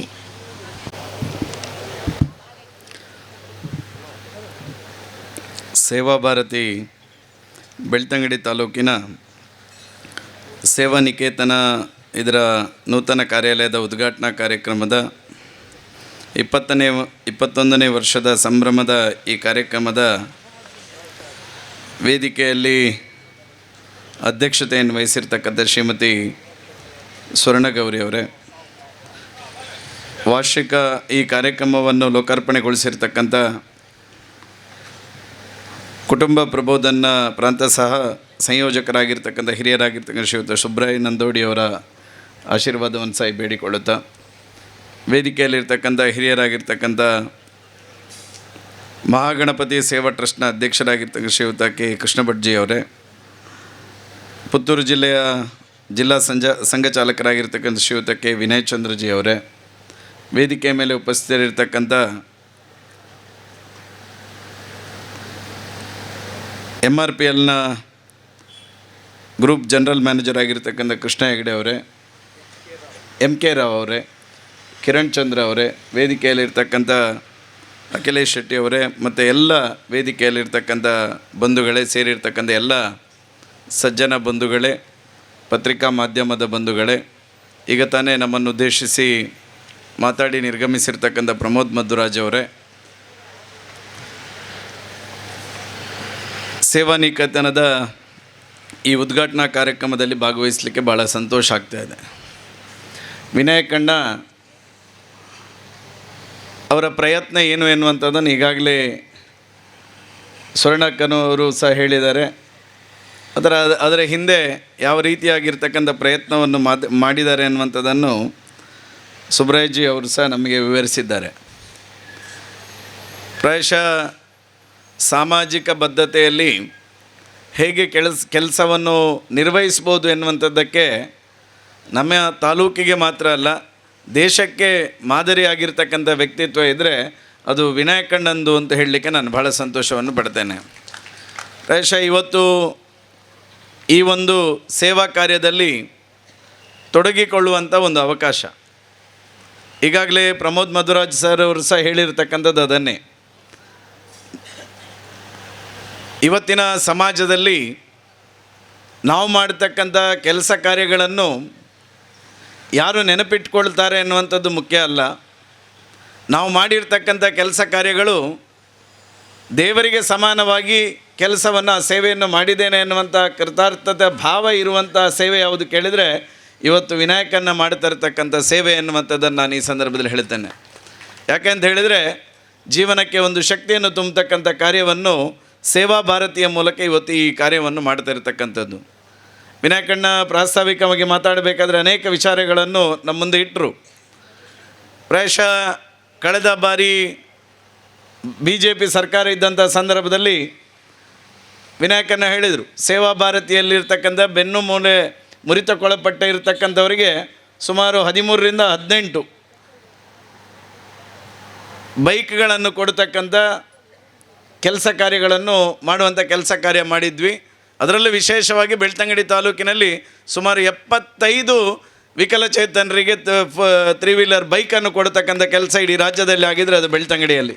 ಪ್ರಾಯಶಃ ನಾನು ಈ ವೇದಿಕೆ ಮೂಲಕ ಮತ್ತೆ ನಾನು ಹೇಳ್ತಾ ಇದ್ದೇನೆ, ಈ ವರ್ಷವೂ ನಾವು 25 ಲಕ್ಷ ರೂಪಾಯಿಯಲ್ಲಿ ವಿನಾಯಕಣ್ಣ ನೀವು ಪಟ್ಟಿ ಕೊಡಿ, 25 ಲಕ್ಷ ರೂಪಾಯಿಯಲ್ಲಿ ಬೆನ್ನು ಮೂಲೆ ಮುರಿತಕ್ಕಾಗಿರ್ತಕ್ಕಂಥವರಿಗೆ 3 ವೀಲರನ್ನು ಕೊಡ್ತಕ್ಕಂಥ ಕೆಲಸವನ್ನು ಮುಂದಿನ ದಿನ ಇದರಲ್ಲಿ ಮಾಡ್ತೇವೆ ಅನ್ನುವಂಥದ್ದನ್ನು ನಾನು ಈ ಸಂದರ್ಭದಲ್ಲಿ ಹೇಳ್ತೇನೆ. ಅದರ ಜೊತೆಗೆ ನಾನು ಅವತ್ತು ಹೇಳಿದ್ದೆ ವಿನಾಯಕಣ್ಣನ ಹತ್ರ 20 ಲಕ್ಷ ರೂಪಾಯಿಯನ್ನು ನಾನು ಸರ್ಕಾರದಿಂದ ನಮ್ಮ ಅನುದಾನದಿಂದ ಕೊಡ್ತೇನೆ ಅಂತೇಳಿ. ಈ ಸರ್ಕಾರದಲ್ಲಿ ಎಲ್ಲವೂ ಉಚಿತಕ್ಕೆ ಹೋಗಿರುವ ಕಾರಣಕ್ಕೋಸ್ಕರ ನನಗೆ ಕಳೆದ 1 ವರ್ಷದಲ್ಲಿ ನಮಗೆ ನಮ್ಮ MLA ಗ್ರ್ಯಾಂಟ್ ಸಹ ಕೊಟ್ಟಿರಲಿಲ್ಲ. ಯೋಗವ ಭಾಗ್ಯವೋ ಗೊತ್ತಿಲ್ಲ, 1 ವಾರ ಆಯಿತು. ಈಗ ಆರ್ಡ್ರ್ ಬಂದು ನಮಗೆ MLA ಗ್ರ್ಯಾಂಟನ್ನು ರಿಲೀಸ್ ಮಾಡಿ ಅದರಲ್ಲಿ 5 ಲಕ್ಷ ರೂಪಾಯಿ MLC ಅವರ ಗ್ರ್ಯಾಂಟ್ ಬಂದದ್ರಿಂದ ಸರ್ಕಾರದ ನಿಯಮಾವಳಿ ಪ್ರಕಾರ 1 ವರ್ಷಕ್ಕೆ ಒಂದು ಸೇವಾ ಟ್ರಸ್ಟಿಗೆ 20 ಲಕ್ಷ ರೂಪಾಯಿ ಮಾತ್ರ ಮಂಜೂರಾತಿಯನ್ನು ಮಾಡಲಿಕ್ಕಾಗೋದು. ಆ ಕಾರಣಕ್ಕೋಸ್ಕರ 15 ಲಕ್ಷ ರೂಪಾಯಿಯನ್ನು ಈ ವರ್ಷದಲ್ಲಿ ಇಡುವಂಥ ಕೆಲಸವನ್ನು ನಾನು ಮಾಡ್ತೇನೆ. ನಿಮಗೆ 3 ತಿಂಗಳ ಒಳಗಡೆ ಅದರ ಆದೇಶ ಪತ್ರವು ಬರ್ತದೆ, ಆ ಕಾರ್ಯವು ಸಹ ಮುಗೀತದೆ. ಮತ್ತು ಹರೀಶಣ್ಣ ಹೇಳಿದ್ದಾರೆ, ಬಂದಿಲ್ಲ ಅಂತ ಇನ್ನು ಹೇಳಲಿಕ್ಕಿಲ್ಲ ವಿನಯನ್ನ. ಇನ್ನು ಇವತ್ತು ನಾವು 2 ದಿವಸದಲ್ಲಿ ಅದನ್ನು AC ಅವರಿಗೆ ಕಳಿಸ್ತೇನೆ. AC ಅವರಿಗೆ ಕಳಿಸಿದ ನಂತರ 15 ಲಕ್ಷ ರೂಪಾಯಿಯನ್ನು ಮಂಜೂರಾತಿ ಆದಷ್ಟು ಬೇಗ ಮುಟ್ಟಿಸುವಂಥ ಕೆಲಸ ಕಾರ್ಯಗಳನ್ನು ಮಾಡ್ತೇನೆ. ಅದರ ಜೊತೆಗೆ ಇವತ್ತು ಈ ಸೇವಾ ಕಾರ್ಯ ಭಾಳ ಒಂದು ಅಗತ್ಯವಾಗಿರ್ತಕ್ಕಂಥ ಕೆಲಸ ಕಾರ್ಯಗಳು. ಆ ಕಾರಣಕ್ಕೋಸ್ಕರ ವಿನಾಯಕಣ್ಣ ನಾನು ಈ ವೇದಿಕೆಯ ಮೂಲಕ ಎಶ್ಯೂರೆನ್ಸ್ ಕೊಡ್ತೇನೆ, ನಾನು ಬೇರೆಯವರಿಂದ ಸಂಗ್ರಹ ಮಾಡಿ ಒಂದು 5 ಲಕ್ಷ ರೂಪಾಯಿಯನ್ನು ವಿಶೇಷವಾಗಿ ಸಂಸ್ಥೆಯ ದೃಷ್ಟಿಯಿಂದ ಈ ಬಿಲ್ಡಿಂಗ್ಗೋಸ್ಕರ ಕೊಡುವಂಥ ವ್ಯವಸ್ಥೆಯನ್ನು ಮಾಡ್ತೇನೆ ಎನ್ನುವಂಥ ವಿಶ್ವಾಸದ ಮಾತನ್ನು ಹೇಳ್ತೇನೆ. ಯಾಕಂತ ಹೇಳಿದರೆ ಇವತ್ತು ಈ ಸಂಸ್ಥೆ ಇದೊಂದು ತಾಲೂಕಿಗೆ ಮಾತ್ರ ಅಲ್ಲ, ದೇಶಕ್ಕೆ ಮಾದರಿಯಾಗಿರ್ತಕ್ಕಂಥ ಒಂದು ಸಂಸ್ಥೆಯನ್ನು ರೂಪಿಸ್ತಕ್ಕಂಥ ನಿಟ್ಟಿನಲ್ಲಿ ನೀವು ಮಾಡ್ತಕ್ಕಂಥ ಈ ಹೆಜ್ಜೆಯ ಜೊತೆ ನಾವು ಸಹ ನಿಮಗೆ ಶಕ್ತಿಯನ್ನು ಕೊಡಬೇಕಾದಂಥ ಅವಶ್ಯಕತೆ ಇರತಕ್ಕಂಥದ್ದು. ಪ್ರಾಯಶಃ ಖಂಡಿತವಾಗಿಯೂ ಈ ಕೆಲಸವನ್ನು ಮಾಡತಕ್ಕಂಥ ಪ್ರಾಮಾಣಿಕ ಕೆಲಸವನ್ನು ಮಾಡ್ತೇನೆ. ಅದರ ಜೊತೆ ನೀವೇನು ಸರ್ಕಾರದ ಮೂಲಕ ಆಗಬೇಕೆನ್ನುವಂಥ ಆಗ್ರಹವನ್ನು ಆಗ ಮಾಡಿದ್ರಿ. ಪ್ರಾಯಶಃ ಈ ಸರ್ಕಾರಕ್ಕೆ ಕಣ್ಣು ಕಿವಿ ಯಾವುದೂ ಕಾಣೋದಿಲ್ಲ ವಿನಾಯಕಣ್ಣ. ಆದರೆ ವಿಶ್ವಾಸಪೂರ್ವಕವಾಗಿ ಹೇಳ್ತೇನೆ, 2 ವರ್ಷದ ನಂತರ BJP ಸರ್ಕಾರ ಬರ್ತದೆ. ಆಗ ಏನು ಬೆನ್ನು ಮೂಲೆ ಮುರಿತಕ್ಕೊಳಪಟ್ಟವರ ಅಗತ್ಯಕ್ಕೆ ಏನು ಸರ್ಕಾರ ಸ್ಪಂದನೆ ಮಾಡಬೇಕೆನ್ನುವಂಥ ನೀವೇನು ಆಗ್ರಹ ಮಾಡ್ತೀರಿ, ನಿಮ್ಮ ಪರವಾಗಿ ನಾನು ಅದನ್ನು ಸಚಿವರ ಬಳಿ ಎದುರು ಕೂತು ಅದನ್ನು ಮಾಡಿಸ್ತಕ್ಕಂಥ ಕೆಲಸವನ್ನು ನಾನು ಮಾಡ್ತೇನೆ ಅನ್ನುವಂಥ ವಿಶ್ವಾಸದ ಮಾತನ್ನು ಸಹ ನಾನು ಈ ಸಂದರ್ಭದಲ್ಲಿ ಹೇಳಲಿಕ್ಕೆ ಇಷ್ಟಪಡ್ತೇನೆ. ಅದರ ಜೊತೆಗೆ ಇವತ್ತು ವಿಕಲಚೇತನರಿಗೆ ಶಕ್ತಿ ಆಗ್ತಕ್ಕಂಥ VRWಗಳು ಕೆಲಸ ಕಾರ್ಯಗಳನ್ನು ಮಾಡ್ತಾ ಇದ್ದಾರೆ. ಪಾಪ ಅವರಿಗೆ ಸಂಬಳ ಕೊಡದೆ ಕಳೆದ ಅವಧಿಯಲ್ಲಿ 6 ತಿಂಗಳು ಸಂಬಳ ಸರ್ಕಾರ ಕೊಟ್ಟಿರಲಿಲ್ಲ. ಈಗ 1 ತಿಂಗಳಿಂದ ಪುನಃ ಸಂಬಳ ಕೊಡ್ತಾ ಇರಲಿಲ್ಲ. ಕನಿಷ್ಠ ವೇತನವನ್ನು ಸಹ ಈಗ ಕೊಡದಂಥ ವ್ಯವಸ್ಥೆಯಲ್ಲಿದೆ. ಅವರಿಗೆ 10,000ಕ್ಕೆ ದುಡಿಯುವಂಥ ವ್ಯವಸ್ಥೆ ವಿಕಲಚೇತನರು. ಪ್ರಾಯಶಃ ಇವತ್ತು ವಿಕಲಚೇತನರ ಇಲಾಖೆ ಅಡಿಯಲ್ಲಿ ನಮ್ಮ ಬೆನ್ನು ಮೂಲೆ ಮುರಿತಕ್ಕೊಳಪಟ್ಟವರಿಗೆ ವಿಶೇಷವಾಗಿ ಅವರನ್ನು ಆರೈಕೆ ಮಾಡತಕ್ಕಂಥ ಬಂಧುಗಳಿಗೂ ಸಹ ಅವರಿಗೆ ಉತ್ತೇಜನ ಕೊಡಬೇಕೆನ್ನುವಂಥ ಏನು ಆಗ್ರಹ ಇದೆ ವಿನಾಯಕಣ್ಣ, ಖಂಡಿತ ಅದನ್ನು ಜನಪ್ರತಿನಿಧಿಯಾಗಿ ಸರ್ಕಾರದ ಗಮನಕ್ಕೆ ತರತಕ್ಕಂಥ ಪ್ರಾಮಾಣಿಕ ಕೆಲಸ ಕಾರ್ಯಗಳನ್ನು ಮಾಡುವಂಥ ಕೆಲಸವನ್ನು ಹಿಂದೆಯೂ ಮಾಡಿದ್ದೇನೆ, ಮುಂದೆಯೂ ಮಾಡ್ತೇನೆ ಎನ್ನುವಂಥ ವಿಶ್ವಾಸದ ಮಾತನ್ನು ಈ ಸಂದರ್ಭದಲ್ಲಿ ಹೇಳ್ತಾ, ಮತ್ತೊಮ್ಮೆ ಇವತ್ತು ಈ ಒಂದು ಸೇವಾ ಕಾರ್ಯ ಸ್ವರ್ಣಗೌರಿ ಅಕ್ಕ ಅಧ್ಯಕ್ಷರಾಗಿ ವಿನಾಯಕಣ್ಣನ ಮಾರ್ಗದರ್ಶನದಲ್ಲಿ ಒಂದು ಒಳ್ಳೆಯ ತಂಡ ಕಟ್ಟಿಕೊಂಡು ಈ ಒಂದು ಕಾರ್ಯವನ್ನು ಮಾಡ್ತಾ ಇರತಕ್ಕಂಥದ್ದು. ನನಗೆ ಖುಷಿ ಇದೆ, ಇಲ್ಲಿರ್ತಕ್ಕಂಥ ಎಲ್ಲ ಸಿಬ್ಬಂದಿಗಳು ಸಹ ಭಾಳ ಹಸನ್ಮುಖಿಯಾಗಿ ಆ ಒಂದು ಬಂಧುಗಳ ಕೆಲಸವನ್ನು ಮಾಡುವಂಥದ್ದನ್ನು ನೋಡಿದಾಗ ಖುಷಿ ಆಗ್ತದೆ. ಒಂದು ಸಂಸ್ಥೆಯನ್ನು ಕಟ್ಟಬೋದು, ಆ ಸಂಸ್ಥೆಯನ್ನು ಕಟ್ಟಿದ ನಂತರ ಆ ಸಿಬ್ಬಂದಿಗಳು ನಮ್ಮ ಮನಸ್ಸಿನ, ನಮ್ಮ ಭಾವನೆಗೆ ಅಥವಾ ನಮ್ಮ ಧ್ಯೇಯದ ಪೂರಕವಾಗಿ ಅವರು ಕೆಲಸ ಮಾಡಿದರೆ ಮಾತ್ರ ಆ ಸಂಸ್ಥೆ ಎತ್ತರಕ್ಕೆ ಬೆಳೀಲಿಕ್ಕೆ ಸಾಧ್ಯ. ಪ್ರಾಯಶಃ ಈ ಸಂಸ್ಥೆ ಎತ್ತರಕ್ಕೆ ಬೆಳೆದಿದೆ ಅಂತ ಹೇಳಿದರೆ ಈ ಸಂಸ್ಥೆಯಲ್ಲಿ ವಿನಾಯಕಣ್ಣನ ಜೊತೆ ಕೆಲಸ ಮಾಡತಕ್ಕಂಥ ಸಿಬ್ಬಂದಿಗಳು ಸಹ ಅತ್ಯಂತ ಗೌರವಕ್ಕೆ ಪಾತ್ರರಾಗುವರು ಎನ್ನುವಂಥದ್ದನ್ನು ಸಹ ನಾನು ಈ ಸಂದರ್ಭದಲ್ಲಿ ಹೇಳಲಿಕ್ಕೆ ಇಷ್ಟಪಡ್ತೇನೆ. ಅಂತಹ ಒಂದು ಒಳ್ಳೆಯ ಸಿಬ್ಬಂದಿಗಳು ಸಹ ಈ ಸಂಸ್ಥೆಯ ಜೊತೆ ಜೋಡಿಸಿಕೊಂಡು ಈ ಸೇವಾ ಕಾರ್ಯವನ್ನು ಮಾಡ್ತಕ್ಕಂಥ ಪ್ರಾಮಾಣಿಕ ಕೆಲಸವನ್ನು ಮಾಡ್ತಕ್ಕಂಥದ್ದು. ಪ್ರಾಯಶಃ ನಾನು ಇವತ್ತು ಪತ್ರಿಕಾ ಮಾಧ್ಯಮದ ಬಂಧುಗಳು ನಮ್ಮ ಜೊತೆ ಇದ್ದಾರೆ. ನಾನು ಅವರ ಹತ್ರ ವಿನಂತಿ ಮಾಡ್ತೇನೆ, ಈ ರೀತಿಯ ಸಾಮಾಜಿಕ ಬದ್ಧತೆಯಲ್ಲಿ ಕೆಲಸ ಮಾಡ್ತಕ್ಕಂಥ ಸಂಸ್ಥೆಯ ಈ ಕಾರ್ಯವನ್ನು ನೀವು ಇನ್ನಷ್ಟು ಹೆಚ್ಚು ಜನರಿಗೆ ತಿಳಿಪಡಿಸಿದರೆ ಇನ್ನಷ್ಟು ದಾನಿಗಳು ಈ ಒಂದು ಸಂಸ್ಥೆಯ ಜೊತೆ ಸಹಕಾರವನ್ನು ಕೊಡಲಿಕ್ಕೆ ಸಾಧ್ಯ ಆಗ್ತದೆ. ಆ ಕಾರಣಕ್ಕೋಸ್ಕರ ನಾನು ವಿಶೇಷವಾಗಿ ಸೇವಾ ಭಾರತೀಯ ಕಡೆಯಿಂದ ಪತ್ರಿಕಾ ಮಾಧ್ಯಮ ಬಂಧುಗಳಿಗೆ ವಿಶೇಷವಾಗಿರ್ತಕ್ಕಂಥ ಮನವಿಯನ್ನು ಮಾಡ್ತೇನೆ. ಈ ಸೇವಾ ಕಾರ್ಯ ಇನ್ನಷ್ಟು ಹೆಚ್ಚು ಜನರಿಗೆ ಮುಟ್ಟುವ ರೀತಿಯಲ್ಲಿ ನಿಮ್ಮ ಸಹಕಾರವು ಈ ಸಂಸ್ಥೆಯ ಜೊತೆ ಇರಲಿ ಎನ್ನುವಂಥ ಮಾತನ್ನು ಈ ಸಂದರ್ಭದಲ್ಲಿ ಹೇಳ್ತಾ, ಮತ್ತೊಮ್ಮೆ ಎಲ್ಲ ಈ ವೇದಿಕೆ ಮೂಲಕ ಮಾತಾಡಲಿಕ್ಕೆ ಅವಕಾಶ ಮಾಡಿಕೊಟ್ಟಿರ್ತಕ್ಕಂಥ ಎಲ್ರಿಗೂ ವಂದಿಸ್ತಾ, ಈ ಕಾರ್ಯದ ಜೊತೆ ಹಿಂದೆಯೂ ಇದ್ದೆ, ಇವತ್ತೂ ಇದ್ದೇನೆ, ಮುಂದೆಯೂ ವಿನಾಯಕಣ್ಣನ ಜೊತೆ ನಿಮ್ಮ ಶಿಷ್ಯನಾಗಿ ಖಂಡಿತ ಯಾವತ್ತೂ ಇರ್ತೇನೆ ಅಂತ ಹೇಳ್ತಾ ಎಲ್ರಿಗೂ ವಂದಿಸ್ತಾ ನನ್ನ ಮಾತು ಮುಗಿಸ್ತೇನೆ. ಭಾರತ್ ಮಾತಾಗೆ ಜೈ. ಶುಭನ ಕಾರ್ಯಾಲಯ ನಿರ್ಮಾಣದ ಪ್ರಾಯೋಜಕರು ಸೇವಾನಿಕೇತನ ಕಟ್ಟಡಕ್ಕೆ ಆಧಾರ ಸ್ತಂಭವಾಗಿ ನಮಗೆ ಪ್ರೋತ್ಸಾಹಿಸಿದ ಸಂಸ್ಥೆ ಮ್ಯಾಂಗ್ಳೂರ್ ರಿಫೈನರಿ ಪ್ರೈವೇಟ್ ಲಿಮಿಟೆಡ್. ಸಮಾಜದ ಏಳಿಗೆ, ಅಶಕ್ತರಿಗೆ ಮತ್ತು ಅಗತ್ಯವಿರುವವರಿಗೆ ಸೇವೆ ಒದಗಿಸುತ್ತಾ ಸಹಕರಿಸುವ ನಮ್ಮ ಹೆಮ್ಮೆಯ ಸಂಸ್ಥೆ MRPL.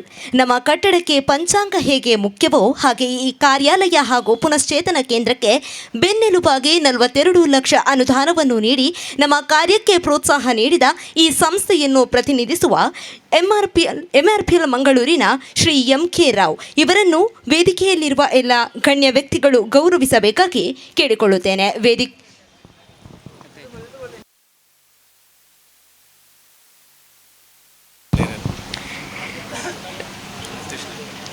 ಬೆಳ್ತಂಗಡಿ ಶಾಸಕರಾದ ಶ್ರೀ ಹರೀಶ್ ಪೂಂಜಾರ್ ಅವರು ಗೌರವಿಸಬೇಕಾಗಿ ಕೇಳಿಕೊಳ್ಳುತ್ತೇನೆ.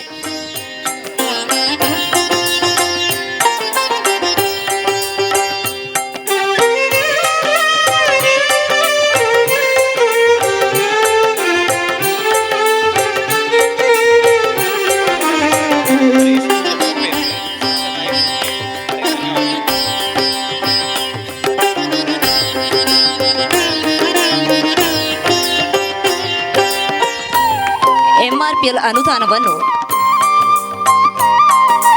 ಈ ಸಂದರ್ಭದಲ್ಲಿ MRPLನ ಅನುದಾನವನ್ನು ನಮ್ಮ ಸಂಸ್ಥೆಗೆ ಲಭ್ಯವಾಗಲು ಸಹಕರಿಸಿದ MRPL ಸಂಸ್ಥೆಯ ಪದಾಧಿಕಾರಿಗಳು, ಜನಪ್ರತಿನಿಧಿಗಳು, ಸ್ವಯಂ ಸೇವಕರಿಗೆ ಅನಂತ ಧನ್ಯವಾದಗಳು.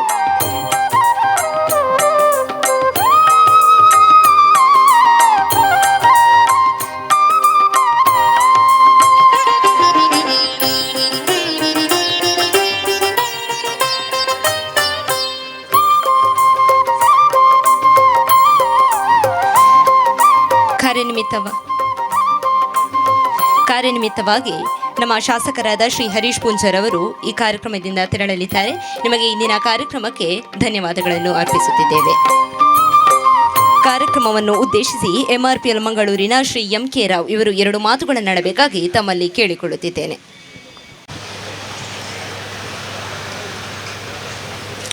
ಎಲ್ಲರಿಗೂ ನಮಸ್ಕಾರ. ನನ್ನ ಸಂಸ್ಥೆಯ MRPL ಪರವಾಗಿ ಎಲ್ಲರಿಗೂ ಈ ಸಂದರ್ಭದಲ್ಲಿ ಶುಭಾಶಯಗಳು. ನಾವು CSR ಅಂದರೆ ಒಂದು ಸಮಾಜ ಸೇವಾ ಥರ ನೋಡ್ತೀವಿ. CSR ಅಂದರೆ ನಾವು ಸಂರಕ್ಷಣ್ ಅಂತ ಬ್ರ್ಯಾಂಡ್ ನೇಮಲ್ಲಿ ಅನುದಾನ ಕೊಡ್ತಾಯಿದ್ವಿ MRPLಲ್ಲಿ. ಇದರಲ್ಲಿ ಆರೋಗ್ಯ ಸಂರಕ್ಷಣೆ, ಶಿಕ್ಷಣ ಸಂರಕ್ಷಣೆ, ಭೋಜನ ಸಂರಕ್ಷಣೆ, ಪ್ರಕೃತಿ ಸಂರಕ್ಷಣೆ ಆ್ಯಂಡ್ ಸಂಸ್ಕೃತಿ ಸಂರಕ್ಷಣೆ ಈ ಭಾಗದಲ್ಲಿ ಅನುದಾನ ಕೊಡ್ತಾ ಇದ್ದೇವೆ. ಈ 5 ಭಾಗದಲ್ಲಿ ಇವಾಗ 300 ಪ್ರಾಜೆಕ್ಟು ಪ್ರೋಗ್ರೆಸ್ಸಲ್ಲಿದೆ. MRPL ಅನುದಾನ ಕೊಟ್ಟಿದ್ದ 300 ಪ್ರಾಜೆಕ್ಟ್ ಪ್ರೋಗ್ರೆಸ್ಸಲ್ಲಿದೆ. ಇವಾಗ ಈ ದಿನದ ಈ ಕಾರ್ಯಕ್ರಮ ಆರೋಗ್ಯ ಸಂರಕ್ಷಣೆ ಕಡೆಗೆ ಬರ್ತದೆ.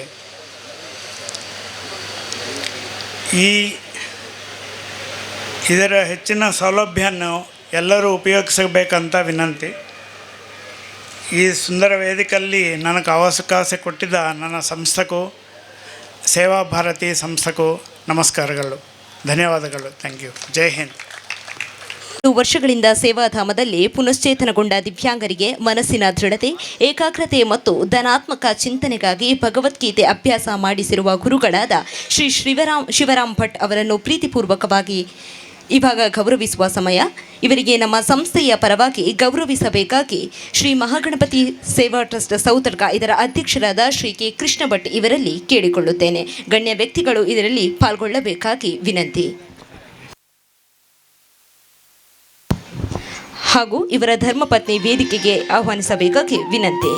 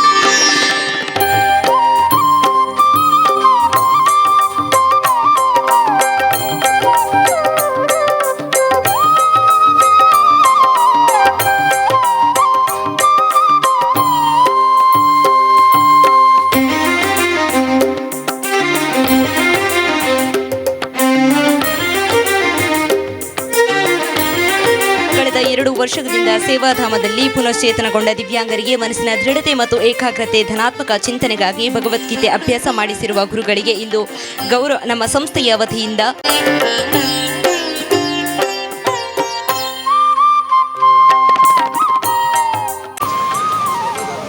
ಕಾರ್ಯಕ್ರಮವನ್ನು ಉದ್ದೇಶಿಸಿ ಶ್ರೀ ಶಿವರಾಮ್ ಭಟ್ ಇವರು ಹಿತನುಡಿಗಳನ್ನಾಡಬೇಕಾಗಿ ತಮ್ಮಲ್ಲಿ ಕೇಳಿಕೊಳ್ಳುತ್ತಿದ್ದೇನೆ.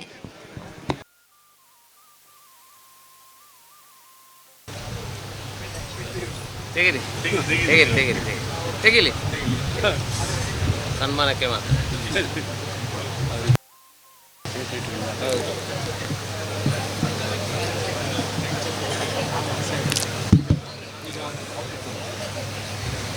ವೇದಿಕೆಯಲ್ಲಿರುವಂತಹ ಗಣ್ಯ ವ್ಯಕ್ತಿಗಳೇ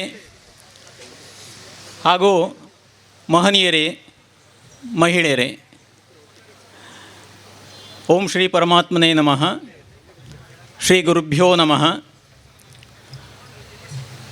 ಕರ್ಮಣ್ಯೇವಾಧಿಕಾರಸ್ತೆ ಮಾ ಫಲೇಶು ಕದಾಚನ ಎಂಬಂತಹ ಭಗವದ್ಗೀತೆಯ ಶ್ರೇಷ್ಠ ತತ್ವವನ್ನು ಅನುಸರಿಸಿಕೊಂಡು ನಮ್ಮ ಈ ಸೇವಾ ಸಂಸ್ಥೆಯ ರೂವಾರಿಯಾದಂತಹ ವಿನಾಯಕ್ ಸರ್ ಅವರು ಏನೊಂದು ಮಹತ್ ಕಾರ್ಯ ಮಾಡ್ತಾ ಇದ್ದಾರೆ. ಅದೊಂದು ಶ್ಲಾಘನೀಯವಾದಂತಹ ಕಾರ್ಯ. ಅವರ ಕಾರ್ಯದ ಎದುರು ನಮ್ಮದೊಂದು ಸಮುದ್ರ ತಡೆಯ ಒಂದು ಹೊಯ್ಗೆ ಕಾಣದಷ್ಟು ಮಾತ್ರ. ಏನು ಒಂದು ಭಗವದ್ಗೀತೆಯಲ್ಲಿ ಹೇಳಿದ್ದಾರೆ, ಯದ್ಯದಾಚರತಿ ಶ್ರೇಷ್ಠ ತತ್ತದೇವೇತರೋ ಜನಃ. ಶ್ರೇಷ್ಠ ವ್ಯಕ್ತಿಗಳು ಏನು ಮಾಡ್ತಾರೆ ಅದನ್ನು ಉಳಿದವರು ಅನುಸರಿಸಿಕೊಂಡು ಹೋಗ್ತಾರೆ. ಅಂತಹ ಶ್ರೇಷ್ಠ ವ್ಯಕ್ತಿಗಳ ಮಾರ್ಗದರ್ಶನ ನಾವು ಅನುಸರಿಸಿಕೊಂಡು ಹೋಗಬೇಕು ಎಂಬಂತಹ ಒಂದು ಮಾರ್ಗದರ್ಶನ ನಮಗೆ ಹಾಕಿದ ಹಾಗೆ ಇದು. ನಮ್ಮ ಈ ಭಗವದ್ಗೀತಾ ಕಾರ್ಯ ಅಲ್ಲಿಯ ಸೇವಾ ಧಾಮದಲ್ಲಿರುವಂತಹ ವಿಕಲಾಂಗರಿಗೆ ನಾವು ಕೊಡಬೇಕು ಅಂತ ಕೇಳಿದಾಗ ಬಹಳ ಖುಷಿಯಾಯಿತು. ಅಲ್ಲಿರುವಂತಹ ಅಡಿಕೆ ಮರದಿಂದ ಬಿದ್ದಂಥ ವ್ಯಕ್ತಿಗಳು, ಅಪಘಾತಗಳಾದಂತಹ ವ್ಯಕ್ತಿಗಳು, ಅವರಲ್ಲೆಲ್ಲ ಒಂದು ಮನಸ್ಸಿನ ಒಂದು ಸ್ಥೈರ್ಯವನ್ನು ತುಂಬುವಂತಹ ಕಾರ್ಯ ಮಾಡುವಂತಹ ಒಂದು ಪುಣ್ಯ ನನಗೆ ಬಂತು. ಸಾಮಾನ್ಯ ಒಂದು 100ರಷ್ಟು ಈ ತನಕ ಒಂದು 2 ವರ್ಷದಲ್ಲಿ ಅಲ್ಲಿ ನಿರಂತರ ಜರುಗ್ತಾ ಇದೆ. ಆ ಭಗವದ್ಗೀತೆಯನ್ನು ಓದುವಂತಹ, ಕಲಿಸುವಂತಹ ಒಂದು ಆಶ್ರಮ. ಅನೇಕರು ತಮ್ಮ ಜೀವನ ಪಾವನ ಆಯಿತು ಅಂತ ಅದರಿಂದ ಕಂಡುಕೊಂಡಿದ್ದಾರೆ. ಈಗ ನಾವು ಆಗ ವಿನಾಯಕ್ ಸರ್ ಹೇಳಿದರು, ನೀವು ಹೋಗುವಾಗ ಒಮ್ಮೆ ಮಾಬಲಣ್ಣ ಅಂತಲೇ ಒಮ್ಮೆ ಮಾತಾಡಬೇಕು ಅಂತ ಹೇಳಿ. ಈ ಮಹಾಬಲೇಶ್ವರ ಅಂತ ಹೇಳುವವರು ಅವರಿಗೆ ಮಾತಾಡಲಿಕ್ಕೆ ಬರ್ತಾ ಇರಲಿಲ್ಲ. ದಿನ ಈ ಶ್ಲೋಕವನ್ನು ಅವರಿಗೆ ಹೇಳಿಕೊಟ್ಟು ಅದನ್ನು ಹೇಳ್ತಾ ಇದ್ದರು. ಹೇಳಿ ಈಗ ನೀವೊಮ್ಮೆ ಅವರಲ್ಲಿ ಮಾತಾಡಿ ನೋಡಿ ಯಾವ ರೀತಿ ಮಾತಾಡ್ತಾರೆ ಅಂಥೇಳಿ. ಹಾಗೆಯೇ ನಮ್ಮ ಇದರಲ್ಲಿದ್ದಂಥ ಸರ್ವೋತ್ತಮಣ್ಣ ಇದ್ದಾರೆ, ಲೋಕೇಶಣ್ಣ ಅಂತ ಇದ್ದರು, ಹರೀಶಣ್ಣ ಅಂತ ಇದ್ದರು. ಹಾಗೆ ಈಗಲೂ ಈಗ ಅಂತೂ ನಿರಂತರ ಒಂದು 10-20 ಜನ ನಿರಂತರ ಅದರಲ್ಲಿ ಕಲಿತಾ ಇದ್ದಾರೆ. ಅಲ್ಲಿ ಸೇವಾಧಾಮದಲ್ಲಿರುವವರು ಅಲ್ಲಿ ಇರುವಷ್ಟು ತನಕ ಅವರು ಇದನ್ನು ಅಭ್ಯಾಸದಲ್ಲಿ ಪಾಲ್ಗೊಳ್ತಾರೆ. ಮನೆಗೆ ಹೋದ ನಂತರ ಅವರಿಗೆ ವಿವಿಧ ಸಮಸ್ಯೆಗಳು ಬರ್ತವೆ. ಅದನ್ನು ಕೆಲವರು ಬಿಟ್ಟು ಬಿಡ್ತಾರೆ. ಕೆಲವರು ಶ್ರಮಪಟ್ಟು ನೆಟ್ ಸರ್ವಿಸ್ ಎಲ್ಲ ಅದನ್ನು ಕಳಿಸಿಕೊಂಡು ಆ ಅಭ್ಯಾಸ ಮಾಡ್ತಾ ಇರ್ತಾರೆ. ಈಗಂತೂ ಒಂದು 2 ಆವೃತ್ತಿ 700 ಶ್ಲೋಕಗಳನ್ನು 2 ಸಲ ಕಲಿಸಿ ಈಗ ಪುನಃ 3ನೇ ಆವೃತ್ತಿಯಲ್ಲಿ ತೊಡಗಿದೆ. ಒಂದು 15 ಜನ ನಿರಂತರ ಅಭ್ಯಾಸ ಮಾಡ್ತಾ ಇದ್ದಾರೆ ಇನ್ನೂ ಕೂಡ. ಇದು ಒಂದು ನಿರಂತರ ಪ್ರಕ್ರಿಯೆ. ಮಾನಸಿಕ ಅವರ ಆರೋಗ್ಯ ಜೊತೆಗೆ ಅವರ ಮಾನಸಿಕವನ್ನು ಒಂದು ಧೈರ್ಯವನ್ನು ಕೊಡುವಂತಹ ಒಂದು ಶ್ರಮ. ಇದಕ್ಕೆಲ್ಲ ಮೂಲ ಕಾರಣ ನಮ್ಮ ಸುಬ್ರಾಯನಂದೋಡಿ ಅವರು, ನಮ್ಮ ಗುರುಗಳು. ಹೇಗೆ ಗುಣವಜ್ಜನ ಸಂಸರ್ಗಾತ್ ನೀಚೋಪಿ ಗೌರವಂ ಯಾತಿ, ಪುಷ್ಪಮಾಲಾನುಷಂಗೇಣ ಸೂತ್ರಂ ಶಿರಸಿ ಧಾರ್ಯತೆ. ಒಳ್ಳೆಯವರ ಒಂದು ಸಹವಾಸ ಅಂತ ಹೇಳಿದರೆ ಅದು ಅಲ್ಪರು ಕೂಡ ಅದರಿಂದ ಗೌರವವನ್ನು ಪಡೆಯುತ್ತಾರೆ ಅಂತ ಹೇಳುವಂಥದ್ದು. ಸಾಮಾನ್ಯ ವ್ಯಕ್ತಿ ಅಂತ ನನಗೆ ಕೂಡ ಒಂದು ಅವಕಾಶ ಅವರಿಂದಾಗಿ ಸಿಕ್ಕಿತು. ಹಾಗೆಯೇ ಒಂದು ಹೂಮಾಲೆಯಲ್ಲಿ ನಾವು ದೇವರಿಗೆ ಅರ್ಪಣೆ ಮಾಡ್ತೇವೆ, ಆಗ ಅದರ ಜೊತೆಗೆ ಆ ನಾರು ಕೂಡ ದೇವರ ತಲೆಯನ್ನೇ ಇರ್ತದೆ. ಅಂತಹ ಒಂದು ಭಾಗ್ಯ ನನಗೆ ಅವರಿಂದ ದೊರಕಿತು. ಈ ರೀತಿ ಇಲ್ಲಿ ನನ್ನನ್ನು ಕರೆಸಿ ಗೌರವಿಸುವಂಥ ಒಂದು ಕಾರ್ಯ ಮಾಡಿದ್ದೀರಿ. ನಮ್ಮ ವಿನಾಯಕಣ್ಣ ಮತ್ತು ಅವರ ಎಲ್ಲ ತಂಡಕ್ಕೆ ಕೂಡ ಈ ಸಂದರ್ಭದಲ್ಲಿ ನಾನು ನನ್ನ ಹೃತ್ಪೂರ್ವಕ ವಂದನೆಯನ್ನು ತಿಳಿಸ್ತಾ ಈ ಒಂದು ಅವಕಾಶಕ್ಕಾಗಿ ವಂದಿಸಿ ನನ್ನ ಈ 2 ಮಾತುಗಳಿಂದ ವಿರಮಿಸ್ತಾ ಇದ್ದೇನೆ. ಶ್ರೀಕೃಷ್ಣ ಅರ್ಪಣಮಸ್ತು.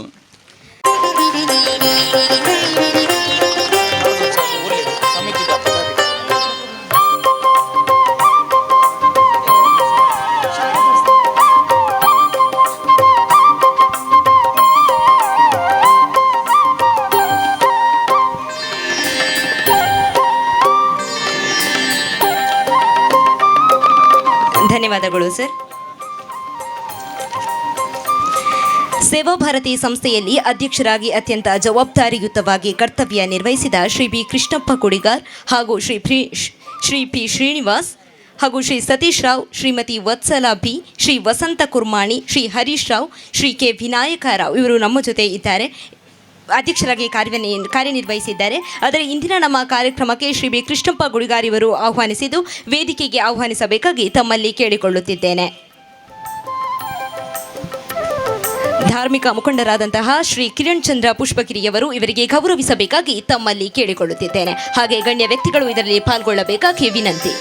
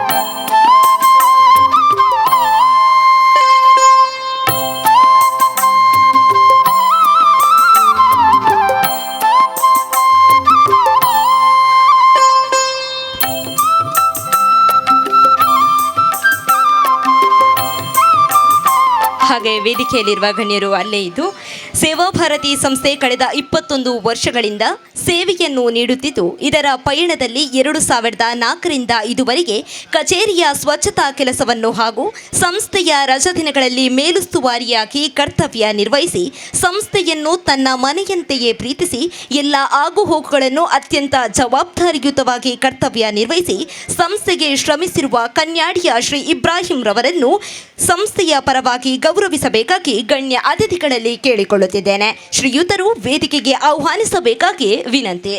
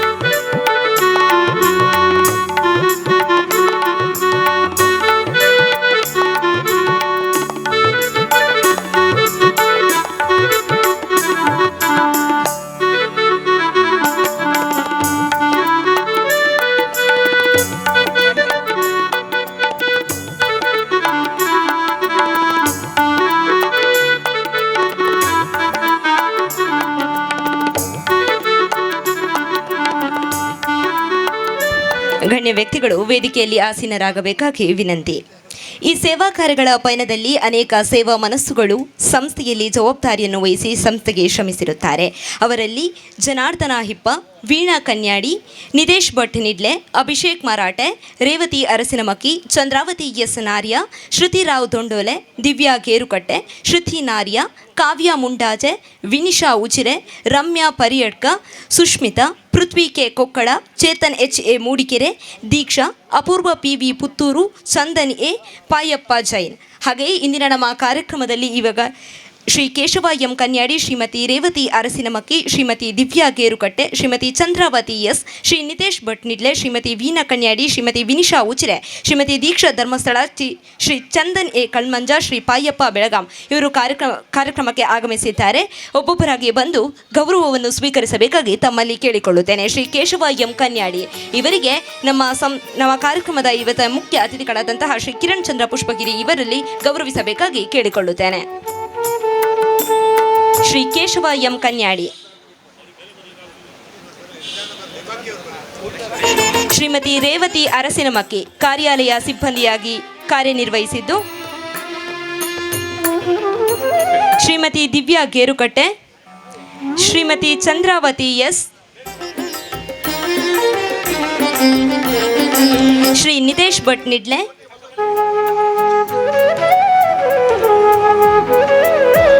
ಶ್ರೀಮತಿ ವೀಣಾ ಕನ್ಯಾಡಿ, ಶ್ರೀಮತಿ ವಿನಿಶಾ ಉಜಿರೆ, ಶ್ರೀಮತಿ ದೀಕ್ಷಾ ಧರ್ಮಸ್ಥಳ, ಶ್ರೀ ಚಂದನ್ ಎ ಕಲ್ಮಂಜ, ಶ್ರೀ ಪಾಯಪ್ಪ ಬೆಳಗಾಂ.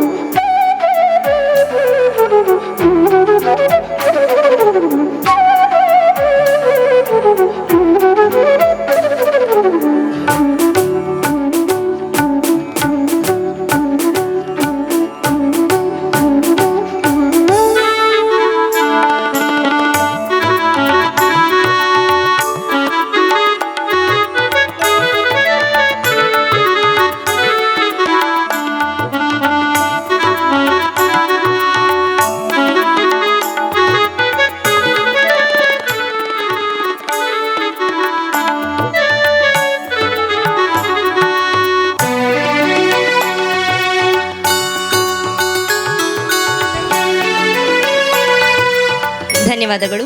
ಕನ್ಯಾಡಿ ಶ್ರೀ ಶಾರದೋತ್ಸವ ಸಮಿತಿಯ ವತಿಯಿಂದ ನೂತನ ಕಟ್ಟಡ ನಿರ್ಮಾಣಕ್ಕೆ ₹1,00,000 ದೇಣಿಗೆಯನ್ನು ನೀಡಲು ಇಚ್ಛಿಸಿದ್ದು, ದೇಣಿಗೆಯನ್ನು ಸ್ವೀಕರಿಸಬೇಕಾಗಿ ನಮ್ಮ ಸಂಸ್ಥೆಯ ಅಧ್ಯಕ್ಷರಾದಂತಹ ಶ್ರೀಮತಿ ಸ್ವರ್ಣಗೌರಿ ಇವರಲ್ಲಿ ಕೇಳಿಕೊಳ್ಳುತ್ತೇನೆ.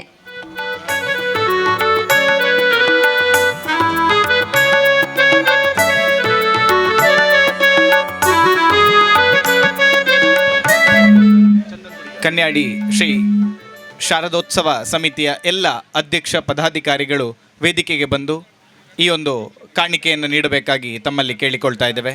ಸಂಸ್ಥೆಯ ಪರವಾಗಿ ಸಂಸ್ಥೆಯ ಅಧ್ಯಕ್ಷರಾಗಿರುವಂತಹ ಶ್ರೀಮತಿ ಸ್ವರ್ಣಗೌರಿ ಇವರು ಅವರು ಸೇವಾರ್ಥ ರೂಪದಲ್ಲಿ ನೀಡುವಂತಹ ಕಾಣಿಕೆಯನ್ನು ಸ್ವೀಕರಿಸಬೇಕಾಗಿ ವಿನಂತಿಸಿಕೊಳ್ತೇವೆ.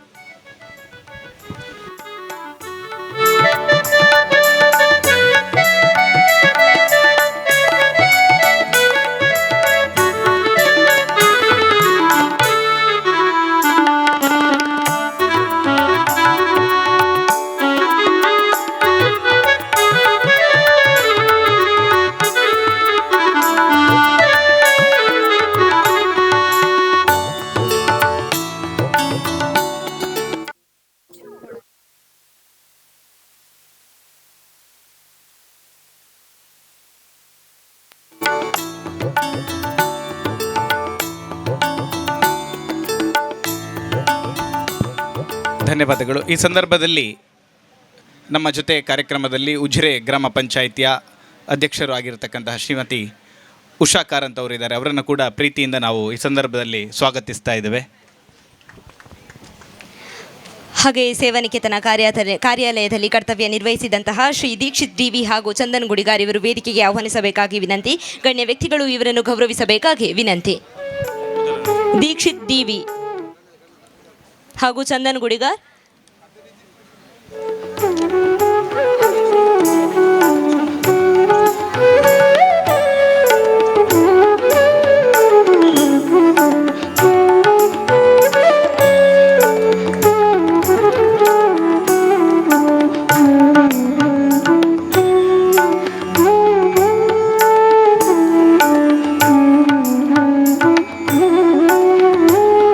ಧನ್ಯವಾದಗಳು ಸರ್.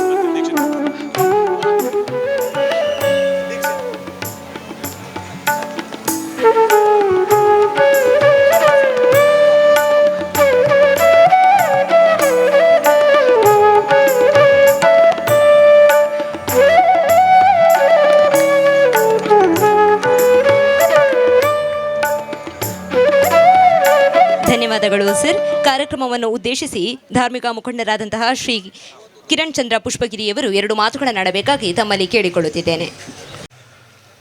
ಮಂಜುನಾಥ ಸ್ವಾಮಿ ನೆನವರಿಕೆ ಮಾಡಿಕೊಂಡು ಅನ್ನಪ್ಪ ಸ್ವಾಮಿ ಹಾಗೂ ಕನ್ಯಾಡಿಯ ಆರಾಧ್ಯ ದೇವರಾದಂತಹ ಶ್ರೀರಾಮಚಂದ್ರ ದೇವರನ್ನು ನೆನವರಿಕೆ ಮಾಡಿಕೊಂಡು ಮಾತನಾಡುವ ಮಂಜುನಾಥ ಪೂಜ್ಯ ಕಾವಂದ್ರ ನೆನವರಿಕೆ ಮಾಡಿಕೊಂಡು ಕನ್ಯಾಡಿಯ 1008 ಬ್ರಹ್ಮಾನಂದ ಸರಸ್ವತಿ ಸ್ವಾಮಿಗಳನ್ನು ನೆನವರಿಕೆ ಮಾಡಿಕೊಂಡು ಅಡ್ಡಂದ ಗೆಲ್ಲ ನುರಿನಗ ಗುಂಡು ಕಲ್ಲು ಪೊಡಿಯಾನಗ ಪೆತ್ತ ಕಂಜಿ ಸೈ ಇಂಗುಳೆ ಆನಗ ಗರ್ಭವತಿ ಪೊಣ್ಣನ ಗರ್ಭ ಉಡಿರ್ನಗ ಸತ್ಯ ಇತ್ತು ನಾಯೆ ಒತ್ತುದು ಬಾ ಇತ್ತು ನಾಯೆ ಬೆಳಗ್ನಗ ಗಟ್ಟಡು ಸಿರಿಮಡಿ ಸಮುದ್ರಡು ಸಿರಿಪಾದ ರಾಮೇಶ್ವರ ಗಡಿಡ್ದು ನೀಲೇಶ್ವರ ಗಡಿ ನೀಲೇಶ್ವರ ಗಡಿಡ್ದು ಅಂಕೋಲ ಗಡಿ ಅಂಕೋಲ ಗಡಿಡ್ದು ತುಳುರಾಜ್ಯ ಗಡಿ 32 ಗಾವುದಾಂದು ಪನ್ಪ ಒಂದೆ ಅಡ್ಡಂದ ಗೆಲ್ಲ ನುರಿನಗ ಗುಂಡು ಕಲ್ಲು ಪೊಡಿಯಾನಗ ಪೆತ್ತ ಕಂಜಿ ಸೈ ಇಂಗುಳೆ ಆನಗ ಗರ್ಭವತಿ ಪೊಣ್ಣನ ಗರ್ಭ ಉಡಿರ್ನಗ ಸತ್ಯ ಇತ್ತು ನಾಯೆ ಒತ್ತುದು ಬಾ ಇತ್ತು ನಾಯೆ ಬೆಳಗ್ನಗ ಗಟ್ಟೊಡು ಸಿರಿಮಡಿ ಸಮುದ್ರಡು ಸಿರಿಪಾದ ಆಣ ತೆರೆಡ್ದು ಪೊಣ್ಣ ನೆರಿಕ್ 4 ಕಾಡು ನಡೆಡ್ದು ನಮ್ಮನ್ನು ತಾಂಕಂಡ ತಮ್ಮಲೆಯಾದು ಪೆದ್ದುಂಡ ಅಪ್ಪೆಯಾದು ಮೋಹದ ಜಕ್ಕೆಳ್ಳು ಕುಲ್ಲದು ಅಮೃತ ಸಿರಿಮೆರೆಕೊರ್ದು ಕಾಪದೀದು ಕಾತೊಂದು ಬತ್ತಿನಂಚಿನ ನಾಗನಡೆ ಸರ್ಪಬಾಯಿ ಬಲಿಪಬಾಯಿ ಸರ್ಪಮಂಡೆ ಪಂಚವರ್ಣದ ಪುಂಚ ನೆಲತ್ತ ಈ ಸಚ್ಚಿತ್ತಲ್ಲಿಗೆ ನಮ್ಮ ಮಾತೆಲ್ಲ ನೀಟಪ್ಪ ಅಡ್ಡ ಬೂರನ್ಗ ಬಂದಲೆ ನಮ್ಮ ಮಾತೆಲ್ಲ ನೀಟಪ್ಪ ಅಡ್ಡ ಬೂರನ್ಗ ಒಂಜಿ ಬಾರಿ ಒಂಜಿ ಪೊರ್ಲುದ ಕಾರ್ಯಕ್ರಮ ಮಾತ ರಾಷ್ಟ್ರೀಯ ಸ್ವಯಂ ಸೇವಕ ಸಂಘದ ಹಿರಿಯ ವ್ಯಕ್ತಿಲು ಒಂಜಿ ದೇಶನ್ ಕಟ್ಟುನಂಚಿನ ಮೂಜಿ ಸೈನಿಕರು ಒಂಜಿ ದೇಶನ ಕಾಪುನಂಚಿನ ನನೊಂಜಿ ನಂಗೆ ಒಣಸು ಗೊರ್ಪುನಂಚಿನ ಅನ್ನದಾತೆ ಅಯ್ಯನೊಟ್ಟಿಗೆ ದೇಶನ ಒಂಜಿ ಸಂಸ್ಕಾರ ಸಂಸ್ಕೃತಿ ಲೆಕ್ಕ ಕಟ್ಟುನಂಚಿನ ಒಂಜಿ ಸೈನಿಕ ಇತ್ತಂಡ ಅವೆನ್ನ ಪೆರ್ಮೆದ ರಾಷ್ಟ್ರೀಯ ಸ್ವಯಂ ಸೇವಕ ಸಂಘದ ಮಾತ ಸ್ವಯಂ ಸೇವಕರು ಅಂಚಾದ ಆ ರಾಷ್ಟ್ರೀಯ ಸ್ವಯಂ ಸೇವಕ ಸಂಘದ 100ನೇ ವರ್ಷದ ಒಂಜಿ ಪುಣ್ಯ ಪರ್ವಕಾಲ ನಮೊಲ್ಲ ವೇದಿಕೆದ ಮಿತ್ತರ್ ಮೇಡು ಬೇತೆ ಬೇತೆ ಮರ್ಗಿಳ್ದು ನಮ್ಮ ಸಂಸ್ಕಾರ ಸಂಸ್ಕೃತಿ ಮುಖೇನವಾದ ನಂಗೆ ಒಂಜಿ ಆಶೀರ್ವಾದ ಮಲ್ತದು ಈ ದೇಶಗೊಂಜಿ ಸಮರ್ಪಣೆಯನ್ನು ಮಲ್ತಿನಂಚಿನ ಹಿರಿಯಕ್ಲು ಕುಲ್ದಿರು ಮಾತಿಲ್ ನೆನವರಿಕೆ ಮಲ್ತೊಂದು ದಯಪಂಡ ಆಲ್ರೆಡಿ ಪೊರ್ತು ಮೀರ್ದು ಬೋತನು ವಿನಾಯಕಣ್ಣ ಅಂಚಾದ ಮಾತಿರಲ್ಲ ವೇದಿಕೆದ ಮಿತ್ತರ್ ಮಿಡಿಪುನಂಚಿನ ಮಾತಿನೆಲ್ಲ ಒಡಾಲ್ಡು ಲೆತ್ತಕ್ಕೆ ಎಂದೆ ಪನೊಂದು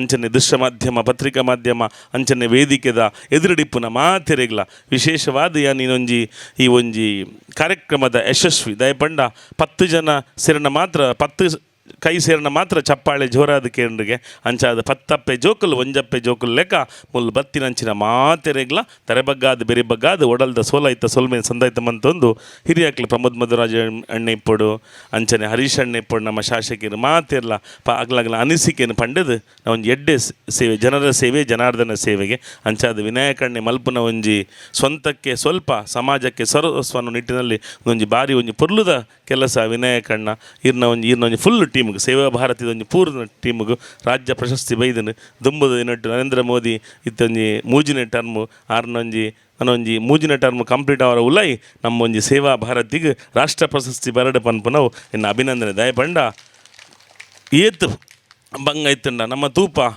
ಒಂಜಿ ನಟ್ಟುನೊಂಜಿ ವ್ಯಕ್ತಿ ಎಲ್ಲಿ ಎಕ್ಸಾಂಪಲ್ ಎಲ್ಲಿ ಒಂಜಿ ಕತೆ ಪನ್ಪೇನು ಉದ್ಯಾನ ನಗರಿಡು ಎತ್ತೋ ಜನ ಕೈಕಾ ಸರಿತನ್ಲ ಒಂಜಿ ಟೆಕ್ಕಿನಾಗ್ಲ ಈಚಿನ ಒಂಜಿ ಎಡ್ಡೆ ಉದ್ಯೋಗ ಡಿಪ್ಪುನಂಚಿನ ಅಪ್ಪೆಮ್ಮೆ ಜೋಕ್ಲೆನ್ ಬುಂಡ ಆ ಜೋಕ್ಲೆನ್ ತೂವನ್ನಂಚಿನ ಒಂಜಿ ಆಯಮ್ಮ ಬತ್ತದು ರೋಡ್ ಸೈಡ್ ನಟ್ಟದು ಒಂಜಿ ಪಿರ ಬಾಲಿನ ಕೊಡೋದು ಪಿರ ಇಲ್ಲಾಡೆ ಬುಡುಪಲ್ಲಾಗ್ಲು ಬರ್ನ ಸಮಯಡ್ ಆ ನೆಟ್ಟಿಡ್ಲು ಒಂಜಿ ಬಂಗ ಎತ್ತಿನ ಉಂತುನನೆ ಬಂಗ ನಡಪುನನೆ ಬಂಗ ಆ ನೆಟ್ಟಿಡು ಐನೊಂಜಿ ನನ್ನ ಎಂಚಿನ ಬೇನೆ ಎತ್ತಿನ ಇನ್ನು ಮರತ್ತದು ಎಂಕಾಪ್ನಂಚಿನ ಒಂಜಿ ಬೇನೆ ಅವು ಬೇನೆನೇ ಹತ್ತು ಪನ್ಪನ್ನೆಲಿಟ್ಟು ವಿನಾಯಕಣ್ಣೆ ಒಂಜಿ ಎತ್ತೋ ಒಂಜಿ 20 ವರ್ಷಕ್ಕೆ ದುಂಬು ಕಟ್ಟಿನಂಚಿನ ಈ ಸಂಸ್ಥೆ ಎತ್ತೋ ಭಂಗದಗ್ಲಿಗೆ ದೀನದಲ್ಲಿತರಿಗೆ ಶೋಷಿತರಿಗೆ ಭಂಗ ಇಪ್ಪುನಾಗ ಬದುಕರನೆ ಆಪೂಜಿ ಪನ್ಪುನಂಚಿನ ಒಂಜಿ ಎಂಚ ಒಂಜಿ ಮಕರ ಸಂಕ್ರಾಂತಿದ ಪರ್ವಕಾಲಡು ಪಂಬದ ಬೆಟ್ಟಡು ಶಬರಿಮಲೆತ ದೀಪ ತೋಜುಣ ಅಂಚ ಬಂಗಡಿಪ್ಪುನಾಗ ಒಂಜಿ ದೀಪ ಲೆಕ್ಕ ಒಂಜಿ ಬತ್ತಿನಂಚಿನ ವ್ಯಕ್ತಿ ಕೇಂಡ ಒಂಜಿ ಸೇವಾ ಸಮರ್ಪಣೆ ನಂಚಿನ ವ್ಯಕ್ತಿಯರು ಕೇಂಡ ವಿನಾಯಕಣ್ಣನೊಟ್ಟಿಗೆ ಸೇವೆ ಭಾರತದ ಮಾತಿರಿಗ್ಲ ಎನ್ನ ಒಡಲ್ದ ಅಭಿನಂದನೆ ಬುಕ್ಕ ಅಭಿವಂದನೆ ಪನ್ನೊಂದು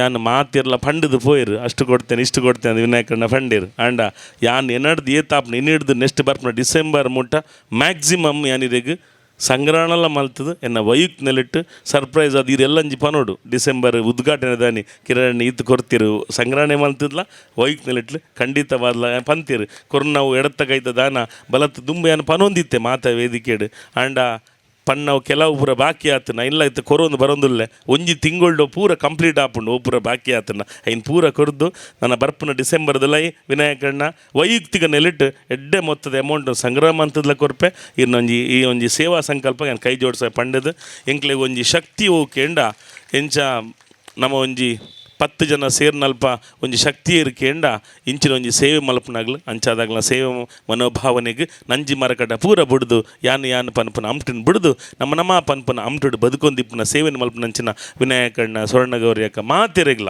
ಕುಡರ ದೇವರೇ ನನ್ನ ತಾಯಿರಾರಿಗೆ ಐಶ್ವರ್ಯ ನೆಮ್ಮದಿನ ಕೊರಡು ಪೊರ್ಲುದ ಒಂಜಿ ಎಲ್ಲೆ ಜಾಗಿಡು ಹೃದಯ ಶ್ರೀಮಂತಿಗೆಡು ಮಲ್ಲ ಮನಸ್ಸು ಮಲ್ತದ ಈ ಕಾರ್ಯಕ್ರಮ ಆಯೋಜನೆ ಮಲ್ತಿನ ಮಾತಿರೆಗ್ಲ ಅಂಚಾದ ವಿಶೇಷವಾದ ಅದರೊಟ್ಟಿಗೆ ಸುದರ್ಶನಣ್ಣೆ ಕನ್ಯಾಡಿಯರಲ್ಲೇರು ಅಂಚನೆಗ್ಲ ವಿನಯಣ್ಣಳ್ಳೇರು ಎಂಗ್ಲ ಸರಸಂಗ ಚಾಲಕಿಯರು ಮಾತಿರಲ್ಲ ಫಿತೀಶ್ ಅಣ್ಣಳ್ಳೇರು ಮಾತಿರ ಅವ್ರನ್ನ ಟೀಮು ಒಂಜಿ ಇಂಚ ಕೃಷ್ಣ ಲೆಕ್ಕ ಒಂದೊಂಜಿ ತೂನಗೆ ಒಂಜಿ ಪಾಂಡವರನ್ನ ಒಡ್ಡೋಲ್ಲಾಗ ತೋಜುಂಡು ಅವ್ರನ್ನೊಟ್ಟಿಗೆ ಮಾತಿರಲ್ಲ ಪಾಂಡವ ಸೈನ್ಯ ಉಂಡು ನನಾತ್ ಅವ್ರನ್ನ ಎಂಗ್ಲ ನಾರಾಯಣನೆಲ್ಲ ಬೈದಿರು ಮಾತಿರಲ್ಲ ಪುದರ ಪಂಡ ಲೇಟ್ ಹಾಪುಂಡು ಅಂಚದ ಮಾತಿರೆಲ್ಲ ಓಡಾಡ ಪಿರೋಲ್ಲ ಎತ್ತಿಗೆ ನಂದೆ ಪಂಡದು ನಮ್ಮ ಇಂಚಿನ ಎಡ್ಡೆ ಕೆಲಸ ಮಲ್ತೊಂದಿಪ್ಪುಗ ನಂಗೆ ಏರೇ ಪುರ ಶಕ್ತಿ ಗುರ್ತೇರು ದೇವರೇ ನನಾತ್ ಎಡ್ಡೆ ಕೆಲಸ ಮಲ್ಪುನಂಚಿನ ಶಕ್ತಿನ ಕೊರಡು ಸತ್ಕರ್ಮ ಸಚ್ಚಿತ್ತ ಸತ್ ಮನಸ್ಸುಡು ಮಲ್ಪುನಂಚಿನ ಪ್ರತಿಯೊಂದು ಕೆಲಸ ಕಾರ್ಯ ಎಲ್ಲ ಯೋಗ್ಯತೆ ಬನ್ನಗ ವ್ಯಕ್ತಿತ್ವ ವಿಕಸನವಾದ ಸಾರ್ಥಕ ಬದುಕಿಗೆ ಮುನ್ನಡಿನ ಬರೆತಿನ ಪನ್ಪೇರು ಅಂಚಾದ ವಿನಾಯಕಣ್ಣನ ಒಂಜಿ ಆರೆಗೊಂಜಿ ಆರೋಗ್ಯದ ಸಮಸ್ಯೆ ಇತ್ತಿಲ್ಲ ಈ ಒಂಜಿ ಸೇವೆ ಮಲ್ಪ ನಾವು ಭಾಗ್ಯ ನಮ್ಮನ್ನು ಪೂರಲೆತ್ತಿನ ಸೌಭಾಗ್ಯದೊಟ್ಟಿಗೆ ಪರಮಭಾಗ್ಯ ಪನಂದು ಮಾತಿರೆಗ್ಲ ಎಡ್ಡಾಡು ಜೈ ಶ್ರೀರಾಮ್ ಜೈ ಭಾರತ್ ಮಾತೆ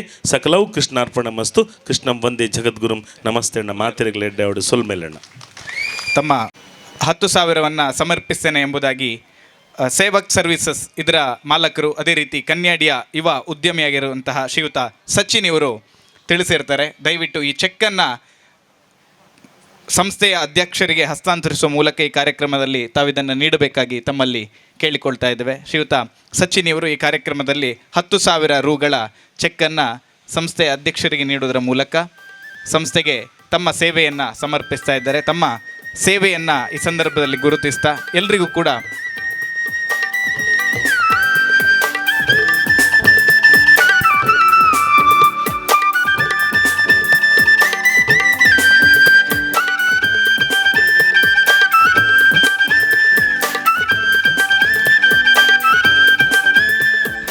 ನಮ್ಮ ಈ ಕಾರ್ಯಕ್ರಮದಲ್ಲಿ ರೋಟರಿ ಕ್ಲಬ್ನ ಅಧ್ಯಕ್ಷರು, ಅದೇ ರೀತಿ ಲಯನ್ಸ್ ಕ್ಲಬ್ನ ಅಧ್ಯಕ್ಷರು, ಪದಾಧಿಕಾರಿಗಳು ಉಪಸ್ಥಿತರಿದ್ದಾರೆ. ಅವರ ಉಪಸ್ಥಿತಿಯನ್ನು ಕೂಡ ಈ ಸಂದರ್ಭದಲ್ಲಿ ನಾವು ಗೌರವಿಸ್ತಾ ಇದ್ದೇವೆ. ಮುಂದಕ್ಕೆ ಕಾರ್ಯಕ್ರಮದ ಕೊನೆಯ ಭಾಷಣ Shri K Vishnumurthirao Ajjolige, chief accountant, Capricorn agri farmers developers private limited, Mumbai. Shriyuta Vinayakrao Kanyadi ಇವರ ಸಹೋದರರು ಆಗಿರ್ತಾರೆ. ನಮ್ಮ ಈ ಒಂದು ಕಟ್ಟಡಕ್ಕೆ ಅವರು ಅನುದಾನವನ್ನು ತರುವುದರಲ್ಲಿ ಬಹಳ ಶ್ರಮವನ್ನು ವಹಿಸಿದಂಥವರು. ತಮ್ಮ ಮಾತುಗಳಿಗಾಗಿ ಈ ವೇದಿಕೆ. ನಾನು ನನ್ನ ಲೈಫ್ನಲ್ಲಿ ದೊಡ್ಡ ಕೆಲಸ ಮಾಡಿದ್ದು ಏನೂ ಇಲ್ಲ. ಅಂದರೆ ಒಂದೇ ಕೆಲಸ ಇವತ್ತಿಗೆ ಕಾಣ್ತದೆ ನನಗೆ. I am able to convince my boss to get 65 lakhs of rupees for construction of second floor in this building.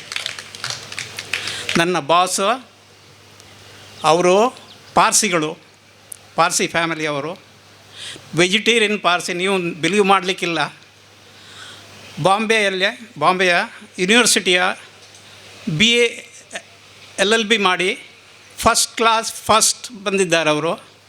ಆನಂತರ ಕ್ಯಾಂಬ್ರಿಡ್ಜ್ ಯೂನಿವರ್ಸಿಟಿಗೆ ಹೋಗಿ LLMನಲ್ಲಿ ಫಸ್ಟ್ ಅಂಥ ಜನ ಪಾರ್ಸಿಯವರು ಸಿಗುವಂಥದ್ದು ಈ ಲೋಕದಲ್ಲಿ ತುಂಬ ಕಡಿಮೆ. ಅಂಥವರು ಪಾರ್ಸಿ ಕಮ್ಯುನಿಟಿಯಿಂದ ನಾನು ಅವರಿಗೆ ಕನ್ವಿನ್ಸ್ ಮಾಡಿ ಹೇಗೆ ತಗೊಂಡು ಬಂದಿದ್ದೇನೆ ಅಂತ ಹೇಳಿದ್ರೆ ನಾನೇ ಗ್ರೇಟ್ ಅಂತೇಳಿ ನನಗೆ ಕಾಣ್ತದೆ ಈಗ. ಹಾಂ, ಮತ್ತೊಂದು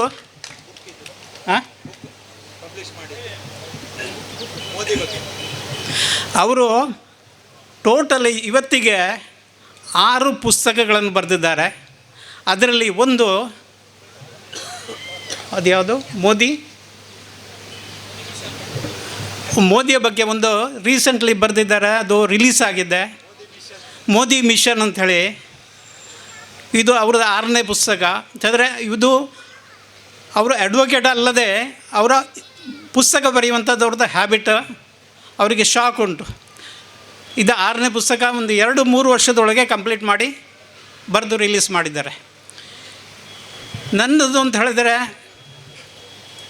ಇದು ಹೇಗೆ ಬಂತು, ಯಾಕೆ ಸಕ್ಸಸ್ ಆಯಿತು ಅಂತ ಹೇಳಿದ್ರೆ, ಪ್ರತಿ ಸಾರಿ ನನ್ನ ತಮ್ಮನ ಹತ್ರ ಕೇಳುವಾಗ ಎಲ್ಲಿದ್ದೀನಿ ಅಂತ ಕೇಳ್ತೇನೆ. ಅವ ಬ್ಯಾಂಗ್ಳೂರಲ್ಲಿಂದ ರಿಟರ್ನ್ ಆಗ್ತಾ ಇದ್ದಾನೆ. ಮತ್ತೊಂದು ಸರಿ ಕೇಳುವಾಗ ಸಿರ್ಸಿಯಲ್ಲಿದ್ದೇನೆ. ಮತ್ತೊಂದು ಸರಿ ಕೇಳುವಾಗ ಕುಂದಾಪುರದ ಹತ್ರ ಇದ್ದೇನೆ. ಇದೆಲ್ಲ ನೋಡುವಾಗ ನನಗೆ ಕಾಣ್ತು, ಇಷ್ಟೆಲ್ಲ ಎಫರ್ಟ್ಸ್ ತಗೊಳ್ತಾನೆ ಒಂದು ಡೊನೇಷನ್ ಕಲೆಕ್ಟ್ ಮಾಡಲಿಕ್ಕೆ, ನಾನು ಯಾಕೆ ಅವನಿಗೆ ಹೋಗಿ ಹೆಲ್ಪ್ ಮಾಡಬಾರ್ದು ಅಂತ. ಹಾಗೆ ಆ ಹೆಲ್ಪ್ನಲ್ಲಿ ಮತ್ತೆ ಒಂದು ದಿವಸ ಬಂದಾಗ ಅವನ ಹತ್ರ ಹೇಳಿದೆ, ಒಂದು ರಿಕ್ವೆಸ್ಟ್ ಲೆಟರ್ ಕೊಡು, ನನ್ನ ಬಾಸಿಗೆ ಅಪ್ರೋಚ್ ಮಾಡ್ತೇನೆ ಅಂತ. ಅದೇ ಆ ರಿಕ್ವೆಸ್ಟ್ ಲೆಟರಲ್ಲಿ ಜಸ್ಟ್ ಡೊನೇಷನಿಗೆಲ್ಲ ಒಂದು ಫ್ಲೋರಿಗೆ ರಿಕ್ವೆಸ್ಟ್ ಮಾಡಲಿಕ್ಕೆ ಲೆಟರ್ ಬರೆದು ಕೊಟ್ಟಿದ್ದ. ಅದು ಪುಟಪ್ ಮಾಡಿದ್ದೆ. ಅದರಲ್ಲಿ ನಾನು ತೆಗೊಳ್ಳೋದಲ್ಲಿ ಸಕ್ಸಸ್ ಆಗಿದ್ದೇನೆ. ಫಸ್ಟಿಗೆ 15 ಲಕ್ಷ 1 ತಿಂಗಳ ಹಿಂದೆ ಡೆಲಿವರಿ ಮಾಡಿದ್ದೆ. ಚೆಕ್ಕೆಲ್ಲ ಕ್ಲಿಯರ್ ಆಗಿದ್ದೆ. ಈಗ ನೆಕ್ಸ್ಟ್ ಸೆಕೆಂಡ್ ಲಾಟಲ್ಲಿ 15 lakhs ಚೆಕ್ ಇವತ್ತಿಗೆ ತಗೊಂಡು ಬಂದಿದ್ದೇನೆ. ಅದು ಸೇವಾ ಭಾರತಿಗೆ ಕೊಡಲಿಕ್ಕಿದ್ದೇನೆ. ಈ ಸಂದರ್ಭದಲ್ಲಿ ಸೇವಾ ಭಾರತೀಯ ಸಂಸ್ಥೆಯ ಅಧ್ಯಕ್ಷರಾಗಿರುವಂತಹ ಶ್ರೀಮತಿ ಸ್ವರ್ಣಗೌರಿಯವರು ದಾನ ರೂಪದಲ್ಲಿ ನೀಡುವಂತಹ ಚೆಕ್ಕನ್ನು ಪಡೆದುಕೊಳ್ಳಬೇಕು. ಮತ್ತೊಂದು ಅಂತ ಹೇಳಿದರೆ, ನಾನು ಎಣಿಸಿಕೊಂಡಿದ್ದೆ ಇಷ್ಟು ದೊಡ್ಡದ್ದು ಪ್ರಾಜೆಕ್ಟೆಲ್ಲ ಸ್ಟಾರ್ಟ್ ಮಾಡಿದ್ದಾನೆ, ಅವನು ಏನು ಮಾಡ್ತಾನೆ, ದುಡ್ಡಿನ ಕಿಸೆಯಲ್ಲಿ ದುಡ್ಡಿಲ್ಲ. ಆದರೆ ಅವನಿಗೆ ಧೈರ್ಯ ಒಂದು. ಇಂಥ ಧೈರ್ಯಗಳೆಲ್ಲ ಮನುಷ್ಯರಿಗೆ ಬಂದಾಗ ಅವರು ಏನು ಐಡಿಯಾ ಮಾಡ್ತಾರೆ ಅದನ್ನು ಮಾಡಲಿಕ್ಕೆ ಸಾಧ್ಯ ಉಂಟು ಅಂತ ನನ್ನ ಭಾವನೆಗಳು. ಹಾಗೆ ನಾನು ಊರಿನವರಿಗೆ ಹೇಳಿದ್ದು, ಈ ಧರ್ಮಸ್ಥಳ ದೇವಸ್ಥಾನ ಹತ್ತಿರದಿರುವಾಗ ಇಲ್ಲೆಲ್ಲ ತುಂಬ ಆಪರ್ಚುನಿಟಿಗಳೆಲ್ಲ ತುಂಬ ಉಂಟು. ಎಲ್ಲ ಯಾವ ಬಿಸ್ನೆಸ್ ಮಾಡಲಿ, ಇದರ ಟ್ರೇಡಿಂಗ್ ಸರ್ವೀಸಸ್ ಬೇರೆ ಒಂದು ಏನು ಮಾಡಿದರೆ ಉಂಟಲ್ಲ, ಜನಗಳು ಉದ್ಧಾರ ಆಗಲಿಕ್ಕೆ ತುಂಬ ಅವಕಾಶ ಇದೆ. ಅದು ಅಲ್ಲದೆ SMEs ಅಲ್ಲಿ ಗೌರ್ಮೆಂಟ್ ಲೋನ್ ಕೊಡ್ತಾ ಉಂಟು, ಆ ಲೋನ್ ಪಡಿಬೋದು. ಆದರೆ ಕೆಲವರೆಲ್ಲ ಸಕ್ಸಸ್ ಆಗೋದಿಲ್ಲ. ಆದರೂ ಸಕ್ಸಸ್ ಆಗದಿದ್ದರೂ ಸಹ ಫೇಲ್ ಆದರೂ ತೊಂದರೆ ಇಲ್ಲ. ಒಂದು ಸರಿ ಫೇಲ್ ಆಗಿ 2 ಸರಿ ಫೇಲ್ ಆಗಲಿ ಆದರೂ ತೊಂದರೆ ಇಲ್ಲ. 3ನೇ ಸರಿ ಅವ ಸಕ್ಸಸ್ ಆದ ಕೂಡಲೇ ಅದನ್ನು ಅವನ ಲೈಫಿನ ಪೀಕ್ನಲ್ಲಿ ತಗೊಂಡು ಹೋಗ್ತದೆ ಅಂತೇಳಿ ನಂದು ನಂಬಿಕೆ. ಇಷ್ಟು ಹೇಳಿ ನಾನು ಸೇವಾ ಭಾರತಿಯವರಿಗೆ ನಮಸ್ಕಾರ ಮಾಡ್ತೇನೆ. Thank you. ತಮ್ಮ ಸಂಸ್ಥೆಯಿಂದ ಅರ್ವ ಭಾರತಿ ಸಂಸ್ಥೆಗೆ ತಂದುಕೊಡುವಲ್ಲಿ ಯಶಸ್ವಿಯಾಗಿರ್ತಕ್ಕಂಥ ಶ್ರೀ ಕೆ ವಿಷ್ಣುಮೂರ್ತಿರಾವ್ ಅಜ್ಜೋಳಿಗೆ ಇವರಿಗೆ ಸಂಸ್ಥೆ, ಊರವರ ಪರವಾಗಿ, ದಾನಿಗಳ ಪರವಾಗಿ, ಹಿತೈಷಿಗಳ ಪರವಾಗಿ, ಎಲ್ಲರ ಪರವಾಗಿಯೂ ಅನಂತ ಧನ್ಯವಾದಗಳನ್ನು ತಿಳಿಸ್ತಾ ಇದೀಗ ಕಾರ್ಯಕ್ರಮದ ಕೊನೆಯದಾಗಿ ವಂದನಾರ್ಪಣೆ ನಮ್ಮ ಟ್ರಸ್ಟಿಗಳಾಗಿರುವಂತಹ ಶ್ರೀ ಜಯರಾಜ್ ಸಾಲ್ಯಾನ್ ಇವರಿಂದ. ಸೇವೆ ಪರಮಧರ್ಮ ಎನ್ನುವಂಥ ಅನ್ವರ್ಥನಾಮಕ್ಕೆ ಪೂರಕವಾಗಿ ಸೇವಾ ಭಾರತೀಯ ಈ ಎಲ್ಲ ಕಾರ್ಯಗಳಲ್ಲಿ ಕೈ ಜೋಡಿಸಿರುವಂಥ ದಾನಿಗಳು ಮತ್ತು ಉಪಸ್ಥಿತರಿಗೆ ಪ್ರಥಮವಾಗಿ ಕೃತಜ್ಞತೆಗಳು, ಧನ್ಯವಾದಗಳನ್ನು ಸಮರ್ಪಿಸ್ತಾ, ಪ್ರಾಮುಖ್ಯವಾಗಿ ಇಲ್ಲಿರುವಂಥ ವಿಶೇಷ ಚೇತನರು ಇಷ್ಟೊತ್ತು ಕೂತ್ಕೊಳ್ಳಿಕ್ಕೆ ಬಹಳ ಕಷ್ಟಪಟ್ಟಿರ್ಬೋದು. ಅವರಿಗೆ ಮೊದಲಾಗಿ ನನ್ನ ಪ್ರಣಾಮಗಳನ್ನು ಮತ್ತು ಕೃತಜ್ಞತೆಗಳನ್ನು ಸಮರ್ಪಿಸ್ತಾ, ಈ ಸಂದರ್ಭದಲ್ಲಿ ಈ ಕಾರ್ಯಕ್ರಮದ ಅಧ್ಯಕ್ಷತೆಯನ್ನು ವಹಿಸಿರುವಂಥ ಸೇವಾ ಭಾರತೀಯ ಅಧ್ಯಕ್ಷರು, ಈ ಸೇವಾ ಭಾರತಿಯನ್ನು ವಿಶ್ವಕ್ಕೆ ಪರಿಚಯ ಮಾಡುವಂಥದ್ದು, ಸಮಾಜಕ್ಕೆ ಪರಿಚಯ ಮಾಡುವಂಥ ಒಂದು ಮಹಿಳೆ ಮತ್ತು ನಮಗೆಲ್ರಿಗೂ ಇರ್ಬೋದು, ದಾನಿಗಳಿಗಿರ್ಬೋದು, ಸಮಾಜಕ್ಕಿರ್ಬೋದು ಒಂದು ಪ್ರೇರಣಾದಾಯಿ ಮಾತುಗಳನ್ನು ಹೇಳ್ತಾ ನಮ್ಮೆಲ್ಲ ತಂಡವನ್ನು ಒಟ್ಟಿಗೆ ತೆಗೆದುಕೊಂಡು ಹೋಗ್ತಾ ಇರುವಂಥ ಶ್ರೀಮತಿ ಸ್ವರ್ಣಗೌರಿ ಮೇಡಮ್ ಅವರಿಗೆ ಪ್ರೀತಿಪೂರ್ವಕ ಧನ್ಯವಾದಗಳನ್ನು ಸಲ್ಲಿಸ್ತಾ ಇದ್ದೇನೆ. ಇವತ್ತು ಪ್ರಮೋದ್ ಮಧ್ವರಾಜರು ಮಾಜಿ ಸಚಿವರು ಉಡುಪಿಯಿಂದ ಬರಲಿಕ್ಕೆ ಕಾರಣ ಆಗಿರುವಂಥವರು ನಮ್ಮ ಟ್ರಸ್ಟಿಗಳು ವಿಷ್ಣು ಪ್ರಸಾದ್ ತೆಂಕಿಲಾಯರು. ಅಂದರೆ ಅವರು ಬಂದರೆ ಏನಾದರೂ ಕೊಡ್ತಾರೆ ಅಂತ ವಿನಾಯಕ್ ಸರಲ್ಲಿ ನಮ್ಮಲ್ಲಿ ಖಂಡಿತವಾಗಿ ಹೇಳ್ತಾ ಇದ್ದರು. ಅವರ ಮಾತಿಗೆ ಪೂರಕವಾಗಿ ಅವರೊಂದು ಆಶ್ವಾಸನೆ ಕೊಟ್ಟಿದ್ದಾರೆ. ಅವರಿಗೆ ಕೃತಜ್ಞತೆಗಳನ್ನು ಸಮರ್ಪಿಸ್ತಾ ಇದ್ದೇನೆ. ಹಾಗೆ ಈ ಸಂದರ್ಭದಲ್ಲಿ ಸುಬ್ರಾಯ ನಂದೋಡಿ ಅವರು ಈ ಆರಂಭದ ಚಿಕ್ಕ ಕಟ್ಟಡವನ್ನು ಸಹ ಉದ್ಘಾಟನೆ ಮಾಡಿದ್ದು ಅಂತ ಕೇಳಿದ್ದೆ ನಾನು. ಅವರ ಒಂದು ಉದ್ಘಾಟನೆ ಈಗ ವಿಶ್ವವೇ ಪ್ರಜ್ವಲಿಸ್ತಾ ಇದೆ ನಮ್ಮ ಸೇವಾ ಭಾರತಿ. ಅವರಿಗೂ ನಾನು ಪ್ರೀತಿಪೂರ್ವಕ ಕೃತಜ್ಞತೆಗಳನ್ನು, ಧನ್ಯವಾದಗಳನ್ನು ಸಮರ್ಪಣೆ ಮಾಡ್ತೇನೆ. ಹಾಗೆ ನಮ್ಮೆಲ್ಲ ಕಾರ್ಯಕ್ರಮಕ್ಕೆ ಮಾರ್ಗದರ್ಶಕರು ರಾಷ್ಟ್ರೀಯ ಸ್ವಯಂ ಸೇವಕ ಸಂಘದ ಜಿಲ್ಲಾ ಸಂಘ ಚಾಲಕರಾಗಿರುವಂಥ ನಮ್ಮೆಲ್ಲರ ಮಾರ್ಗದರ್ಶಕರು ಆಗಿರುವಂಥ ಕೆ ವಿನಯ್ ಚಂದ್ರ ಅವರಿಗೂ ಕೃತಜ್ಞತೆಗಳನ್ನು ಸಮರ್ಪಿಸ್ತಾ ಇದ್ದೇನೆ. ಈಗಾಗಲೇ ನಮ್ಮ ಶಾಸಕರು ಹರೀಶ್ ಪೂಂಜಾ ಅವರು ಹಲವು ಭರವಸೆಗಳನ್ನು ಇತ್ತು, ನಿಮ್ಮೊಂದಿಗೆ ನಾವಿದ್ದೇವೆ ಅಂತ ಹೇಳುವಂಥ ಆಶ್ವಾಸನೆಯನ್ನು ನೀಡಿ ತೆರಳಿದ್ದಾರೆ. ಅವರಿಗೂ ಧನ್ಯವಾದಗಳನ್ನು ಸಮರ್ಪಣೆ ಮಾಡ್ತಾ ಇದ್ದೇನೆ. ಇನ್ನೊಬ್ಬರು ಯುವ ಮುಖಂಡರು ಕಿರಣ್ ಚಂದ್ರರು ಇಡೀ ಸಮಾಜಕ್ಕೆ ಹೋಗಿ ಸಮಾಜದ ಕೆಲಸ ಮಾಡುವವರಿಗೆ ಬೆನ್ನೆಲುಬಾಗಿ ಕೆಲಸವನ್ನು ಮಾಡ್ತಾ ಇದ್ದಾರೆ. ಇಲ್ಲೂ ಸಹ ಅವರ ಸಹಕಾರ ತುಂಬ ಇದೆ. ಇನ್ನೂ ಸಹಕಾರವನ್ನು ಮಾಡ್ತೇನೆ ಅಂತ ಹೇಳುವಂಥ ಆಶ್ವಾಸನೆ, ನಿಮ್ಮೊಂದಿಗೆ ಇದ್ದೇನೆ ಅಂತ ಹೇಳುವಂಥ ಭರವಸೆಯನ್ನು ನೀಡಿದ್ದಾರೆ. ಅವರಿಗೂ ಪ್ರೀತಿಪೂರ್ವಕ ಕೃತಜ್ಞತೆಗಳನ್ನು ಸಲ್ಲಿಸ್ತಾ ಇದ್ದೇನೆ. ಇಂದು ವಿನಾಯಕರು ಸಮಾಜಕ್ಕೆ ಪರಿಚಯ ಮಾಡೋದು ಮತ್ತು ಉಳಿಲಿಕ್ಕೆ ಕಾರಣ ಆದ ಅವರ ಮಾತುಗಳಲ್ಲಿ ನಾವು ಕೇಳಿದ್ದೇವೆ. ಕೃಷ್ಣ ಭಟ್ರು ಸಂಘದ ಕಾರ್ಯಕರ್ತರಿಗೆಲ್ಲ ಒಂದು ಆದರ್ಶಪ್ರಾಯರು ಅಂತ ಹೇಳಬಹುದು. ಎಲ್ಲರಲ್ಲೂ ಪ್ರೀತಿ, ವಿಶ್ವಾಸ, ಸಹನೆಯಿಂದ ಮಾತಾಡುವಂಥ ಕೃಷ್ಣ ಭಟ್ರಿಗೆ ನನ್ನ ಮನದಾಳದ ಕೃತಜ್ಞತೆಗಳನ್ನು ಸಲ್ಲಿಸ್ತಾ ಇದ್ದೇನೆ. ಇನ್ನು ನಮ್ಮ ಬೆನಕದ ಡಾಕ್ಟ್ರು ಕಾರ್ಯಕ್ರಮದಲ್ಲಿ ಇದ್ದು ನಿರ್ಗಮಿಸಿದ್ದಾರೆ, ಅವರಿಗೂ ಕೃತಜ್ಞತೆಗಳನ್ನು ಸಲ್ಲಿಸ್ತೇನೆ. ಇನ್ನು ಪ್ರಾಮುಖ್ಯವಾಗಿ ಈ ಕಾರ್ಯಕ್ರಮದ ರೂವಾರಿಗಳು MRPLನ ಸಂಸ್ಥೆಯ ಎಂ ಕೆ ರಾವ್ ಅವರಿಗೂ ಕೃತಜ್ಞತೆಗಳನ್ನು ಸಲ್ಲಿಸ್ತಾ ಇದ್ದೇನೆ. ಇನ್ನು ನಮ್ಮ ಸೇವಾಧಾಮದ ಸಂಚಾಲಕರಾಗಿರುವಂಥ ಪುರಂದರ್ ರಾವ್ ಮತ್ತು ಅಖಿಲೇಶ್ ಶೆಟ್ಟಿ ಅವರಿದ್ದಾರೆ, ಅವರಿಗೂ ಕೃತಜ್ಞತೆಗಳನ್ನು ಸಮರ್ಪಿಸ್ತಾ ಇದ್ದೇನೆ. ಹಾಗೆ ದುರ್ಗಾ ಮಾತೃಮಂಡಳಿ ಇದರ ಸಂಚಾಲಕರಾಗಿರುವಂಥ ಶ್ರೀಮತಿ ಮಮತಾ ಇದ್ದಾರೆ, ಅವರಿಗೂ ಕೃತಜ್ಞತೆಗಳನ್ನು ಸಲ್ಲಿಸ್ತೇನೆ. ಇನ್ನು ತಮ್ಮನ ಕನಸಿಗೆ ಪೂರಕವಾಗಿ ಅವರ ಪ್ರಥಮ ಅಭಿಮಾನಿ ಯಾರು ಅಂತ ಹೇಳಿದರೆ ಅವರ ಮನೆಯಲ್ಲೇ ಅವರ ಅಣ್ಣ, ಅವರ ಮಾತಿನಲ್ಲಿ ಪ್ರಕಟ ಆಗ್ತಾ ಇತ್ತು ಅವರ ಖುಷಿ ಸಂತೋಷ.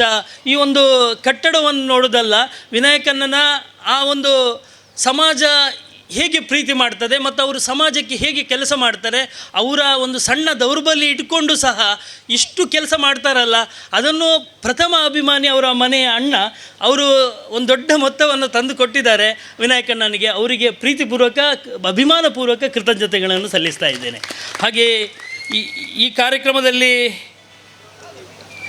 ಇನ್ನು ನಮ್ಮ ಈ ಕಟ್ಟಡವನ್ನು ನಿರ್ಮಾಣ ಮಾಡ್ತಾ ಇರುವಂಥ ವಿನಾಯಕಣ್ಣನಿಗೆ ಒಂದು ಬೆನ್ನೆಲುಬು ಅಂತ ಹೇಳ್ಬೋದು. ಹಣ ಇಲ್ಲದಿದ್ದರೂ ಅವರು ನಿರ್ಮಾಣ ಮಾಡ್ತಾ ಹೋಗ್ತಾರೆ.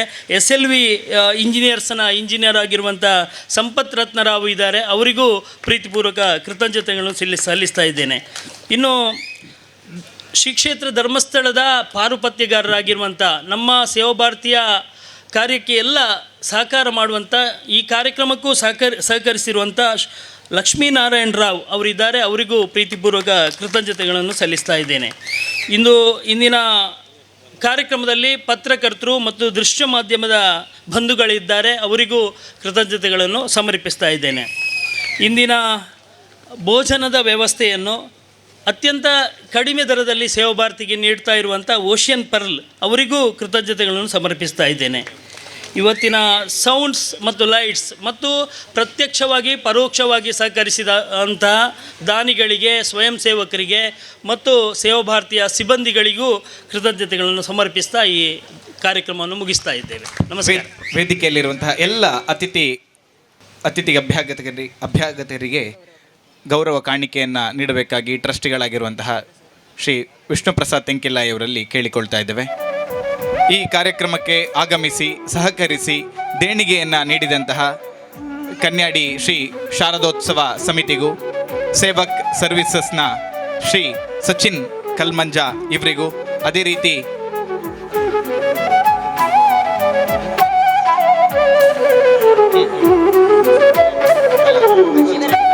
ಶಿವರಾಮ್ ಭಟ್ ಮತ್ತು ಅವರ ಕುಟುಂಬದವರಿಗೂ, ಮಾಧ್ಯಮ ಮಿತ್ರರಿಗೂ, ಸಂಘದ ಎಲ್ಲ ಹಿರಿಯ ಗಣ್ಯರಿಗೂ